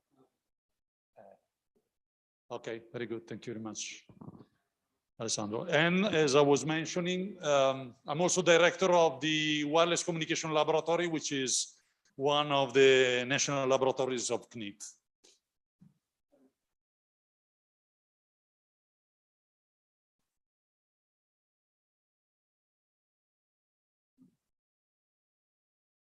Devo mettere in presentation mode.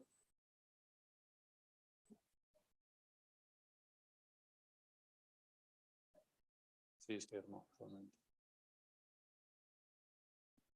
Grazie, Alessandro. Okay, so thank you very much. Okay, so a few words regarding this project, Industrial Networks. First of all, assuming I can skip from slide to slide, yes.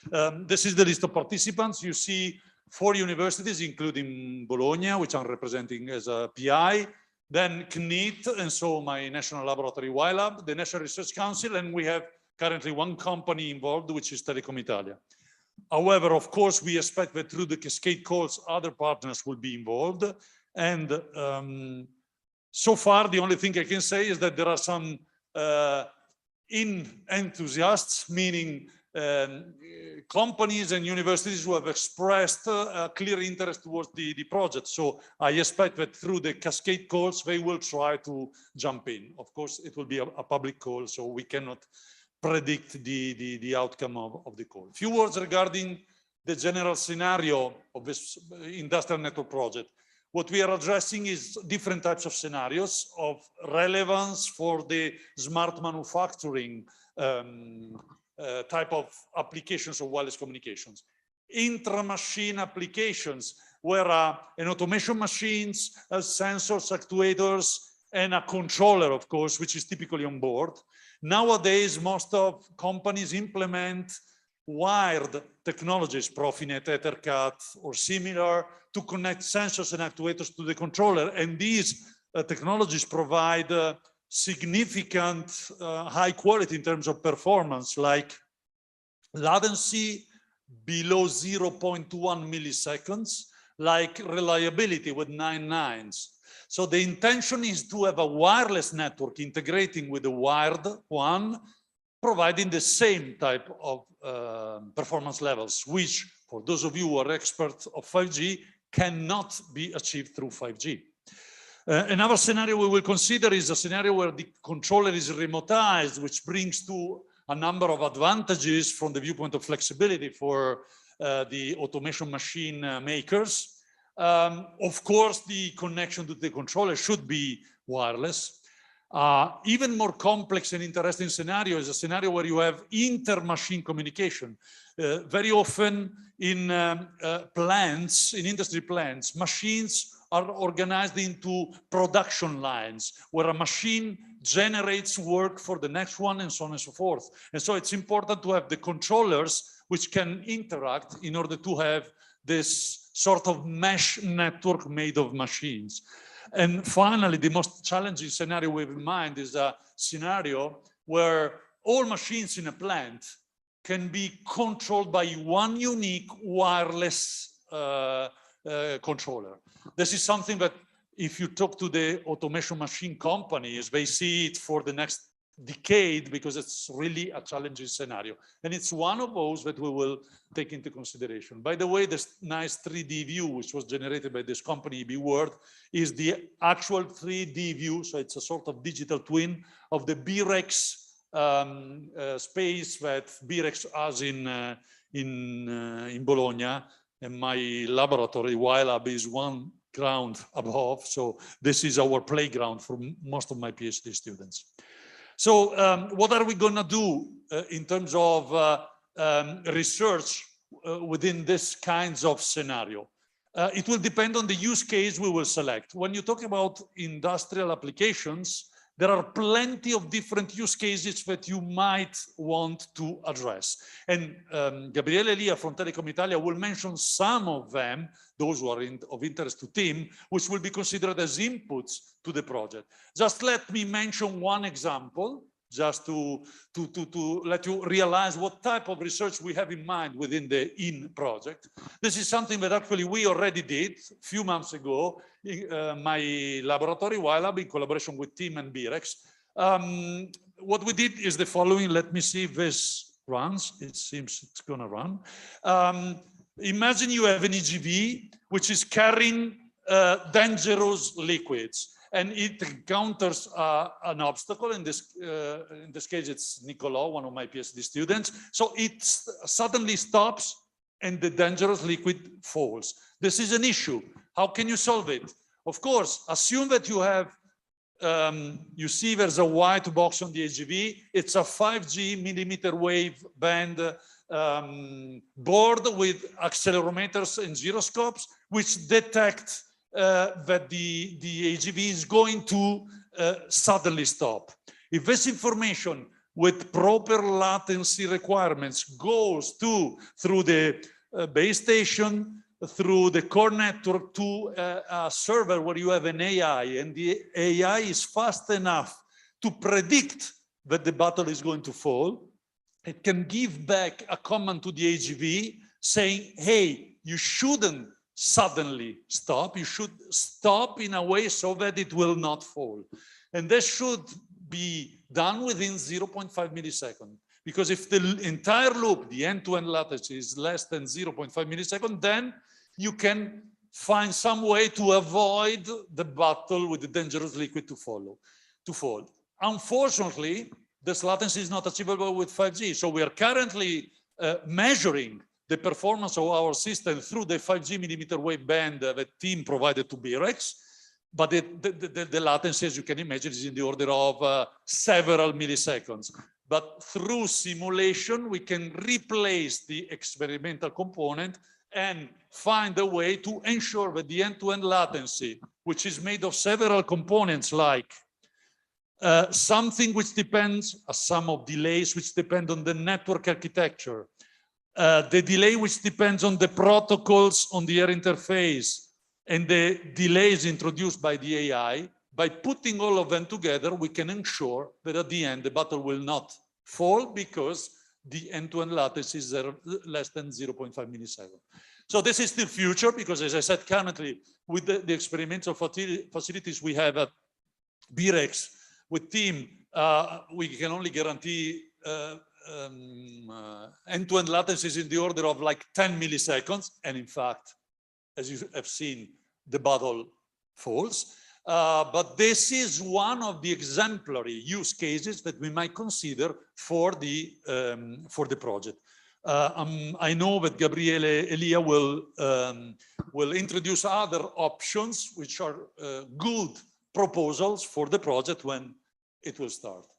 So in general terms, let me say that the goals of this project, which is one of the structural projects of Restart, can be represented by this slide. First, we want to support the national automation manufacturing industry. Please have in mind that Italy is the second largest district of manufacturing in Europe after Germany.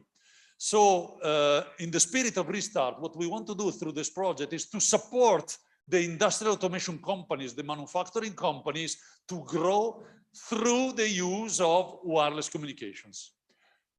We want to contribute to 5G industrial use case developments.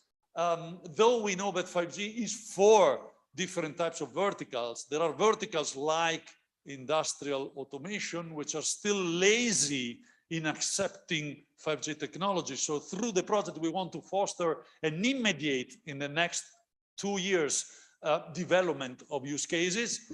And of course, since we want to go further with our research, we want to contribute to 6G standardization. Let me skip this. In terms of more technical goals, let me say, this is what we have written in the proposal, that the scope of this project is to increase the efficiency of productivity in manufacturing companies, increase the safety and the environmental impact of technologies used within industry plants, increase the efficiency in terms of energy and cost, and ensure data security, which is an utmost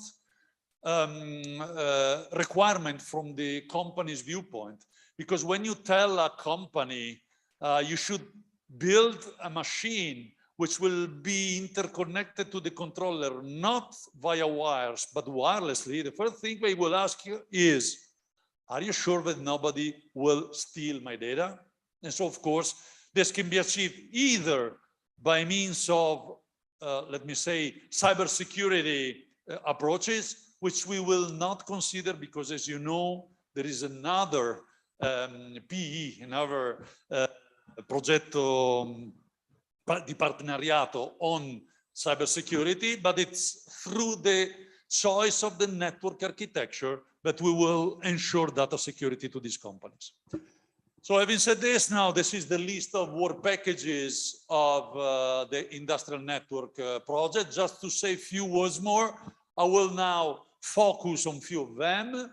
As you can see, we will start by identification, the use cases through the companies and of course all the partners that will provide proposals. Then we will discuss architectures, how to plan a network inside an industry plant, which is totally different than planning a cellular network. But this requires in any case also a strong component dealing with electromagnetism and field prediction.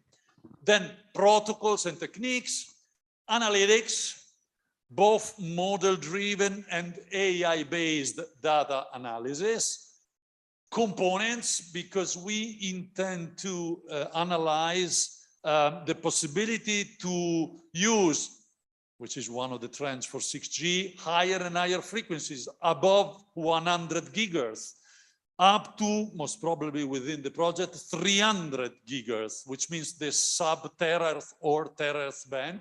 And of course, the issue of components is relevant. And then we will end up at the end with proof of concepts and validations, which will require proper industrial relevant environment, which currently is not available within the project. And for this, we need the cascade calls. So I focus on few of these work packages. Work package 2 will deal with the network architectures of this in paradigm.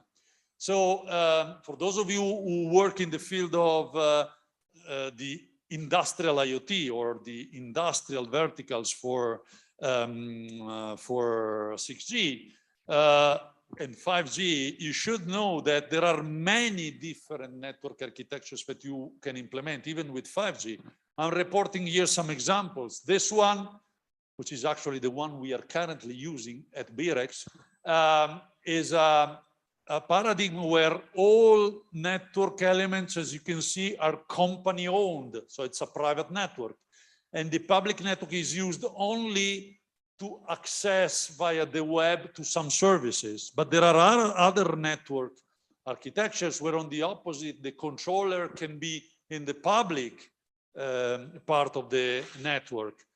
And other elements, other network architectures where all elements use the external public base stations. Pros and cons for each of these options. One of the scopes of work package 2 is to analyze all of these architectures in terms of reliability, data security, efficiency, latency, blah, blah, blah, blah. One of the things that we intend to address through this work package is also the paradigm of Open RAN. I have no time to enter into it, so just let me mention it like I did here. Focus on work package 4, which is about communication protocols and techniques. Actually, what we intend to do here is to put together, this is a 6G vision, all those techniques which currently are considered as the disruptive elements that we will have in 6G and that we intend to apply to the industrial context. You see here a picture showing like a network inside an industrial environment can be made of multi-hop links. Why multi-hop? Because as long as you go to higher and higher frequencies, the transmission ranges become very short, in the order of 5 to 6, 7 meters if you use beamforming. And therefore you need multi-hop to connect the entire plant, especially in the inter-machine case. Then the introduction of intelligent reflecting surfaces as reflectors. So we are talking about a mesh network where, as usual, routers can be active, but they may even be passive, reflecting surfaces. And then integrated sensing and communication to ensure millimeter level localization of moving robots. And finally, let me conclude by saying Work Package 7 is about the proof of concepts. We have the intention to realize within the 3 years of the project 2 different types of proof of concepts. The first one, in the 150th anniversary of the birth of Guglielmo Marconi at Villa Grifone, which is not an industrial relevant environment, where we would like to test Terra-Earth, sub-Terra-Earth communications with intelligent surfaces. But this is a first test to be brought inside an industrial relevant environment the year later, so the 3rd year of the Restart project, where we would like to find, through the cascade calls, an environment where to realize somehow the vision that in the first 2 years we will build from a theoretical viewpoint. And the 2 proof of concepts intend to be as you can see, TRL level 3 and 4 respectively. Of course, for this we will need the input from companies like TEAM, who is already in the project, the other companies possibly within Restart, and those who will join us together with other universities through the cascade calls. So having said this, I had 20 minutes. I stayed in like 15, I guess. If you are interested to join, the cascade calls are approaching. But in any case, if you want to have more insight on the project, this is my email address. Thank you very much. I give now the floor on behalf of our chair, Alessandro, to Gabriele Elia, who should have a presentation which will be remote on the activities that team intends to bring into the project. So I don't know how it works. Gabriele, are you listening to me? Yes, sure. Very Thank good. you. So I assume you will be in the condition to share your screen, and then someone will let you know whether we see you. Yes, I'm connected. I'm trying to share. If I find the right menu, yeah.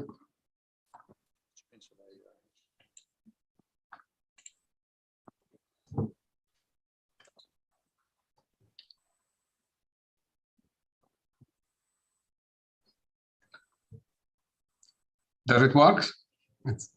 I see that. Okay, thank you. Thank you, Roberto. Thank you to everybody. Sorry for not being able to be in Rome today, but thank you for the invitation.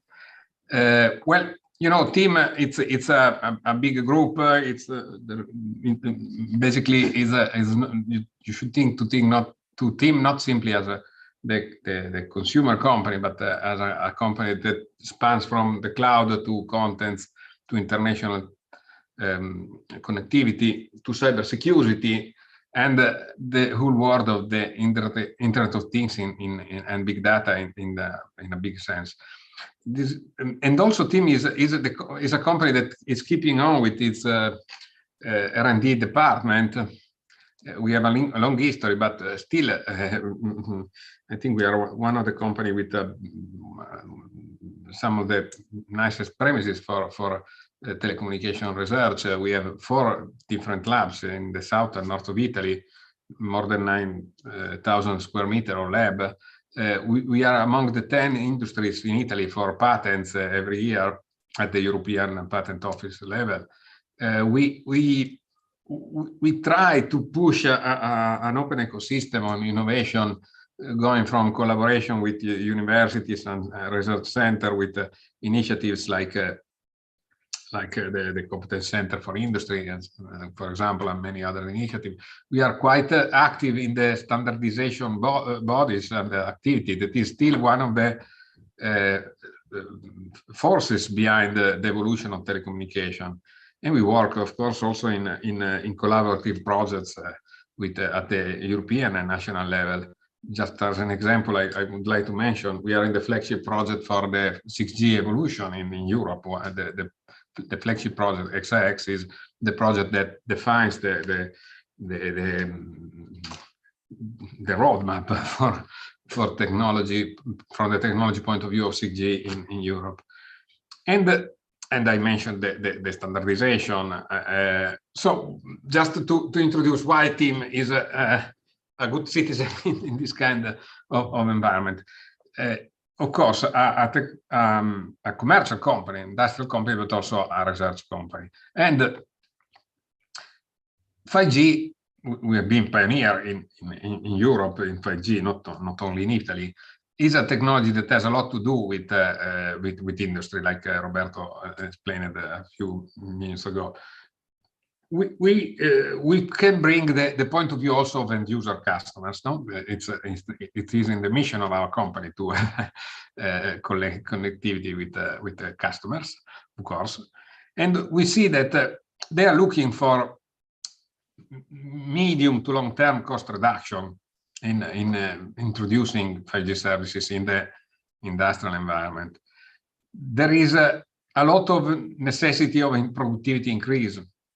We know the problem in finding skilled workers, the necessity of reducing lead times to customer. Productivity is, especially for Italy, that is the second manufacturing country in Europe, you should remember, is quite important from being able to overtake some other problems, like, for example, energy problems, energy costs that are higher in Italy than in some other countries.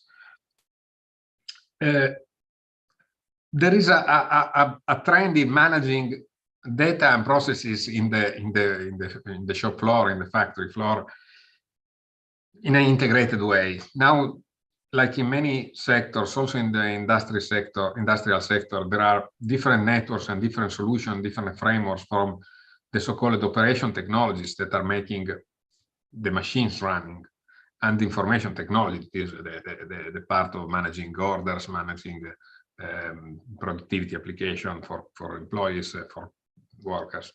There is a lot of I would like to tell a case history that happened to one of our customers, where they brought a new kind of machine that, instead of loading the program for working with a USB key, was finally connected with Wi-Fi wireless.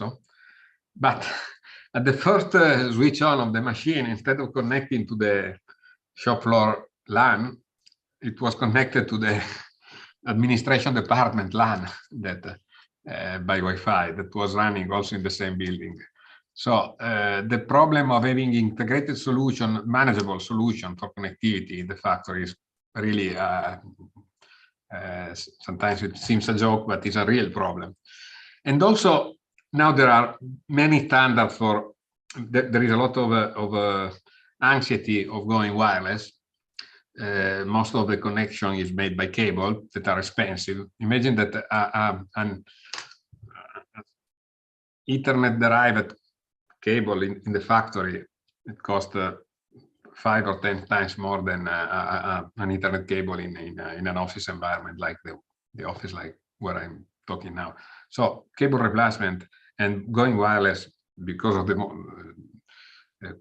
points that I mentioned before, is quite important and quite effective for them. We started, of course, a few times ago, we had our standardization project and then our pilot project, sometimes with the pre-commercial solutions that were running towards 5G. So we skilled a number also of colleagues in dealing with from the innovation department also in helping to get requirement and get problems and design solution with end users, and to create the critical mass of competence in the company to be able to follow this market.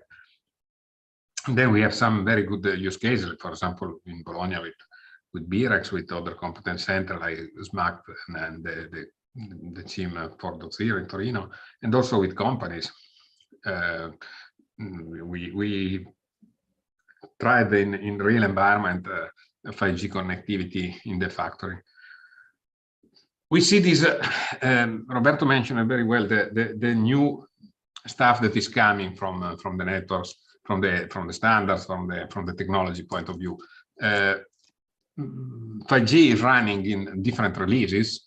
I would like to mention a few points that we are seeing as very, very important in customer requirement. One is ultra reliable connectivity. That is something that is coming from 5G. Is not possible with previous generation of mobile networks and also with other non-managed networks like other technologies that are quite effective sometimes, but have not this kind of opportunity. The point of, for example, multi-point coordinated multi-point connectivity, where a device basically is connected with multiple antennas if it is necessary because of redundancy, of a requirement of redundancy and maximum availability, or something like the possibility of having prioritization of traffic between different devices is something that is quite unique. Customers are asking for this kind of assurance. We mentioned the fact that we can make, in general, 5G allows to make private, non-public networks that are anyway managed in the way that the carrier-grade networks are managed. The fact that it is the first wireless radio solution and wireless network that allows for bringing, and we think that this will be one of the key points in the Restart project also. We propose, we will try to explore this opportunity of having time-sensitive networks that are typical of the industrial environment translated in the wireless environment thanks to 5G. It's something very, very interesting for customers also, we see. I mentioned non-public network, that is something that is particular, but we have the opportunity to create with 5G networks that are private for devices where you are in a special zone, but are also, it allows you to connect really to the bigger internet and to the bigger network, not by the way of a firewall, a special connectivity, something like that, but in a very integrated way. Another point that the customer are asking a lot is the opportunity of having localization by the way of radio networks instead of by the way of the special beacons or extra solutions in the company. And this is again something that 5G is addressing, or is addressing at the level of the standard at least. API exposure is again something that 5G has been designed for, and that should be tested and developed and put in the full opportunity. The new releases of 5G are thinking especially to bringing the automation that artificial intelligence and machine learning will bring, will allow in the operation of the network and in the operation of the customers. Roberto mentioned Open RAN, for example, as an example of a network that is thought to be managed by, at least in big part, to be automated, if not managed, to be automated by artificial intelligence. And all these features that are so appealing, so interesting, are there in potentially in the standard, in the prototypes, but a lot of work needs to be done to understand the real opportunity, the problems, to implement some pieces of this solutions that are open to new plugins, to new activities, but are not by themselves fully available now.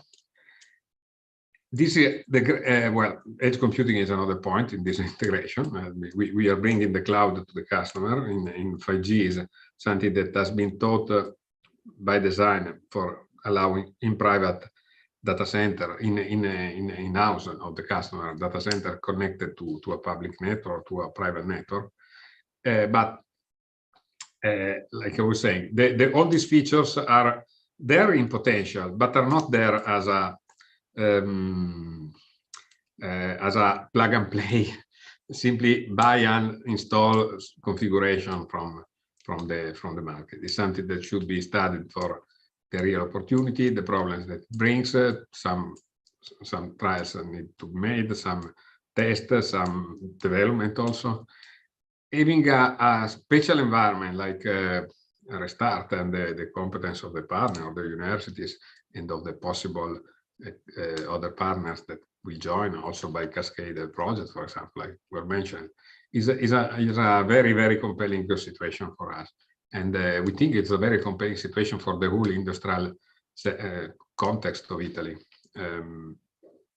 There are a huge number of use cases that are coming from logistics to manufacturing to automatic guided vehicles to inventory, data warehouse, automated inventory, virtual reality and augmented reality and metaverse for maintenance.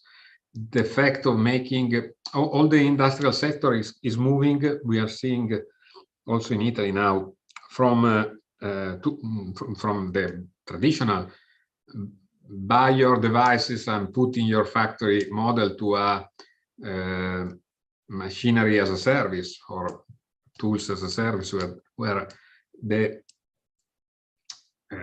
tools, the devices, the robots, and so on that are bought for making a new plant, a new floor, a new shop floor, a new environment, are not bought by the end user, are not even rented by the end user, but are offered as a service in according to the actual usage that the manufacturer is making. So the joke is they are trying to sell you air, no? Italiano vendere l'aria, because, for example, a big air compression company is selling not anymore the compressor, is not renting the compressor, but is selling you the an agreement that you will pay for the cube meters of compressed air actually that you are using in your company. You know, compressed air is one of the important stuff for many tools in a factory. And so this company needs to monitor the machines that is selling to his customer in a completely different way, because it's not necessary only to know if the machinery is working well, but if it is the right machinery for the customer, because they are interested in getting exactly the right size and the right type of machine for that customer, so to maximize their revenue for the cube meters of air that they are selling. Is not it's a completely different model. It's not the biggest I sell, the better is for me, but is the fittest I sell, the better is for me and for my customer. And this requires connectivity locally, connectivity in the geographical way, a lot of big data, probably edge computing on the site, probably some of the feature, say special feature for making this machinery work in ultra reliable, good gateways to the time-sensitive networks, good gateways to the big data network, because a lot of data will be connected. So connectivity also in the geographical sense. It's a change, so to say, in paradigm in the way that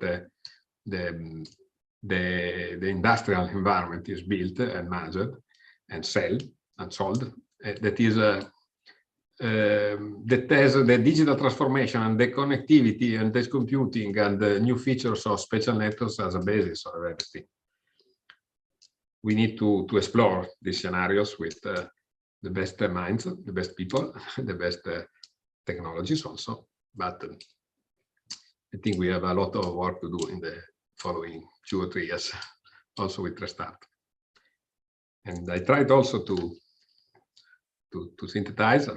Thank you.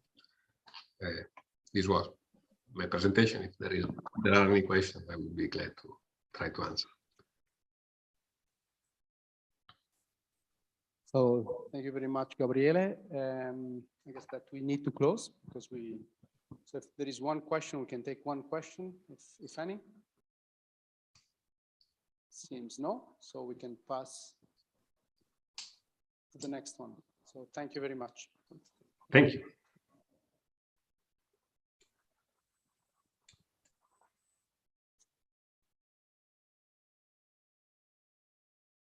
Session entitled Innovative Architectures and Extreme Environments. The chair is Sergio Palazzo. Sergio, first of all, how are you? Okay, thank you, Gianni. I'm pretty fine. Actually, the reason of your question for everybody is that originally I was supposed to be over there with all of you guys. Unfortunately, a few days ago, I got COVID, and so I'm stuck at home.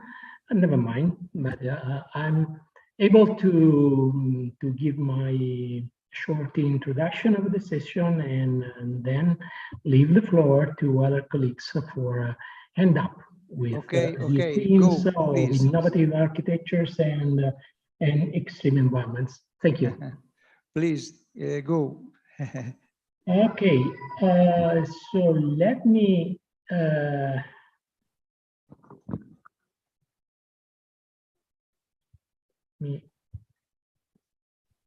okay, is okay. Can you see my screen? Yes.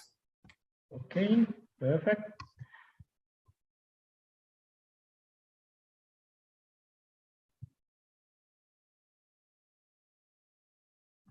Okay, my name is Sergio Palazzo. I'm professor at the University of Catania.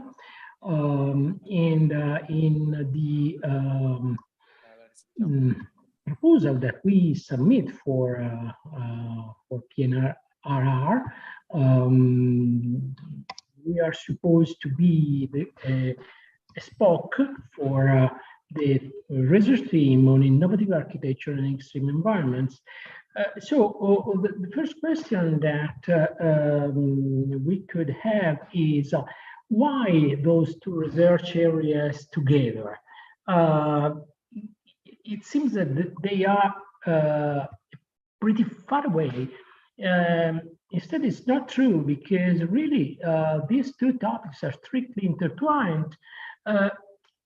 It's clear that internet in its long history has been continuing to evolve. And for sure, there were a lot of revision, but they were minor revision, and there is a limit to a revolutionary approach. On the other hand, nowadays there are still a lot of challenges that wait for being answered and require a substantial revision of the protocol architecture in internet. This is quite ossified. We are surrounded by a large number of application domains with a very relevant societal and economic impact, which demand for, again, a comprehensive and a holistic approach, but really different from the very simple one-fits-all TCP/IP internet solution. Okay, do you want to call them extreme scenario? Okay, and these scenarios are everywhere. This is a preliminary list of such scenarios: health monitoring, critical situations, public safety operation in case of emergency, prevention of environmental and anthropic disasters, monitoring of critical infrastructure, and we can add more and more items. And all these problems are really important and significant in a vulnerable area such as Italy, in particular southern Italy, where there are ecosystems which are not yet prepared to what we expect to be resilience and preparedness to recovery. We have a deficient situation in terms of hospital capabilities, criticality and hydrogeological conditions, vulnerability to the sudden effects of the climate change, and so forth. So let me say that if we want to study what we should do in terms of introduction of novel paradigms, let me say disruptive paradigms in the TLC infrastructure architectures, and not only infrastructure, but in the service and application that we can establish, like digital twins, serverless computing. Okay, we have to be aware exactly of what are the requirements posed by the extreme environments. And we should be able to capture the features of conventional transmission media and the critical requirements that they pose. Okay, so these are two goals that we can somehow treat independently, but our ambition is to put together these two perspectives and design and try to design and develop full stack architectures, algorithms, and technologies that fit the requirements of extreme environments, but not only in terms of the traditional KPI, the performance indicators, but also in terms of KVI, such as robustness, reliability, heterogeneity, energy efficiencies, and so forth. This is why when the basic idea of setting the projects to be proposed in Restart, we had in mind to have a big picture of what is needed to study in these two research areas, and we made an attempt to cluster competencies in partnership is prescribed by the PNRR rules. And actually, in the proposal that we submitted for the SPOC, we have a contribution from some universities that are listed here in alphabetical order, but incidentally, University of Catania is the, let's say, administration and supervision reference point for this POC, but there is University of Florence, University of Padua, University of Reggio Calabria, University of Roma La Sapienza, University of Roma Tor Vergata, Polytechnic of Turin, and as well as the CNIT, the consortium that all of you know, and some industrial partner, in particular Prysmian and Win3. If eventually the proposal that is still under negotiation will be accepted, it comprises two structural projects, namely the Coherent and Sextet respectively, and one FOXET project named Aquasmart. The principal investigator of the structural project Coherent are Giacomo Morabito from the University of Catania and Antonio Iera from the University of Calabria. And the principal investigator of Sextet is Michele Zorzi from the University of Padua. And Michele is also principal investigator of the FOXET project Aquasmart. But I recognize that we are a bit behind the schedule, so it's time to leave the floor to the next speakers. I would start with Giacomo Morabito, who will talk about Coherent project, and then it will be the turn of Mauro Biaggi from the University of Roma La Sapienza, who will talk about Sextet and Aquasmart. Giacomo is connected, so he will talk from remotely. Giacomo, are you? Okay. Yes, I'm here. Can you hear me? Yes, of course. Okay, great. So I'm sharing my screen. Okay, now you should see my screen, right? Okay. Great. So let me, there are too many things here. And so first of all, good afternoon, everybody. And it's great for me to have the opportunity to present the Coherent initiative. Okay, so let me go directly to the presentation that will be organized in the traditional way, so I will not waste your time on that. Let me start by giving some general information regarding what is Coherent.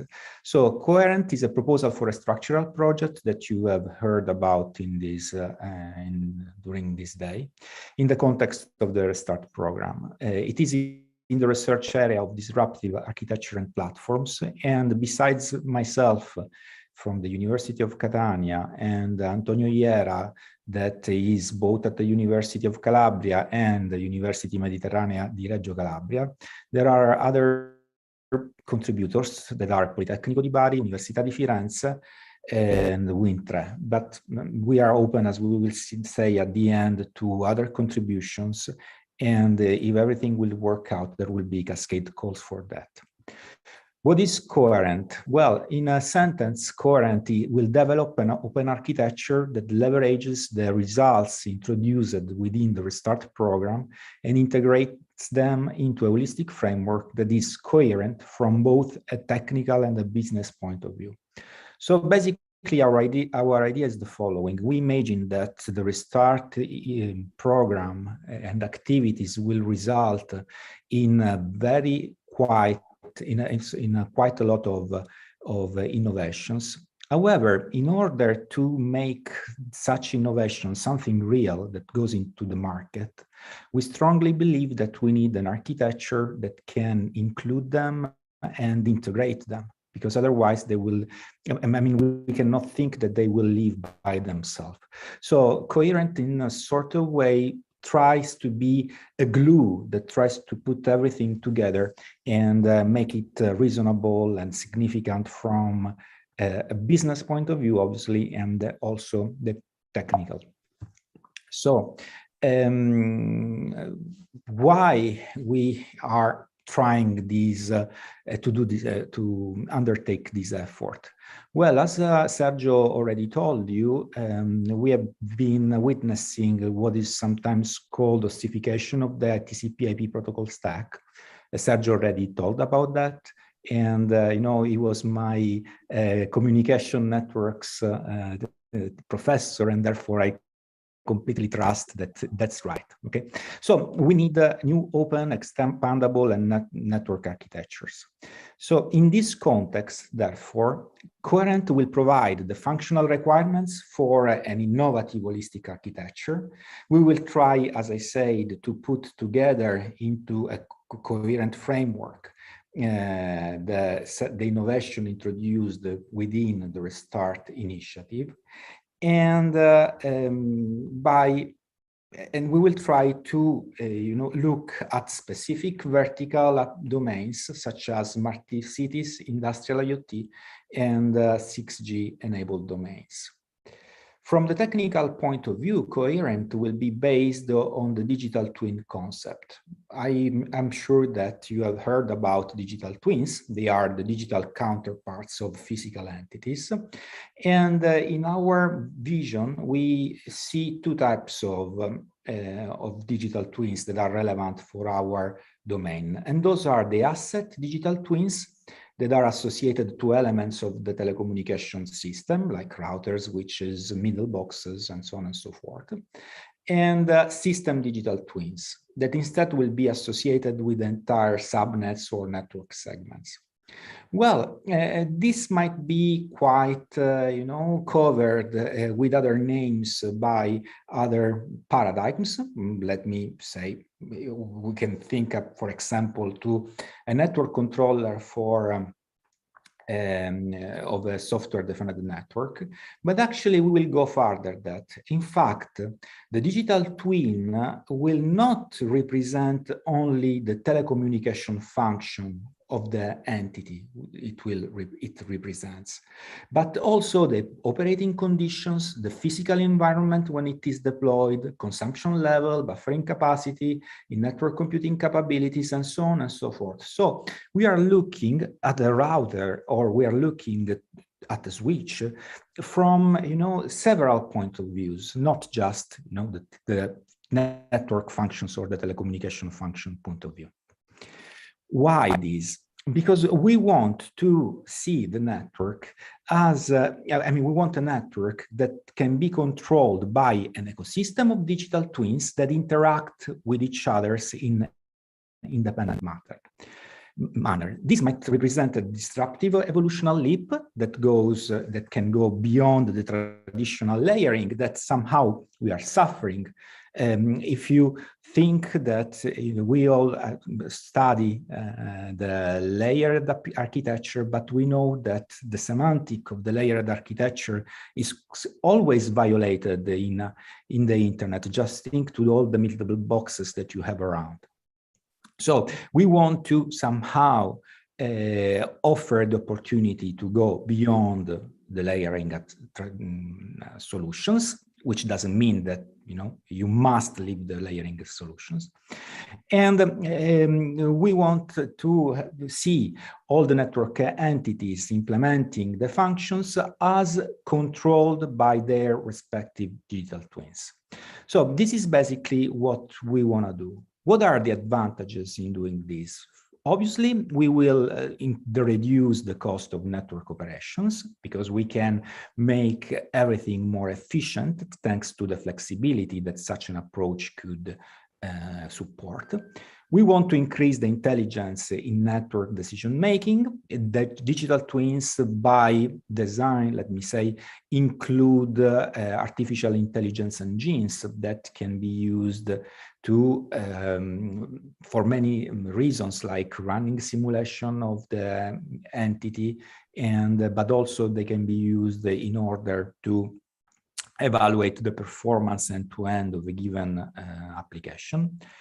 We want to evolve the concept of slicing. In fact, we can imagine that different digital twins can be associated to the same physical entity, and so that you can design digital twins looking at the features that are specific of a given application domain. We want to achieve autonomous behavior. This was also pointed out by the colleague from team a few minutes ago. So we want to go towards the zero-touch vision. And also, we want to support a new way of measuring the network value by taking into consideration key values indicators beyond the key performance indicator. And this is a very important point because if you look at the documentation from the European Commission, you can see that in the last few years, there has been a lot of focus on key values indicators in all the technology domains. So not just networking and communications, but you can see that this name, key value, KVI, becomes more and more frequent in the policies of the European Commission. So what is, the technical approach that we will follow? Well, let's list what are the objectives in order to understand that. So basically, we want to develop digital twins model for the next generation networks. Such digital twins should support dynamic behaviors, should implement automated lifecycle management, including mechanisms for discovery of fellow, let's say, digital twins in order to create end-to-end services. Sometimes they say source-to-screen services. And in order to do so, we will leverage the social IoT paradigm that we have introduced some time ago. Then we want to develop a platform to support a digital twin ecosystem for the future network. And in this view, we think of a liquid multi-layer digital twin architecture. By this, we mean that we see the digital twin as a composition of microservices that can be executed in containers.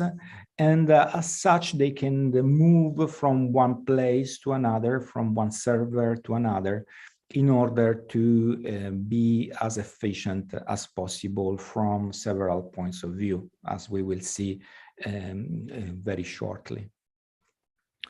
Then, obviously, we want to look at, the orchestration of such of the network resources supported by the digital twin. From this point of view, there is a specific activity within the Restart program that focuses on orchestration.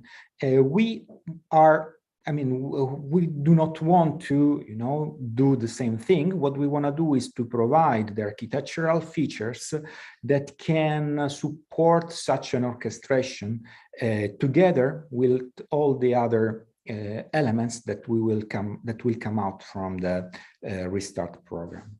And obviously, we want to support security and trustworthiness by design, not looking at the not just looking at the network functions, but looking at the digital twins ecosystem. So we want digital twins to be secure and trustworthy. And again, also in this case, we will try to leverage concepts that have been successful in the past, just to support security and trustworthiness. As I said, we are thinking of such an initiative as a project, and therefore we have defined the work packages as shown in this slide. So we will have a work package for project coordination, obviously, and another for impact creation. And then there will be three main technical work packages, one focusing on use cases and the proof of concepts. The other two will be one more focusing on the digital twins and their support from a platform. We are thinking to a serverless approach here. This is why also we are looking at microservices in order to implement digital twins. And we want, and the other work package, which is work package 4, will be looking at orchestration of computation and communication resources. All of these obviously is aimed at achieving an impact. And, we are looking to scientific impact. In this sense, what coherent will go beyond the state of the art, basically in two different dimensions. The first one is to leave the traditional layered approach, okay, but to see a service, an application, as a chain of services without focusing on the specific layers that in which such function will be running. And the other dimension is related to providing interfaces needed to specify the key values indicators. This is not as easy. I mean, this is quite difficult because while KPIs can be defined in engineer style way, like delay, you know how to measure, or loss probability, it's easy to measure. Data rates are easy, right, to measure. When you talk about KPI, everything becomes a little bit more fuzzy, especially observed by the at KPIs with our engineers background. Anyhow, those are the two dimensions in which we will impact from a scientific point of view, and obviously we will pursue all the typical things of the academic world, so publications, dissemination, community building activities, and so on and so forth, that you can achieve in different ways.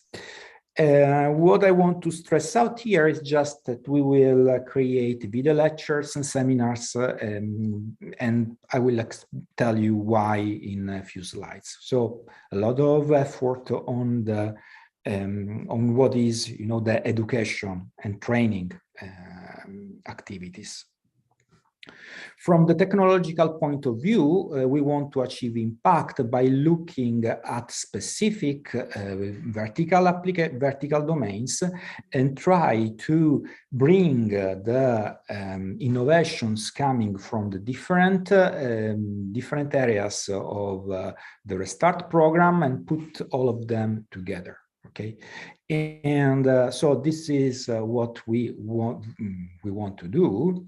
And we will do that giving always high importance to the standardization activities. In this sense, people that are involved in the colleagues that are involved in the Coherent project are extremely active and play a leading role in several fora. Both in the context of IETF and in FITCE. So a lot of attention to the standardization. Obviously, we are required, and we will do for sure it, so we are required to take sustainability into account, thing that we will do. And, just to this purpose, let me say that we will put a lot of focus on key values indicators. Again, this is, a keyword that I think is extremely important, and we will really put a lot of attention on it. From this point of view, as I told you a few minutes ago, we will use microservices oriented paradigm in order to implement our architecture. And in this way, we can execute our function according to the serverless or deviceless paradigm. These reduce the need for new hardware equipment, and because you can achieve statistical multiplexing at a certain sense, and guarantees a longer lifetime of the existing one. In this way, we can also contribute to the circular economy.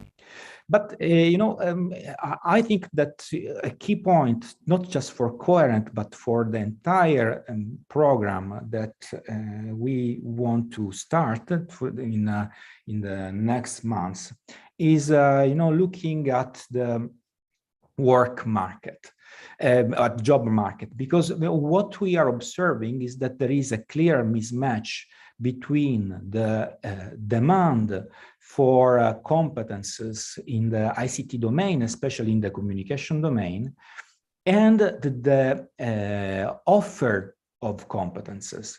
Because what we see is that there are a lot of companies that are looking for specialists, whereas on the other side, there are the number of people that we are able, that can enter into the market in the best option remain the same. But what actually we see is that the number of specialists that we are forming, that we are putting into the job market is going to decrease. This is what we can see at the university level.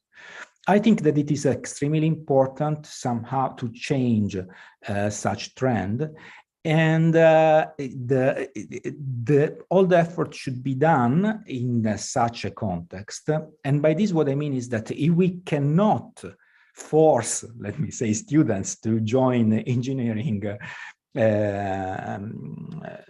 courses, at least what we can do is provide all the materials that is required in order to train people that maybe have a different background.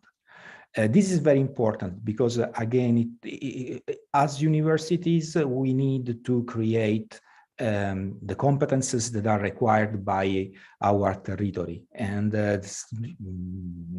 the demand, as I said, is increasing, whereas the offering is not increasing in the same way. So, what are the conclusions? So our community might be starting a very challenging and fascinating journey. Coherent is in a privileged position to witness and boost such journey. Coherent mixes all aspects of research, conceptual. Again, we want to create a new architecture that goes beyond the layered approach. Application-driven. In fact, we want to integrate innovation in a specific vertical domain. And experimental. In fact, we would like to set experimental environments for proof of concepts that, again, are not focusing on the contribution coming from just one initiative of the Restart program, but look at several of them at the same time. And this will be extremely challenging and interesting and funny. I mean, it will be a lot of fun at the same time. Coherent is obviously open to contribution by the entire community, as Roberto said a few minutes ago. There will be hopefully cascade calls that can be used for such a case. Well, this concludes my talk. I don't know whether you want to have questions now or later. In any case, I'm always available for answering your questions. Thank you for your attention. Thank you, Giacomo.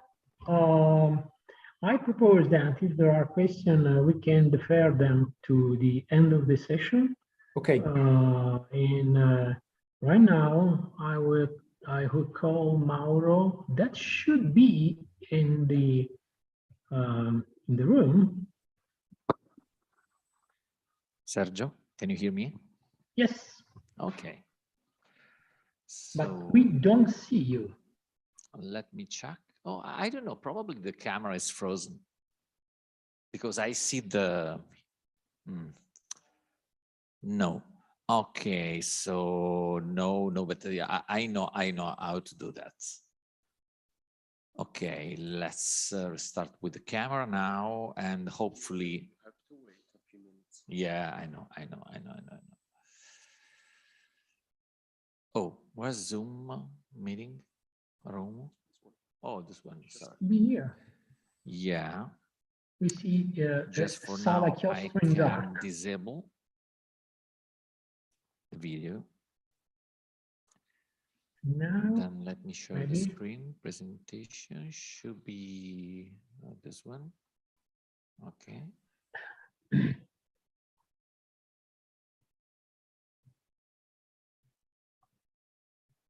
Okay. So just for now, you should see the. Okay. We see your slides. Yeah. And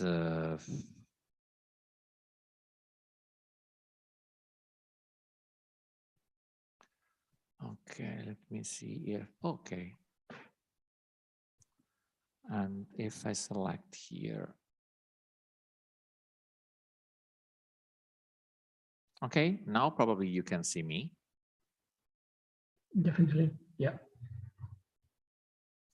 Okay, so the last step is to project here. Okay, I start this presentation. First of all, I am Mauro Biaggi from this university, so I am playing home. And I'd like to start the presentation with the title of the two projects proposals in the framework of the restart. And okay, let me minimize here the window, otherwise it's very difficult to read all the contents. So the first project is, as Sergio reported before, services and systems for extreme environments and domain-specific scenarios. The acronym is SECSTAT, that we compose by spanning all the letters of the title. And this is a structured project. Then you are quite familiar now after this day of presentation about the difference between structured and focused. And the second one, that is the focused project, the acronym of which is AquaSmart, is entitled Data Acquisition with Underwater and Above Water Sustainable Wireless Nodes for monitoring how climatic changes affects natural disasters and biodiversity. What about the TRL? So I have reported here in the slides all the stack in order to understand where we are. Obviously, we start from, let's say, level 1 and moving during the 3 years up till to achieve TRL 4/5. That's meaning that we have components and or breadboard validation in laboratory environment or in relevant environment. And let me say that when we say relevant in this case, we are thinking to some selected environments on some specific trials. So at the beginning, I show you the idea behind the SECSTAT and also the goals of the proposal. Then I'll move towards presenting AquaSmart, and then in a single slide, I give you the conclusion of this presentation. So the main goal of SECSTAT is to design a sustainable, affordable, energy-efficient communication systems for extreme environments. So first of all, I think that it's mandatory to define the meaning of extreme. So because I think that if I ask you, what is, in your opinion, an extreme environment? Probably we have several answers, different answers. The way we used to define extreme environment is the following. So if one of these at least one of these 5 points are met, we can define the scenario as extreme. So the first one is the environment is extreme if it is characterized by harsh propagation. That's meaning, for example, underwater or underground areas, oil and gas pipes, in-body communication. Second option, hard to cover. We are setting up the network in mountain, coastal, or desert areas. Third one, extreme environment is characterized by extremely constrained resources.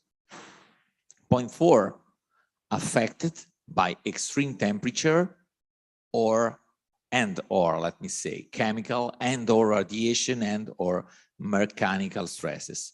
While the 5 and last point is an extreme environment is able to operate in absence of already deployed infrastructure, like, for example, in recovery situation after disasters, as Sergio explained before. So the focus of this proposal is the modeling of appropriate communication channels, and then to develop energy investing and low power device, for example, biomedical and sensors, in order to acquire data to be used for monitoring the extreme environments. And obviously, on the top, we have protocols and architectures. All the expected results will be validated, obviously, by simulations, but also by experiments. This is the reason why we propose a TRL of 4.5. So this is a very simple example. Underwater communications. So let's focus at the beginning on the acoustic communication. So they are implemented via a transmitter that usually is a piezoelectric device that is a transducer by fact, because it is able to convert the electrical signal, that is the data signal, into a mechanical excitation, essentially a pressure variation in the ultrasound bandwidth. And you see here a very popular example in the field of underwater acoustic communication. This is a modem produced by Evologics in Germany.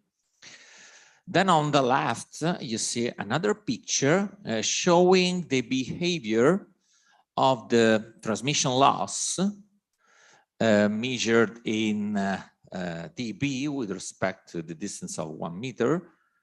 And on the horizontal axis, you have the range, while in the vertical one, you have the depth. So you can see by reflection, we are losing, as expected, our energy. So what we have at the receiver, another transducer that should be able to convert a pressure into an electrical signal. But it is a simply an hydrophone, that is an underwater microphone, and then followed by a sampler that usually is in the bandwidth of 200 kilohertz. Another possible enabler in this extreme environment is represented by the wireless optical communication. And usually the links are set up by basing on the following objects. At the transmitter, you can have light emitting diodes, more than one usually, because you need several watts in terms of power, or a laser. Obviously, the laser is able to concentrate better the energy on a preferred direction. It is not the same for the LEDs, but let's say this is not a drawback because you can increase your coverage. But also in this case, we have devices that are transducers because they are able to convert an electrical signal into an optical one. Then we have the channel, and in the slide, you can see the absorption in terms of wavelength. So you can experience here more or less at a depth that is less than 10 meters, that the red component is totally absorbed by the propagation. Then the orange, the yellow, and so forth. So you can understand that in this case, we have, unfortunately, that the attenuation in terms of distance is very strong. What about the receiver side? We have photodiode that usually is employed for intensity modulation formats, while when you use spatial modulation formats, the best receiver probably is the camera, because you have several pixels and you can use diversity techniques. So just to emphasize what are the pros and cons of acoustic communication and optical wireless communication in the framework of this extreme environment represented by underwater. In the acoustic, we have has a pros that you have mild attenuation. So let me say that with reasonable power levels used by modems in the market, you can achieve a few kilometers, not so bad. It is not the same for the optical wireless, because water turbidity essentially strongly limits the power propagation. And in this sense, you have strong attenuation as a function of distance. Okay, let's move on the cons of the acoustic. You have a very low bandwidth because the rate that you can achieve with an acoustic modem is of the order of 100 or kilobits per second. While in the case of optical wireless, the bandwidth is not an issue. But continuing with the cons of the acoustic, we have that this propagation is really sensible to obstacles. We have strong multipath. We have C-stream channel dependency. That's meaning that if you are sending acoustic signal, the C-stream is a problem. It is the same problem that you can experience when you talk with a friend, let's say 10 meters far, you have wind in between, and you are not so able to hear the speech of your friend. Then we have fish schooling and some other features. Okay, this is just an example. Let's move on the goals of Sextet, and you can think to the goals has mapped one-to-one to the work packages, with the exception of work package 0 that you know is related to project organization and management. So in the goal 1, the focus on model for radio frequency, acoustic, optical signals in the extreme environments, where usually all the features of the channel, ranging from attenuation and delay spread and what you want, is really particular. In other words, you cannot use the conventional models such as Okumura model or Wolfe-Shikigami, so forget it in this case, because the propagation environments are really specific. So for example, in mines, in tunnels, you have very different behavior for what concerns the propagation channel. So different will be the models that we are going to study and propose.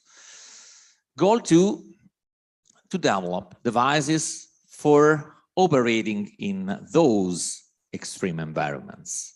Then we are talking about multimodal acoustic and optical modems to be used underwater, ultra low power hardware, antennas, electronics, wireless transceiver, fiber wireless transceivers for sensing and communication in harsh propagation environments. And last, biomedical sensors for acquiring and transmitting signal where it is difficult to do that, like for example, hyperbaric chambers.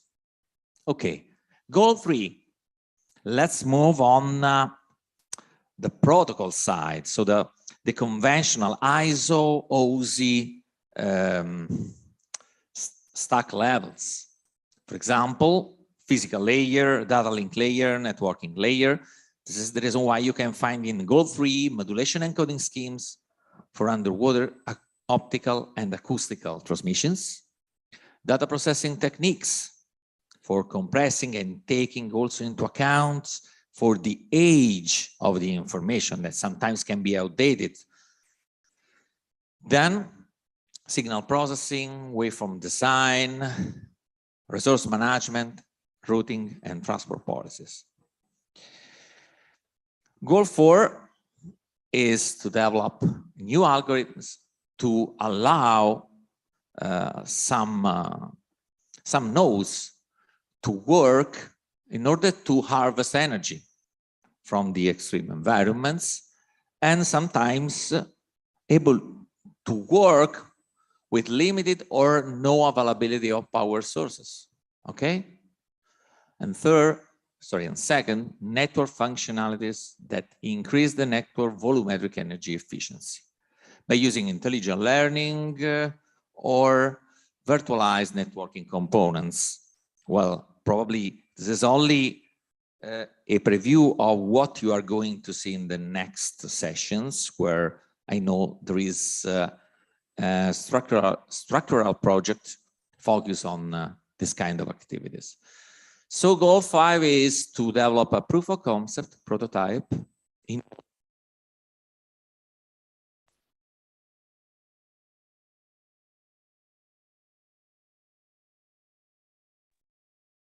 we missed. Okay, yeah.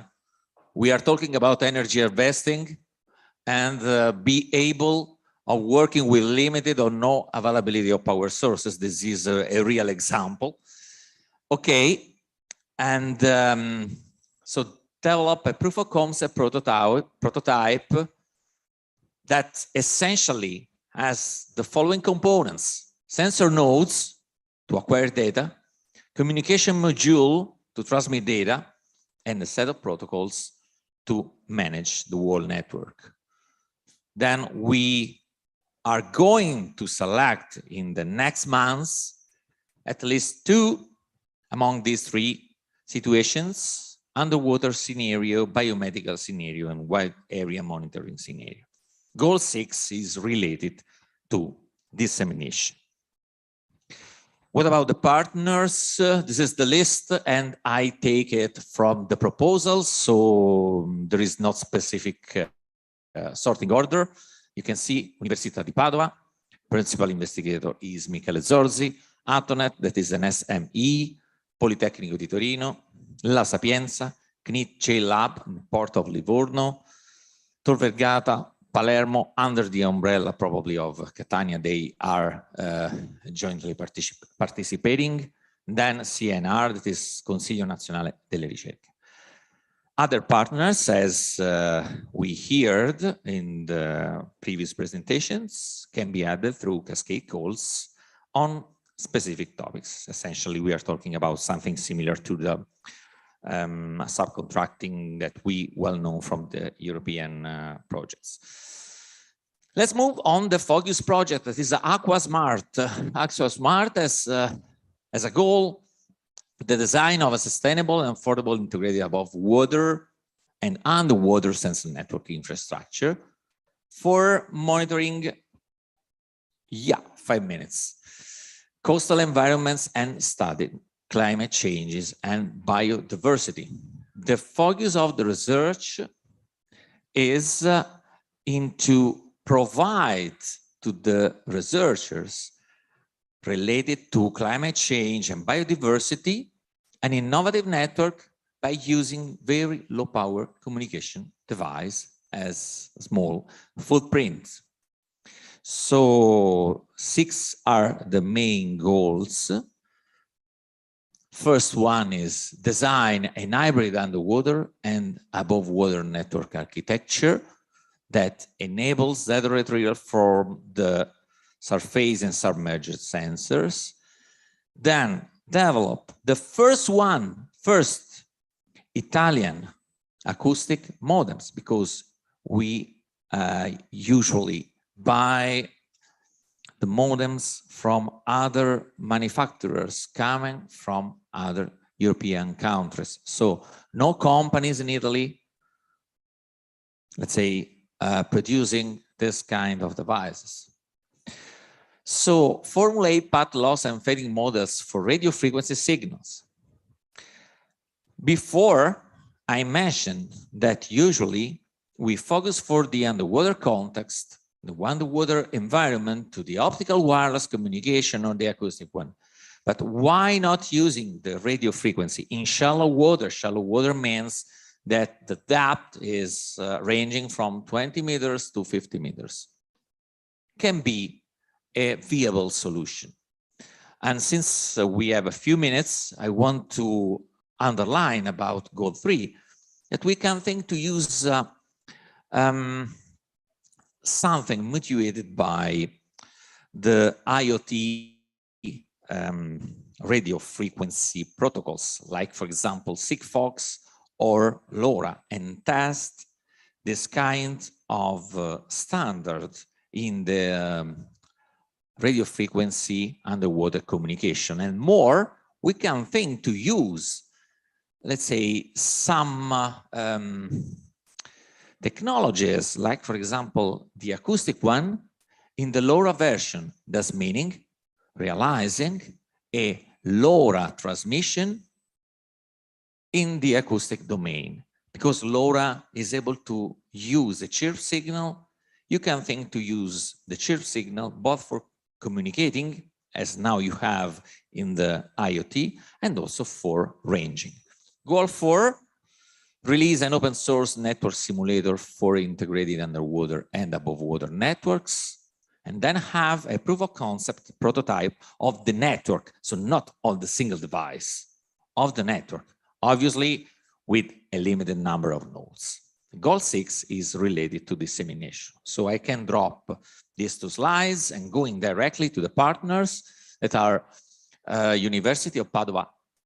Sergio before reminded us that the principal investigator is Michele Zorzi, University of Rome La Sapienza, University of Canada. And about dissemination, I am going to organize in Rome at ICC 2023 the first workshop on underwater communication access and networking that you can say also name UCAN, and the submission deadline is in January. So we expect, to start soon, hopefully in a couple of months with the above projects.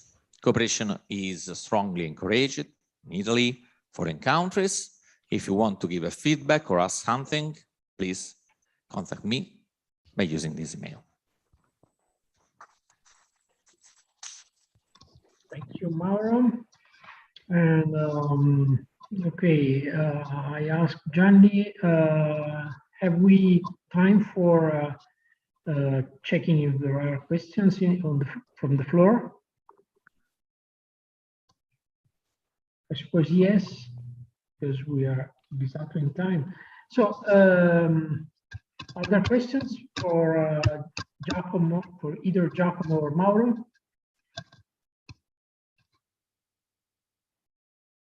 I think that we have no time. I would like that possible questions or comments and the consequent response replay can be done in a separate time, another occasion along this website or on the mail we can exchange among us. Thank you, Sergio. And we proceed with the coffee break and come back in this room at 5 o'clock precise. Thank you, Sergio. Thank you. Bye. Thanks to all of you and enjoy your coffee break. Thank you. Bye.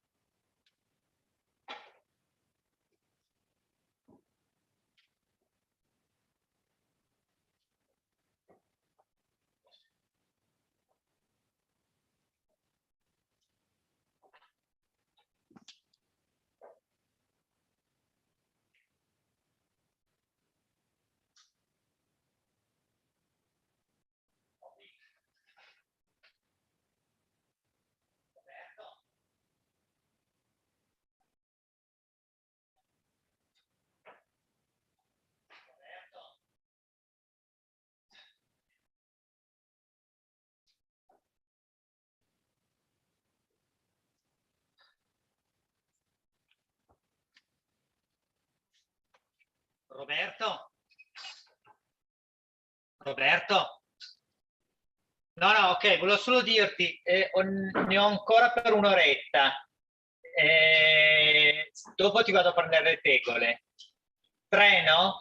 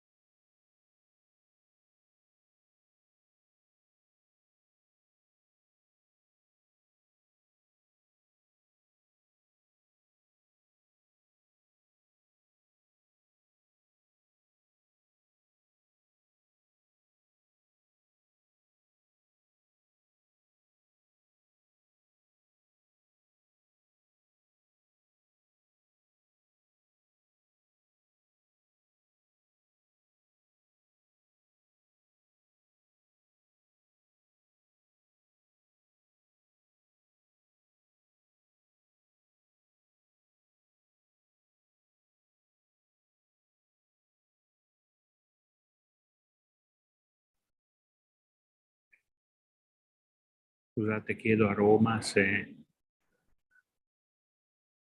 siamo autorizzati a partire.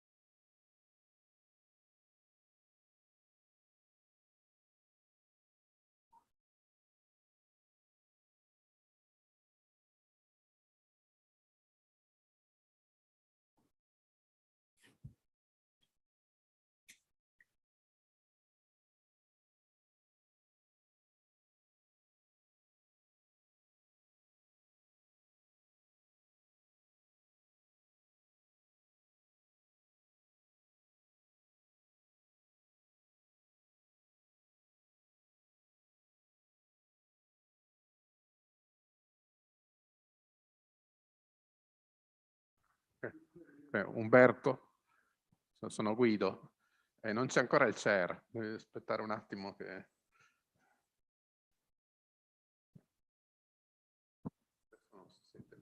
Io alle 17:10 devo andare perché sono in un'altra conferenza. Ah, allora...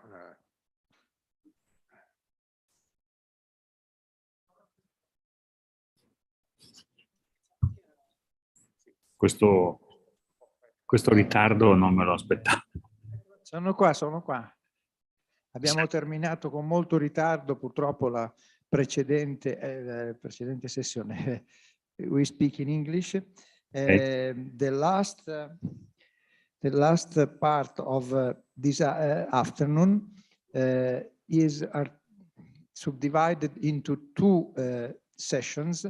The first is entitled Wireless Networks and Technologies, and the chair, Umberto Spagnolini, please. Good afternoon to all, and it's a pleasure to be here. And I share some slides about the topic of the discussion. Do you see my screen? Yes. Okay. So I have a pleasure to chair this session, and my discussion is about the project of Restart, which is the spoke number 3, that entitled Wireless Network and Technologies. So I introduce about the spoke activity, and I leave to my colleague the description of the technical part. So we move forward. So the partners of the spoke is allocated, I mean, you see this, this fragmentation. So on the left-hand side, you see the allocation in terms of person months over the 3 years. So it's Polimi, which is it's represented by me, Politecnico Torino, University of Bologna, which is represented by Roberto Verdone, University of Catania Palermo, Politecnico of Bari, University of Naples, and Sapienza, CNR, and different companies. So out of the company you see on the right-hand side, the companies are Fube, which is Atonet, Vodafone, and Italtel. So, as you see, the balancing on the, from the manpower allocation is fairly balanced across the partner, and there is a key role by the industry, which is taken by the industry that are occupying a person month allocation, which is on, more than 1/4. So the spoke goals that you can see here are represented by, a redesign of a new concept network architecture, and mostly should be, redesign also the smart radio environment, which involves meta services that can reach the environment, and also the radio that has to be redesigned. We need to develop new radio architecture, which is based on a new concept of the radio that should comply with the high frequency spectrum on a millimeter wave terahertz that have, some impairments that are characteristic of the high frequency spectrum. We need to develop new generation components. And these components are ranging from, C mixers and so on and so on. And we have to develop new unconventional solution for antenna arrays. And we also go the connectivity for high mobility system, which is, we intended on a vehicle to anything communication and drones. So, we also have a very peculiar experimental setup, which beyond the simulation and simulator has to do with a vehicular environment, and the vehicular environment is characterized on the right side, which involves, drones and vehicles.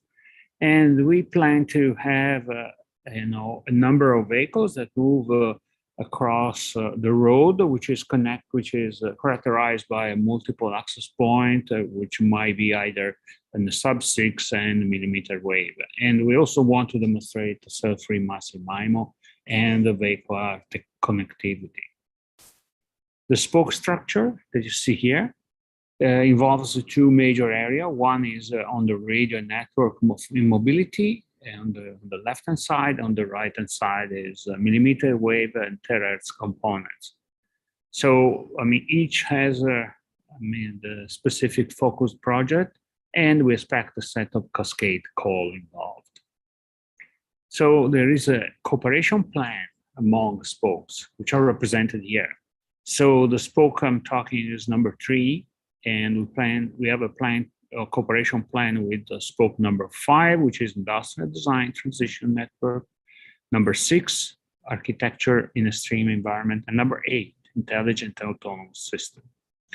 So I leave the word now to my colleague Roberto Verdone, that is there in person and can continue on this presentation of the activity of the spoke. Thank you.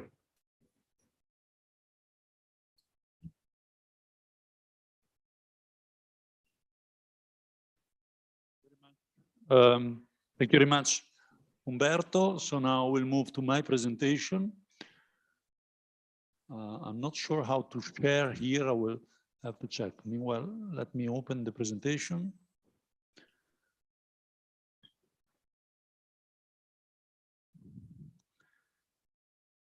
Can you ensure it is shared with the people at home, please?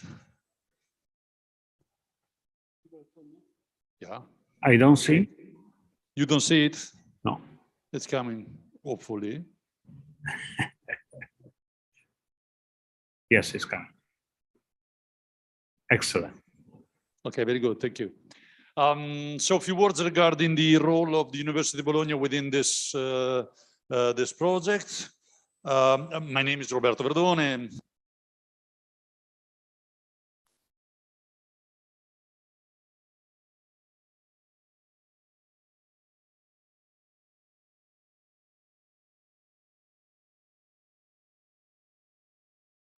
Thank you. The mic died because of the batteries. So a few words regarding the 2 lines of activity that Unibo will bring to this WeNet project. You see 3 lines here, but it's actually 2 lines of activity. In fact, on one hand, under the control of Enrico Paolini from the University of Bologna, we will be working in the area of enhanced massive connectivity and extreme URLLC, in particular with 2 topics: energy efficient schemes for ultra MMTC and joint PHY and MAC design. but I'm going to say a few words more regarding the second line of activity, which actually integrates the activities that under the supervision of Alessandro Bazzi will be performed in the field of V2X communication, and the activities that under the supervision of Chiara Buratti will deal with UAV-aided mobile radio networks. Indeed, the intention of this line of activity is to provide augmented sensing applications to vehicles in an urban environment through UAVs, through drones. So let me say that the second line of activity is the one of UAV-aided V2V communications. Let me say a few words more regarding this idea, which actually comes from one of the projects we have in Bologna running since some years now, that we will move into the Polytechnic of Milan spoke. This is the scenario we are considering. There are roads with cars moving along the road, and there are drones which support the data traffic generated by the vehicles. In particular, as I said, we're interested into augmented sensing application. What is augmented sensing? It's one of the most challenging applications of V2X communications. The idea is the following. Every car has hundreds of sensors, and the data coming from these sensors are used by the local in-car onboard computer to take decisions like you have to brake or to provide alarms to the driver and so on and so forth. Now, assume that every vehicle can also receive all the data from the sensors of the nearby vehicles. The result is that you can see through other vehicles what's going to happen at the next intersection and so on and so forth. So this means that every vehicle in a road must be able to provide its data to all other nearby vehicles. It is estimated that the amount of information that has to be transmitted by each vehicle towards the next 10, 100, depending on the traffic density, is in the order of 50 to 100 or even more megabit per second. So imagine a road with 100 cars where each one is generating 100 megabit per second, but need to be broadcasted to the nearby vehicles. Of course, when cars are adjacent, you can use direct vehicle-to-vehicle communication. When there are obstacles like intermediate cars, it's easier to go through a drone that flies over the streets in order to provide line-of-sight connection for the uplink and line-of-sight connection for the downlink. So what we are actually going to investigate, what we are investigating currently and will continue investigating within the project under the supervision of Umberto Spagnolini, is a scenario like this one, where the basic questions that we are posing are: what is the optimal height of the drones? What is the number of beams, that the grid of beams that the 6G base station on top of the drone should have to illuminate the ground? What should be the antenna aperture angle of the drone? How many drones will be needed for a given segment of road? So we are currently addressing this topic, assuming that the drone can sweep the road segment through multiple beams. And what we have currently done, and this is a formula that we derived and it's currently under submission for a journal paper, what we estimate is the probability that a randomly taken car which is moving on the road can have access to the network and can succeed in transmitting its 100 megabit per second through the drone to the other vehicles. This is a function of all parameters, including the link budget, how many beams are present, what is the aperture angle, and so on and so forth. And what we see here as an example of results is the user access probability, that is the probability that any single vehicle will be able to transmit its data to all the other in the neighborhood. As a function of the height of the drone, and we have as a parameter the overall bandwidth which is available to the 6G link over the drone. As you can see, depending on the overall bandwidth, we have different probability of success in transmitting the information, and there is an optimal height for the drone which actually depends on the bandwidth. So this shows that there's an interplay between different parameters which has to be analyzed much more than what we did so far, and this is basically what we intend to do within the project supervised by Umberto Spagnolini. So the idea was just to give an idea of, sorry for the two words, of the contribution that Unibo will give to this WINET project managed at Politecnico Milano. And so this is it from my side. Thank you very much.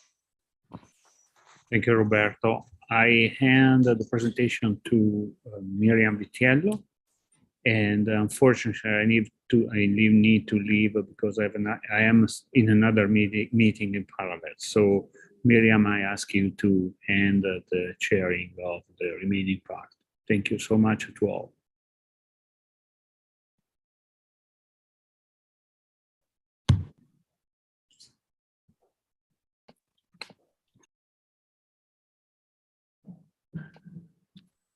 Good afternoon to everyone. Can you hear me? Yes. Okay, good. So thank you, Umberto. And I will go now to give a short presentation of the Mindstream proposal, which is the other soul of the spoke tree related to wireless network and technology. So this proposal is a quite complex one, which mostly includes the development of different kinds of technologies, mostly focused on the development of antenna and active devices for high frequency communication, meaning that the proposal here is to span the frequency range, which is going by a few gigahertz up to the terahertz, between 10 gigahertz up to 4 or 5 terahertz. And we plan in this proposal to develop different kinds of functional components, going from a frequency mixer that can be scalable, integrated based on different technology and different material system, fast detectors that are mostly room temperature detectors with high sensitivity, again combining different technology. They can be graphene or CMOS related detectors. We will also develop a radio frequency chip for a highly integrated system operating between 6 and 38 gigahertz.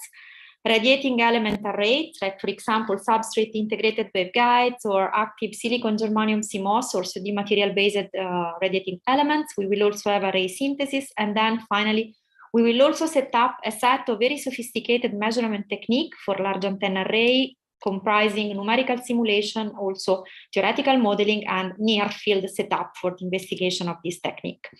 This is just a diagram that shows the project structure, which is mostly characterized by 4 technical work packages plus a set of work packages which are devoted to the management, to the regular road theory analysis, and also to dissemination and exploitation plans.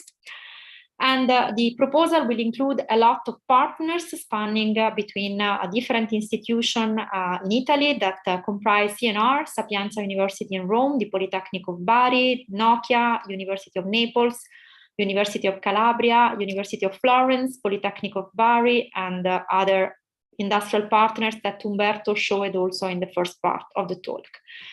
Just to give you an idea of the different technology that we plan to develop in the work package 2, which is developed to millimeter wave mixers and detectors, we will focus on this kind of components. We plan to develop for the telecommunication multi-pixel photodetectors and also graphene-based sensors that are characterized by different schemes and technology, mostly integrated on chip with planar capacitance and waveguides, and we will plan also to optimize and implement complex architecture in the array. Is not moving further. Well, in the other part, which is related to the radio frequency integrated circuits, we plan to concentrate our effort to the multi-band support by creating digital modules and also having the theoretical support to understand how we can create and combine the different prototypical components on chip. and to study also possible network reconfiguration and network stitching by means also of the use of amplifiers that will be integrated on chip. Here there is just a schematics of the technological box that we plan to develop. And then in the work package number 4, we will concentrate on the radiating element and also on the array. And just to give you an idea, we will have on chip the receiving part, the sending part, and also the antenna modules that will be contribute to create a complex photonic or electronic circuits, depending from the technology that we plan to develop, all on chip. And I would like to underline that all these kind of components rely on very sophisticated and complex nanofabrication technologies that we plan to implement in this project. And finally, we will have also unconventional solutions for array synthesis, which are including metamaterials, lenses, metasurfaces, filters, and also phase array. Just to give an idea, we plan also to implement a multi-chip multiplexing and demultiplexing configuration in order to manipulate the beams by using different kind of optical components like metamaterial lenses, like filters, and like also metasurfaces.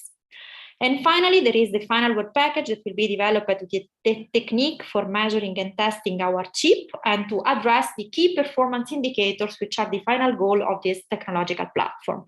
Just to give you an idea, we plan to have millimeter mixer and detectors that can have noise equivalent power below 100 picowatt over square hertz, and also to use this kind of devices for satellite or quasi-satellite interconnection. We also plan to devise radio frequency integrated circuits for multi-band support and network reconfigurability. And finally, all the material platform that we plan to implement spans from 2D materials, semiconductor materials, liquid circuits, or the combination of CMOS and RF CMOS processes combined, for example, also with silicon germanium.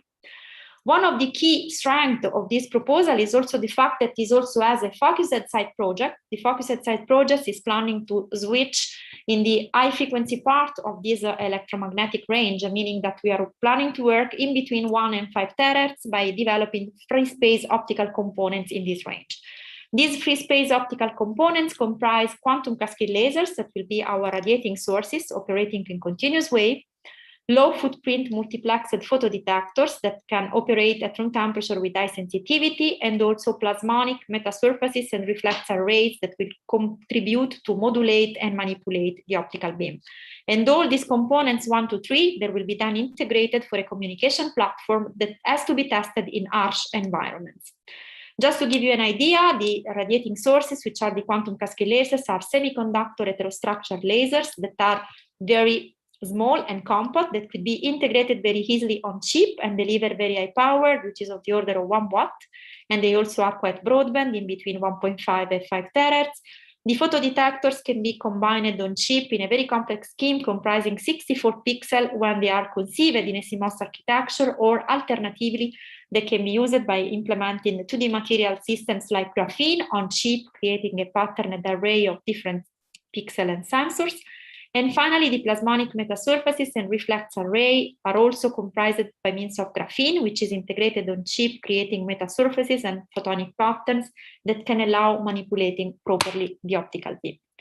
The integrated system will be then employed to overcome the propagation and bandwidth limitation of the other frequency range. And this is also only possible working at frequency larger than 2 terahertz. And this is just the reason and the main objective of this focused project that complement very well with the structured project that I presented at the beginning. And that's all, and I thank you all for your attention.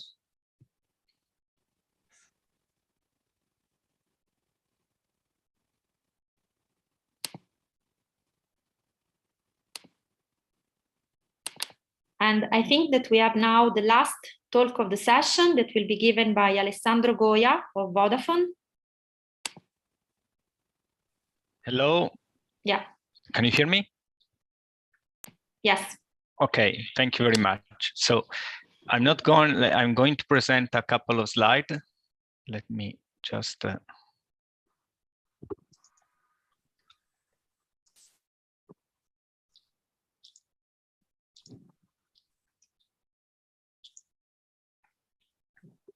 can you see it? Yes. Okay, so I'm not gonna, let's say, enter into too much details, let's say, about the activity. I think my professor colleagues, let's say, cannot be, let's say, I cannot arrive at that level. But what I would like to present is just the view of Vodafone as a company in these projects, and the kind of asset that we believe we can bring to the overall scope of the activities. So I would like to go a little bit back, because we are talking a lot about the future and the 6G, but I think it's quite important to see where we come from. Okay, so we came from, let's say, a number of wireless technology in the past that more or less every 10 years have a need to go in a completely different set of specification. And this is coupled with the so-called IUTU framework. Now, starting from 1990, let's say we arrive to 2020s, these decades where we have the 5G. Now the 5G and all these their evolution are quite well structured and quite well defined inside those 3GPP. Now it's time to think about the next generation, that is 6G, and also understanding a little bit which is the time frame we are talking about. So the time frame of 2030s, more or less. All of this, it's about innovation. And when I talk about innovation, I think it's quite important also, let's say, how we have done. Just to give you an example, I show this, let's say, how we are structuring Vodafone, not to show, let's say, which is our structure of our company, but just to pass the message how innovation is, we believe it should be at the heart of any company. Within Vodafone, let's say the structure of technology is fully, let's say, globalized. We have the Vodafone network, and inside Vodafone networks, there is a unique department that is the network strategy and engineering that contains, let's say, altogether the arm of the R&D. When we look at the future technologies, the arm of network architecture that's provide, let's say, and try to industrialize the new architecture that are used for the network, and the mobile access engineering. There is the team that in the end of the day needs to bring the wireless technologies into the network, into the deployment.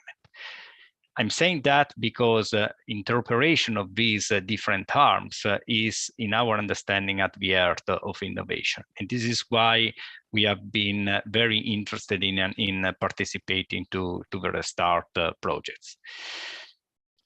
What we are looking, for example, in terms of group R&D from a company perspective, Vodafone perspective, there are in this moment, I would say, five, let's say, pillars we are looking at. One is the non-terrestrial networks, let's say, how to close the connectivity gaps, let's say, enable the society.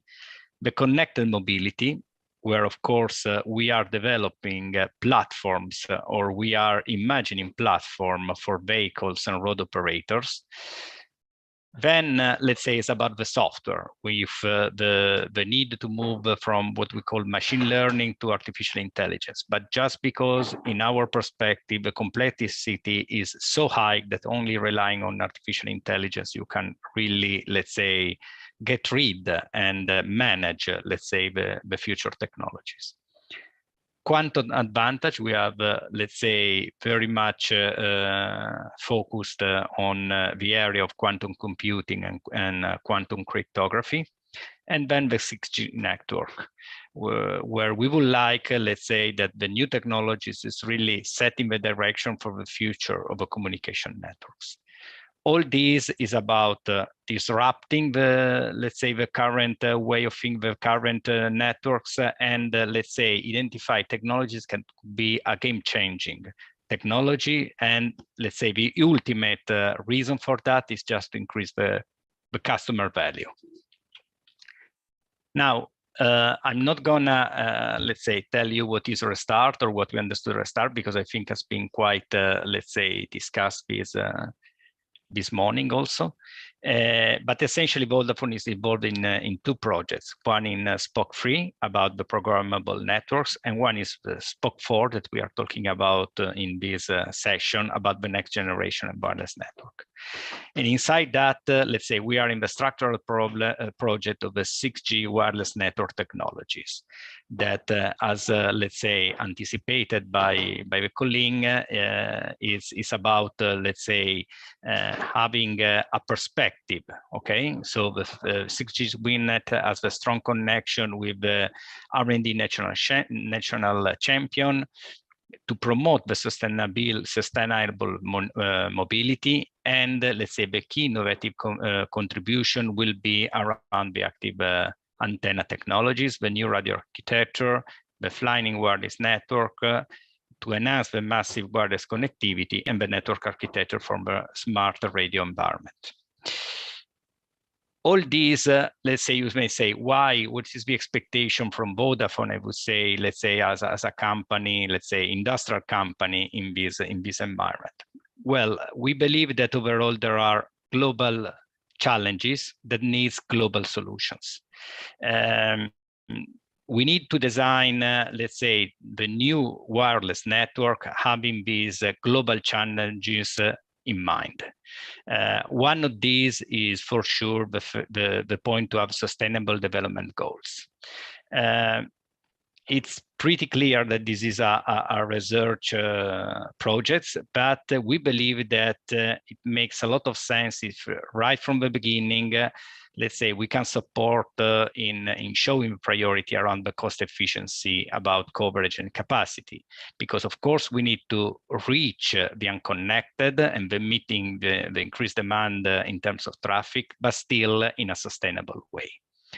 And of course, in our understanding, let's say the connectivity is an enabler to have, let's say, new innovative services like the one, let's say, that we discussed about the V2X, in order also to prioritize the outcome that address the customer need.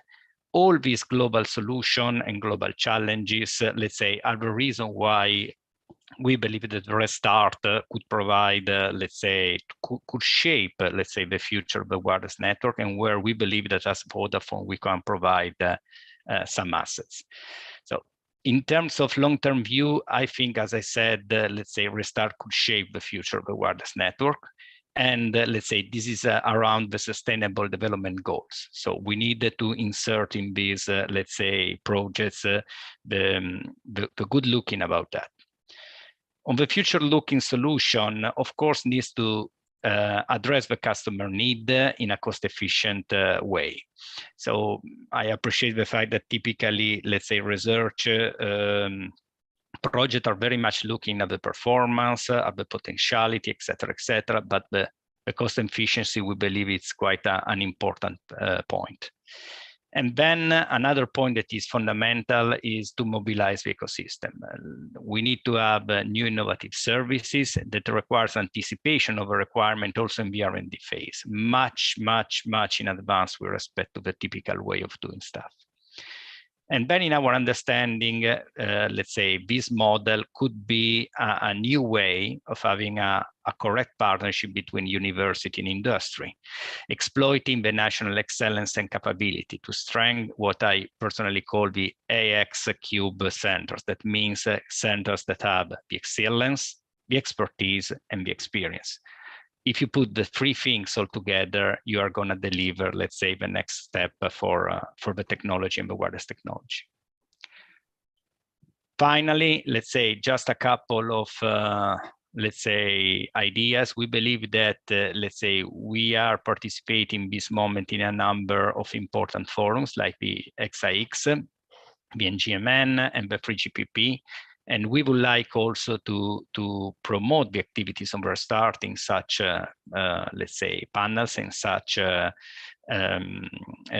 program, in order to ensure that the activities and the outcome that we'll have in Restart can also, let's say, be translated in future development, let's say, and anticipated future development, let's say, to ensure that all the things that we are studying about, all the basic research that we are doing in our project, we will see their, let's say, existence very soon in our networks. Thank you very much.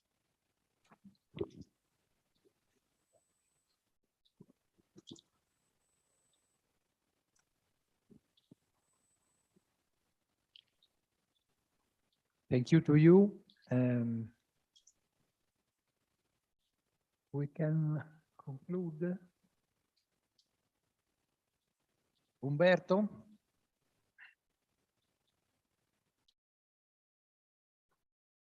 Probably Umberto is not connected, and we pass to the last session entitled Intelligence and Autonomous Systems. The chair is Stefano Salzano in presence, and we have 5 presentations. I hope that we remain in time. The end of this session is in 50 minutes from now, within 50 minutes, okay?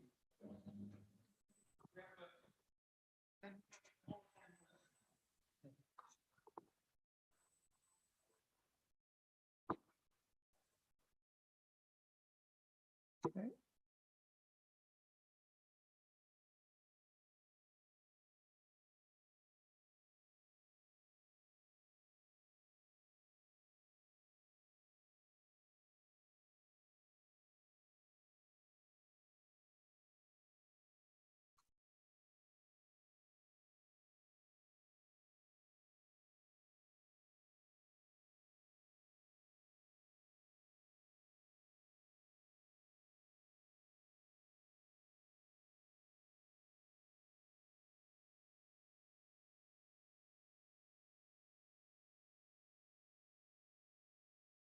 Fare lo sharing dello screen?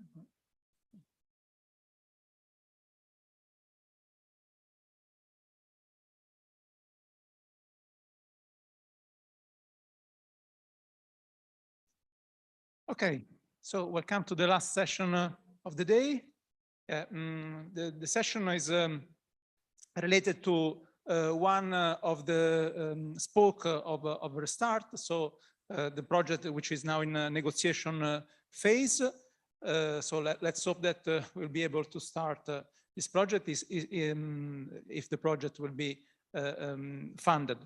So in this session, we will present one structural project and 4 focused projects that are associated to the spoke of Tor Vergata. So my role will be just to pass the floor to these 4 projects. The first one is Sergio Barbarossa, which will present the focused project Network Intelligence. Sergio, I'll try to start your presentation. We can vista. Yes, vista. C'è lo shortcut. Thank you, Stefano. So I will briefly mention what do we have in mind with this structural project within Restart. So a quick overview of my talk. First of all, I will provide a quick overview of the project, work package, etc. And then I will mention a few key topics that we are going to touch within the project. I'm running a bit just because I only have 10 minutes. So as Stefano mentioned, this is a structural project belonging to the spoke on intelligent and autonomous systems. And the list of partners who participated to write the proposal is here. So Sapienza, the University of Naples, Federico II, Università di Roma Tor Vergata, University of Florence, Fondazione Ugo Bordoni, and Atonet. And then there are several other institutions, universities, companies who expressed an interest to participate, and we'll see in the future. So just to mention that there are several partners who are interested in this activity. Here I briefly recall the main goals of NetWing, the acronym for Network Intelligence. Just let me first mention starting from the name. Network Intelligence in our mind has to be interpreted in 2 senses, in 2 ways. One way is the intelligence that you want to put into the network to make it more efficient and more autonomous. At the same time, you also want to use the network to distribute intelligence to provide intelligent services at the end users. And going more in depth, the main goals are the following. So first of all, of course, we want to define the scenarios for the deployment of AI-driven solutions. Second, we think in terms of, now it's called AI native network, which is going to be probably one of the distinguishing features of 6G networks, the fact that the network will contain blocks based on AI from the very beginning. And a particular aspect that is of interest and of growing interest in these last years is about semantic and goal-oriented communications. I will say a few words about that in the following slides. Then the third goal is about the zero-touch networking, meaning a system that in principle should be able to run in a completely autonomous way, so that with minimum human intervention. Another key aspect, the fourth goal, is the distributed learning, which is a particularly important aspect, especially when you want to provide services with a tight delay constraint. In that case, in many circumstances, you cannot afford for sending data to a distant cloud. You have to run everything in the edge cloud. And then you have questions about privacy, energy consumption, etc. So what is important here is to devise distributed learning mechanisms able to run within the edge cloud with tight delay constraints. And then now going towards the, let's say, the demonstrators that we have in mind in our projects, there are in principle 3 demonstrators. One is about the use of UAV, so aerial assisted systems, to provide intelligent services on demand. So essentially, when you have something critical, you fly probably a flock of UAV in that zone, and those UAVs should be able to run intelligent services there and to interact between them. Actually, these UAV systems may include not only the typical drones, but also high altitude platforms. It depends on the application. The second application will be the design of intelligent ways to support moving vehicles. And the third one is about extended reality, where again, we want to rely on machine learning algorithms to optimize the encoding strategies that you want to apply to produce extended reality or augmented reality applications. Now, this is the work package breakdown. So essentially, well, besides the usual work package on scenarios and the work package on management and etc., then we have a work package on semantic and goal-oriented communications that affects most of the other work packages. And then essentially we have a split between the 2 main lines that I mentioned before. On the left side, we have the application of machine learning to improve the efficiency of networks. So this is AI for networks. And this is basically split in 2 important tasks, which are zero-touch networks, where you emphasize the autonomous aspect of the design. And the second part is AI techniques for cloud-native content and data plane. And then we have the second big branch, which is about AI for networks. Or no, if you want the contrary, networks for AI, in the sense that you want to provide distributed services with tight delay constraints. And this is split between wireless edge machine learning and fog computing, where you also run these algorithms, taking into account not only the edge servers, but also the mobile devices. And then finally, we have work package 5, which is on-demand intelligence services, incorporating, for example, UAV. And then work package 6 is responsible for the main demonstrators of the project, the 3 ones that I mentioned before, and which are recalled here. So UAV assisted on-demand services, autonomous vehicular networks, and extended reality. Now, a few words about the interconnection between AI and networks. Well, first of all, AI is not only machine learning, but is also about knowledge representation, causal inference, and so on. So on the left side, we can see where machine learning can help the efficient design of networks and can help at all levels, starting from the physical layer up to the network layer, application layer, and so on. So we can start from solving the pilot contamination problem, which is one of the main issues that prevent a very dense deployment of radio access nodes. At the very end, pilot contamination is one of them. So that is one case where machine learning can help in reducing this problem. And then, of course, the well-known intercell interference, mobile data analysis to predict traffic, proactive caching.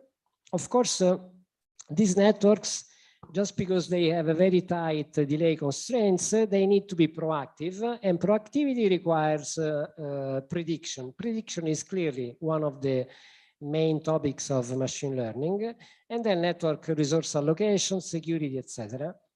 On the other side, we can see where networks can help to provide a pervasive deployment of AI services. So we can start from Industry 4.0, autonomous driving, smart cities, virtual and augmented reality, UAV, etc.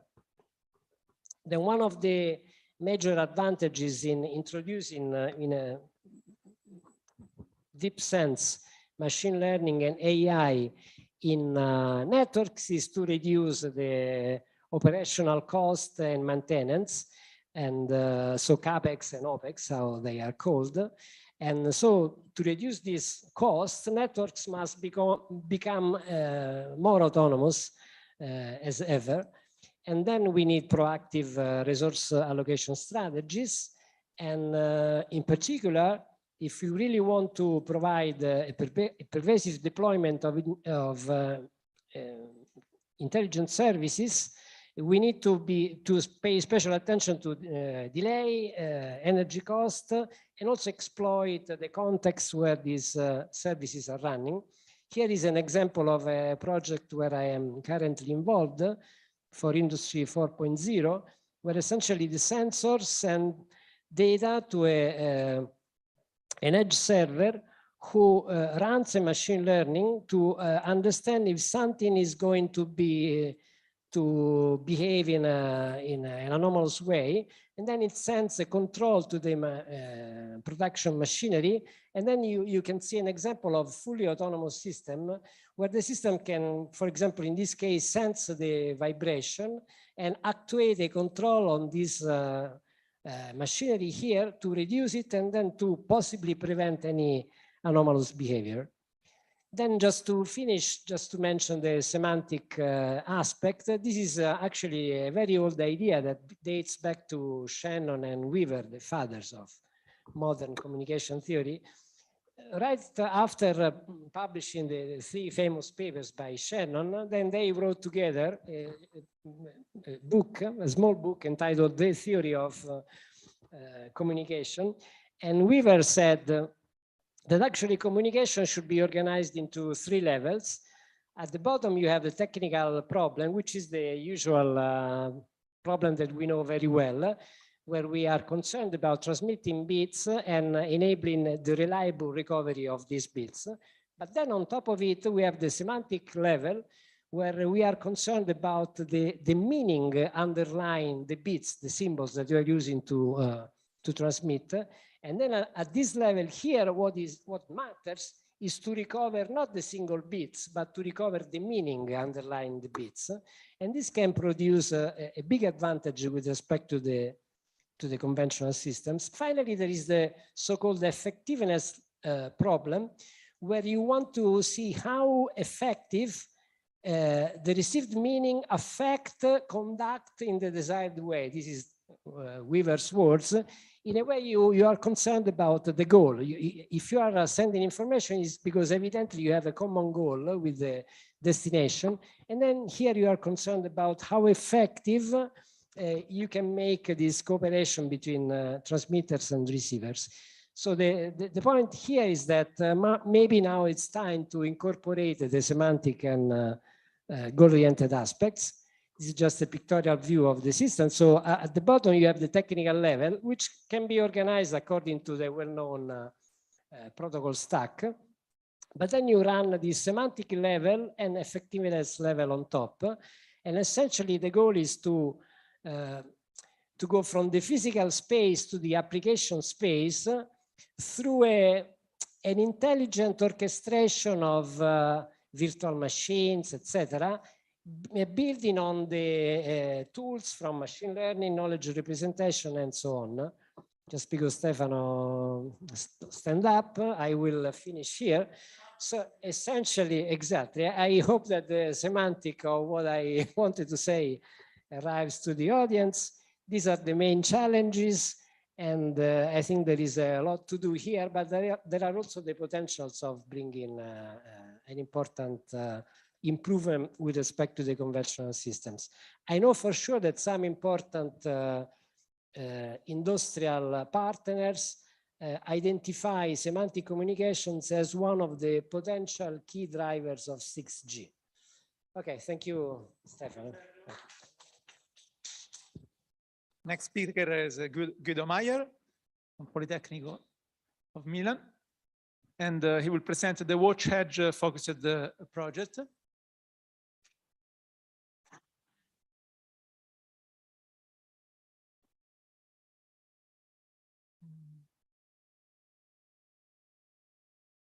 Please, Guido. Yes, it's already shared. Yeah. Okay. Okay, so good afternoon. And thank you for the introduction, Stefano. Watch Edge is a focus project, which is also, which belongs to the spoke of Rome La Sapienza. And let me start by listing what are the main goals of this project. So the context is of the support of applications that depends heavily on machine learning and artificial intelligence. As we all know, this means that you need a lot of data, and in order to process this data, usually at the moment, most of this processing is done in the cloud. But what we would like to do instead is to rely on the edge, the capability of edge systems to start processing the data. For instance, to train the models on the edge so that later on, only the models are moved and not a big amount of data. In order to perform this task, we imagine to have an infrastructure which is composed by various small, say, combinations of local networks and computing equipment, island, as we have called them, and they are interconnected over the distance using one connectivity. And in particular, we would like also to exploit the SD-WAN approach that allows to achieve good performance with cheap WAN connectivity. This infrastructure has to be orchestrated, and so in this case, we would like to orchestrate it under the control of the applications as much as possible. And of course, the orchestrator has to be overall, even if the infrastructure is distributed over different sites.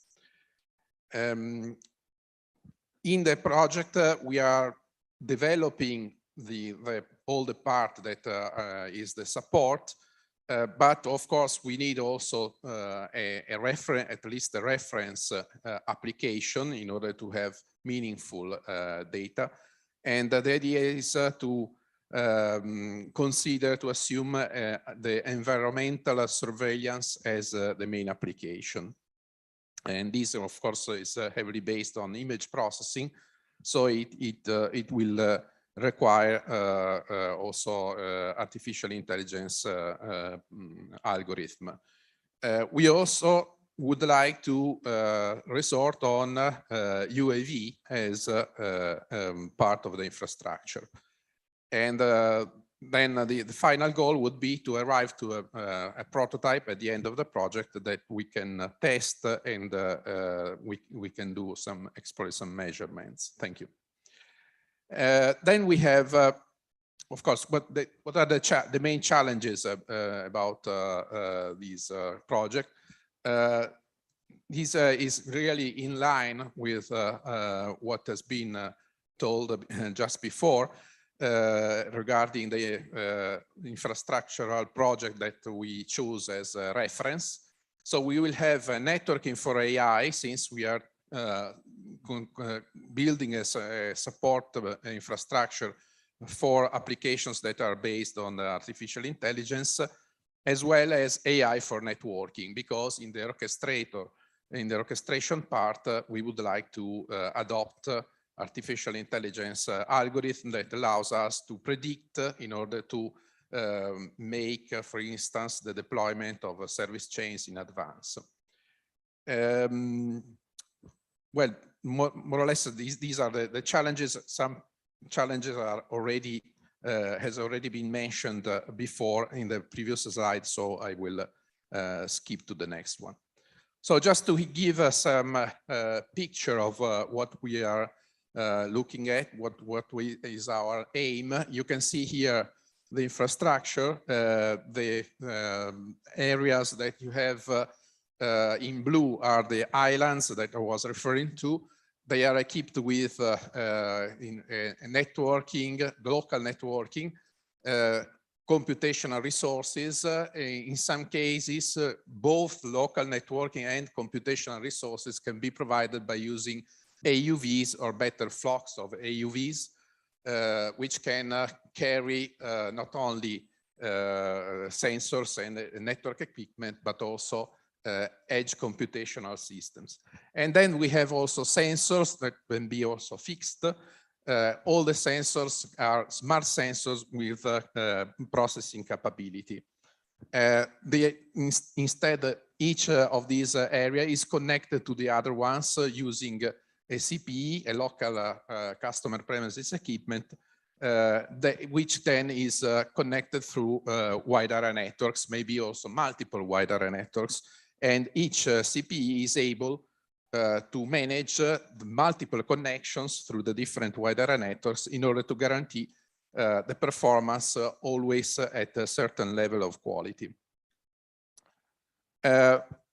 This is basically what we mean by the orchestration. So we will deploy the functions that are needed and maybe the function chains that are needed by the applications on demand in a dynamic way by exploiting the whole infrastructure as a single infrastructure, which is, of course, the domain of the orchestration. These functions, these virtual functions, can then be migrated inside each island or from an island to another island, exploiting the SD-WAN interconnection. And we would like also to consider a solution of orchestration in which we don't have a single say, physical controller, which is implemented in a single site, but we would like to distribute on multiple sites the orchestrator and the controller using then a suitable algorithm to achieve consensus and to keep all the instances synchronized. And of course, since I mentioned that we will exploit artificial intelligence also in the orchestrator and the control of the network, this will mean that we also resort to federated learning to transfer information about the network from one side to another according to the needs. This is just a picture to imagine some kind of use case that can be considered as environmental surveillance. So imagine that you have different agricultural areas and you want to monitor the wildlife. So the infrastructure using the sensors, maybe also mounted on the flying drones, will detect the animals and then by processing images or radar images, so optical or radar images, the model will be created and the model will be then propagated through the different areas. And we will try to coordinate the action of the drones in order, for instance, to allow activity which can be also inter-area activity, not limited to a single spot. And this infrastructure can be also used for multiple use cases, using a sort of slicing maybe. For instance, it can be used also for wildfire detection and identification. These are the partners that actually currently are involved in the project. So we have Politecnico di Milano, Università degli Studi di Catania, University of Catania. We will bring our expertise on SDN, SD1. Catania will bring expertise on UAV control and FANET control. FANETs are the local networks of the flying drones. Then we have RASCNIT Pisa and Italtel as industrial partner. And RASCNIT also is assimilated to an industrial partner. We would like to advertise for open calls on the topics that you can see there that can be also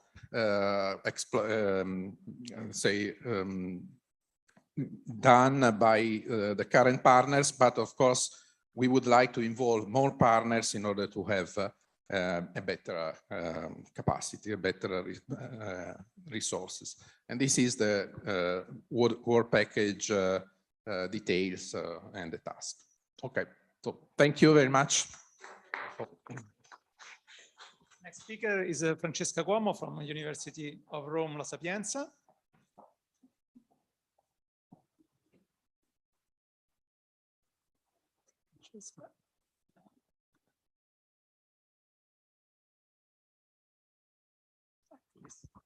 Thanks, Stefano. Good evening to everyone. I will be very fast. So I will present this focused project in the same spoke of this session, that is spoke 8 Tor Vergata, and I will be the PI of this watering IoT project. It is quite a small project. For the time being, the participants are University of Rome La Sapienza, CNIT, and University of Catania, where a colleague from University of Palermo is now affiliated. We aim at involving also some companies, and this will be done through cascade calls. And specifically, we would like to have some companies able to carry into the project some utilities. And the reason I hope will be clear in a while. So which are the main motivations? As you know, water supply systems need an important measure in terms of optimization and digitalization. Since we have problems related to water, and specifically we can measure that we have more than 40% of water wasted in worldwide. And this is something that is increasing. Then there are also, this is a particular problem in Italy and in some regions, in some Italian regions. So what we would like to have is to try to figure out and design a smart infrastructure for water supply system. So the equivalent of a smart grid with several differences, but for the management of the water. So two main goals in this direction. The first goal is at the infrastructure level.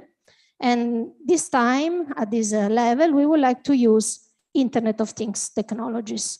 And specifically, we are going to implement solutions based on low power Internet of Things, because also the kind of application, but also the kind of requirements in terms of energy, for instance, are important. So likely the kind of technology that we would like to use will be LoRa. One that goes in this direction is very suitable for this context. And in this framework, we are going to design the architecture, to design the multiple access techniques that will be used to collect the information relevant to the water system, and then edge and cloud mechanisms to orchestrate the monitoring, the data collection, and their analysis. The second point is relevant to the data processing and the application level. This time, the objective is to go through the use, for instance, of AI and signal processing methods, able to analyze the data that are collected with the aim of monitoring and also to provide solutions. For instance, one solution that we would like to design in this project is a solution for the enforcement of smart service level agreements with the customers. And also we are going to hopefully design new simulation tools, because as far as we know, there are no simulation tools integrating all the technologies that we are talking about. So we would like to design simulation tools able to support the performance assessment of our project. So how we structured the project in 6 work packages. The first one is the design of the smart water supply system.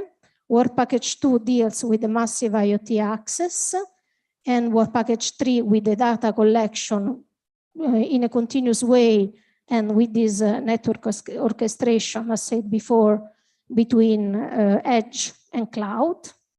Then we are going toward the application. So work package 4, sensor data graph signal processing and use of AI and specifically machine learning and deep learning solutions. And work package 5, smart contracts. The common part to all these work packages, for all these work packages, is the performance assessment by using, as said before, simulation tools. More into details, first work package has the aim of designing a reliable platform. Work package 2 identify access techniques suitable to collect a massive amount of data coming from the IoT devices, which are small sensors used to measure some parameters relevant to the water supply system. Design these autonomic watering IoT systems and implement the intelligent orchestration of the functions that we would like to have in this system.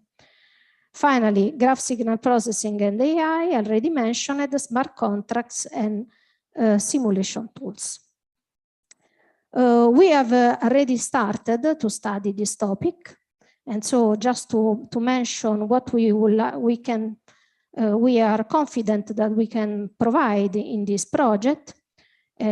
So given the intelligence that is coherent with the SPOC 8, we would like to provide functions and characteristics like the load profiling, consumer characterization, load forecasting, that is also very important in this framework, leakage detection, that is strictly related to the fact that, as I said before, we have a waste of water in our networks, and the edge intelligence. I give two simple case study The first one is something that we have started to study with some PhD students and also with a colleague coming from the water engineering area. And this is a simple representation of a section of a water network. And in practice, we have some nodes where the data are known. For instance, nodes where we have the sensor able to measure the pressure in this case. And the objective is to infer pressure measures, pressure levels in other nodes.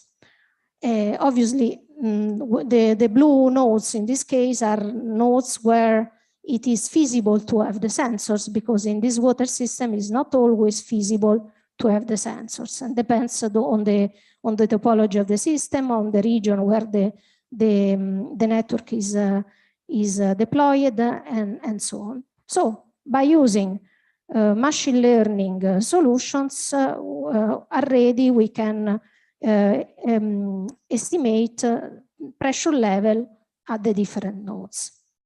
Another example is in the direction of characterizing the consumer behavior.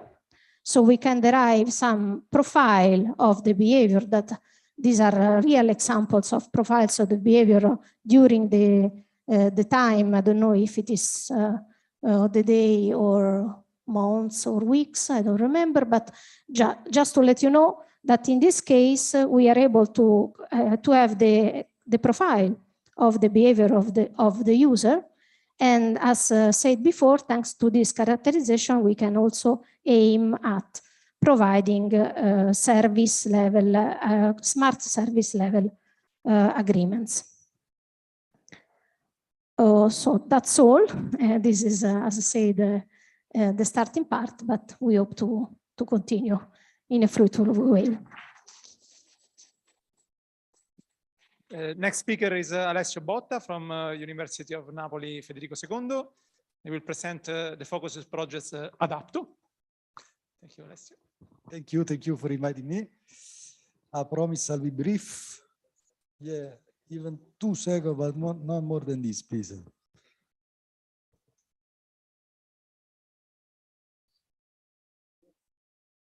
Sembrerebbe di sì, dalle iconcine sopra, insomma, però perché non ci vedevano. Vai. In realtà volevamo provare a vedere se c'è un indipendente sul link. Vado. Okay, thank you for inviting me. The name of the project is Adapto, which stands for Predictive and Adaptive Network Dimensioning of Cloud-Native Network Functions based on usage, data collection, and analysis. The idea, the project is a focused project in the context of the Restart PNRR. Duration 3 years. Partners are University of Napoli, where I come from, University of Firenze, and Ericsson Telecommunication SPA. And the research topics are basically programmable networks and disruptive architectures and platforms. Well, I'll tell you something more in a second. So we started this idea from the observation that networks are more and more software and virtualized. And we also think that telco networks are the best place where to basically play and experiment in placing function, in deciding how to place function properly. And also from the observation that virtualization has changed now today, so we don't have any more virtual machine, but rather containers, basically. Okay, so the idea is to develop a framework to allocate and manage resources, so virtual resources in a network, using AI, clearly, but with the aim to optimize at the same time QoS requirements of the applications on one side and energy saving on the other side, energy consumption of these functions. based on AI, as I told you. We have four main research goals.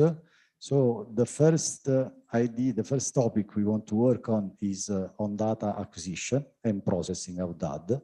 So how to get proper data from these virtual functions that are around in a telco network, how to monitor them, and how to get the information that you really need in order to take the proper decision.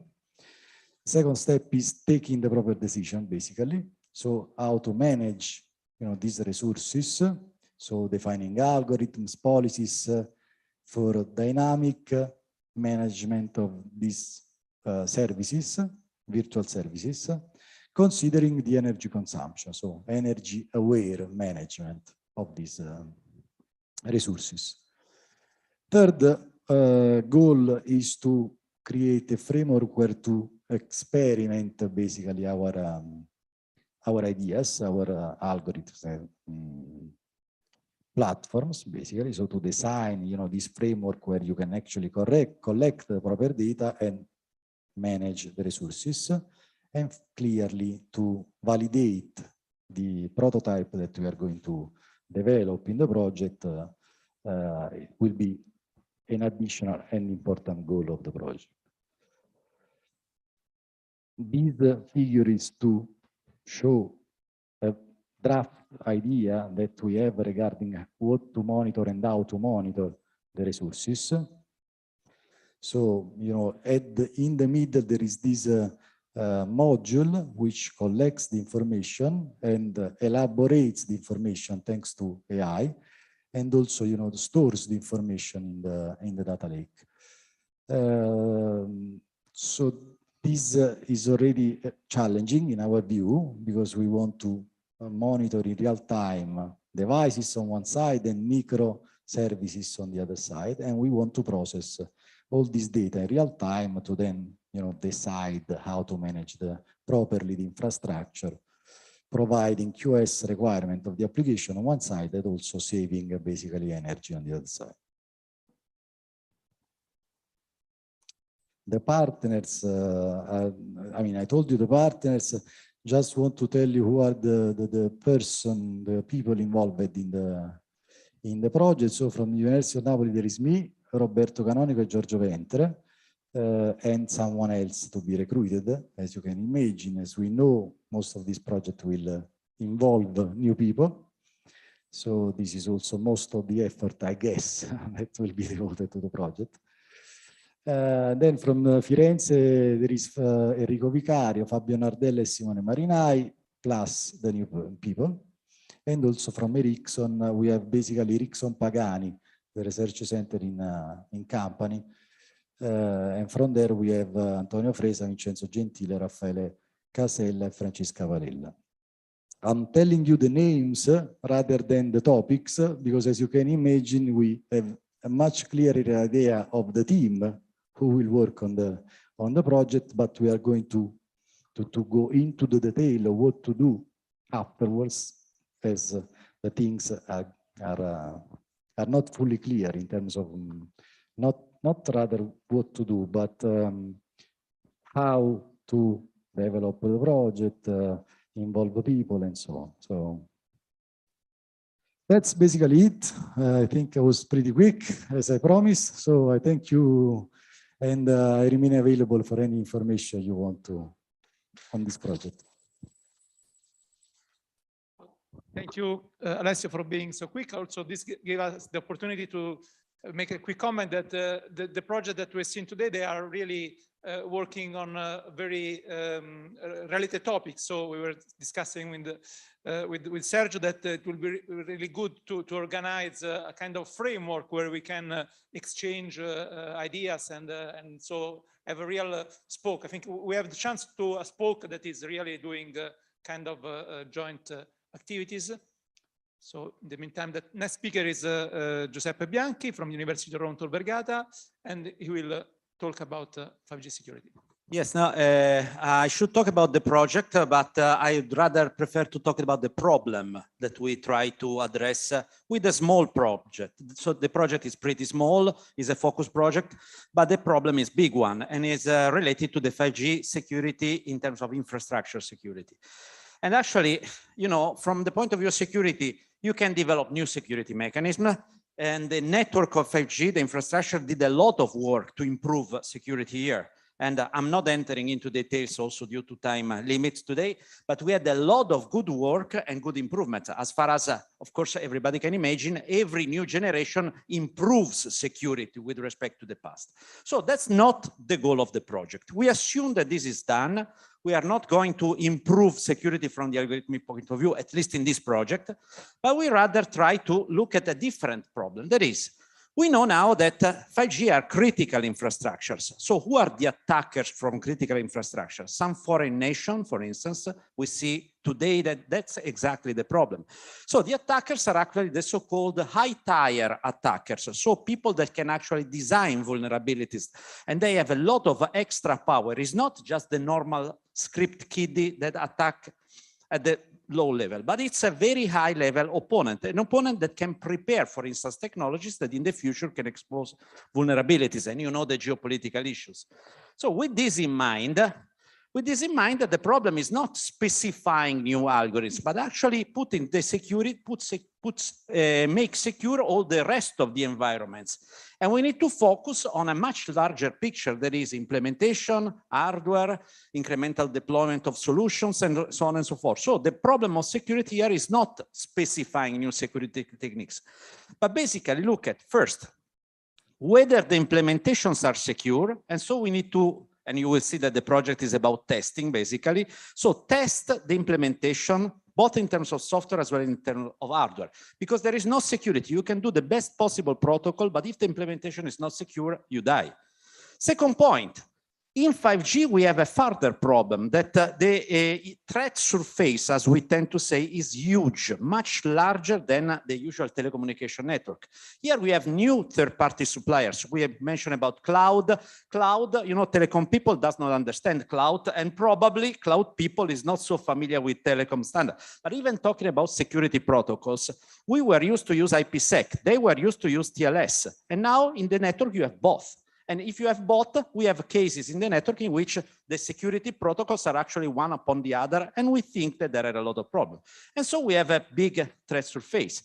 Third, in a critical infrastructure, they may design vulnerabilities. It's not just the normal attackers. They may think and design a vulnerability, which is probably sold to you as a bug. So you can see maybe a software bug that maybe it was a known bug. I call it a backdoor. So I prepare a bug that then I know where it is and I can exploit it. And we have to find them. Of course, I'm not saying that we will solve the problem in the project, but at least we try to address that.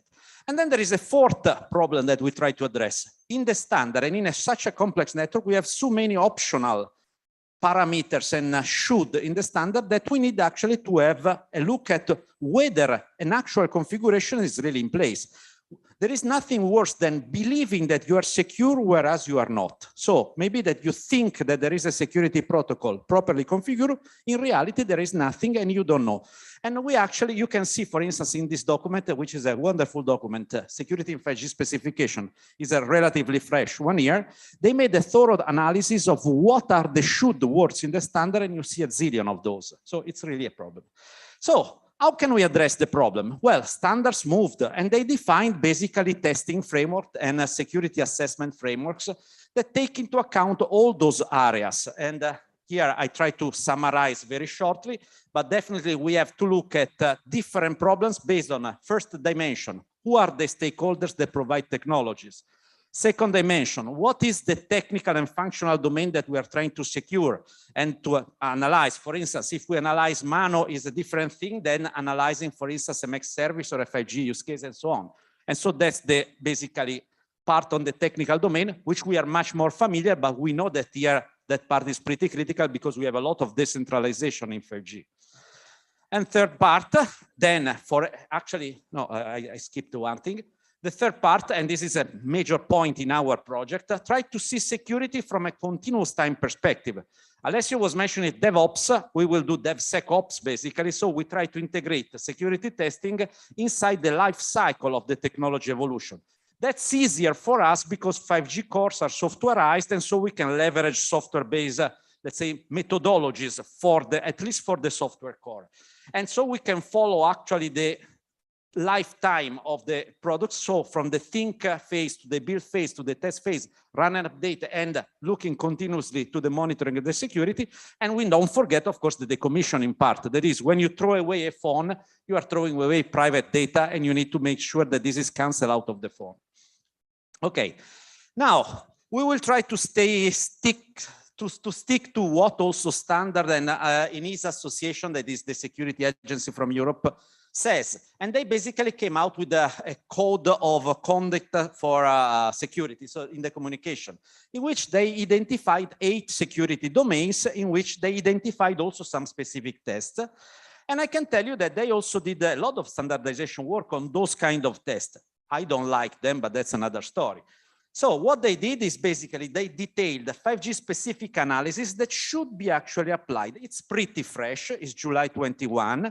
And I give you an hint of what it is. And my feeling is that probably this is not sufficient. That's why we decided to run for this project. But if you look at those checks, you see some things like that. For instance, for the management part, you see some checks that look at certification, quality processes, which is fine. My concern goes into the technical checks. When you look at the technical checks, there are some checks that are simplistic. For instance, take the first one. Is encryption applied for protection of confidentiality of user and signaling data? The answer is yes or not. Now, the point is that I'm not a believer that the answer is just yes or not. That's for the ignorant people. Oh, I have security, I have encryption, then I'm okay. But look at the next slide. This is a real world story that is the following. I can ask a company, what's your level of security? And they tell me, AS, I saw in Francesca's slide, AS encryption is 256 keys, is state-of-the-art military grade encryption. Looking in the code, they forgot the so-called initialization vector. Now, for the people that understand a little bit security, this crashes completely the encryption, meaning that you don't have any more semantic security. So basically, you can attack the system by looking at patterns inside the encryption. And you can say, this is a trivial mistake. Even our guys know that this doesn't happen. So it didn't happen probably perhaps this is from 98, from 99. No, this is 2 years ago. It happened to Microsoft. It's the basis of the zero logon attack, and actually devastated the Microsoft domains, because anyone able to do this kind of attack, which was simple at that stage, could actually access and control the network of the Active Directory network. So basically, this tells you that controls cannot be based on yes or no, there is encryption or not, but they must enter into the technical domains of that.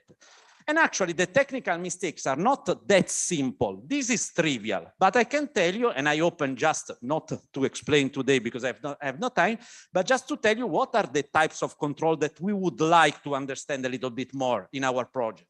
So there are, for instance, crypto controls. So try to understand whether there are some attacks, some cryptographic attacks that are a little bit more aggressive. For instance, there is a so-called Bleckenbacher Ogre. Nobody knows probably in this room, but it's a complex form of attack that actually can happen. And we found out, for instance, not ourselves, but other people found out that Facebook was affected still in 2018, even if the threat was known since 1998.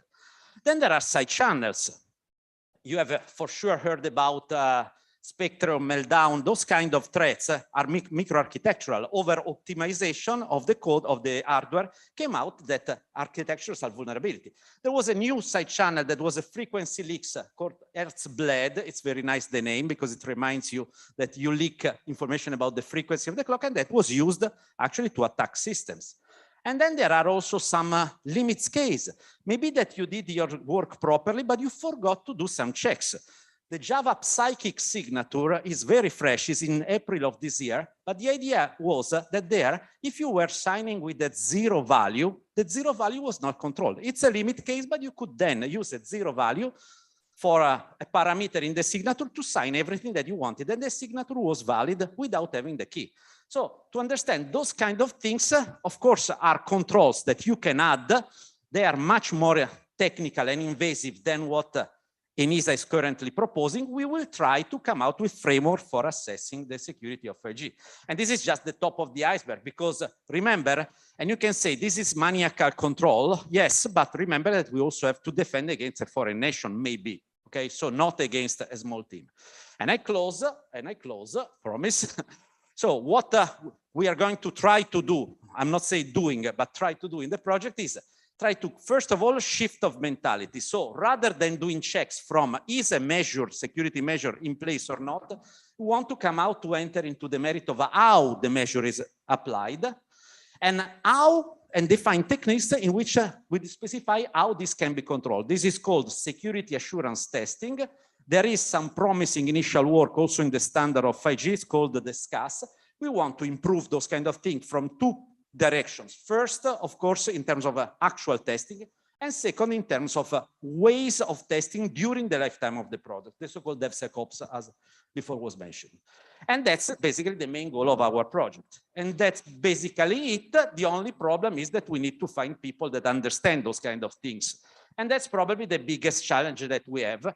That is, we need to really exploit the opportunity of PNRR to form a new generation of people that understand on one side security, but also on the other side wireless. And that's the problem, because we have good security experts, but they don't understand 5G. Perfect 5G expert, they don't understand security. So we need to find it. Finished.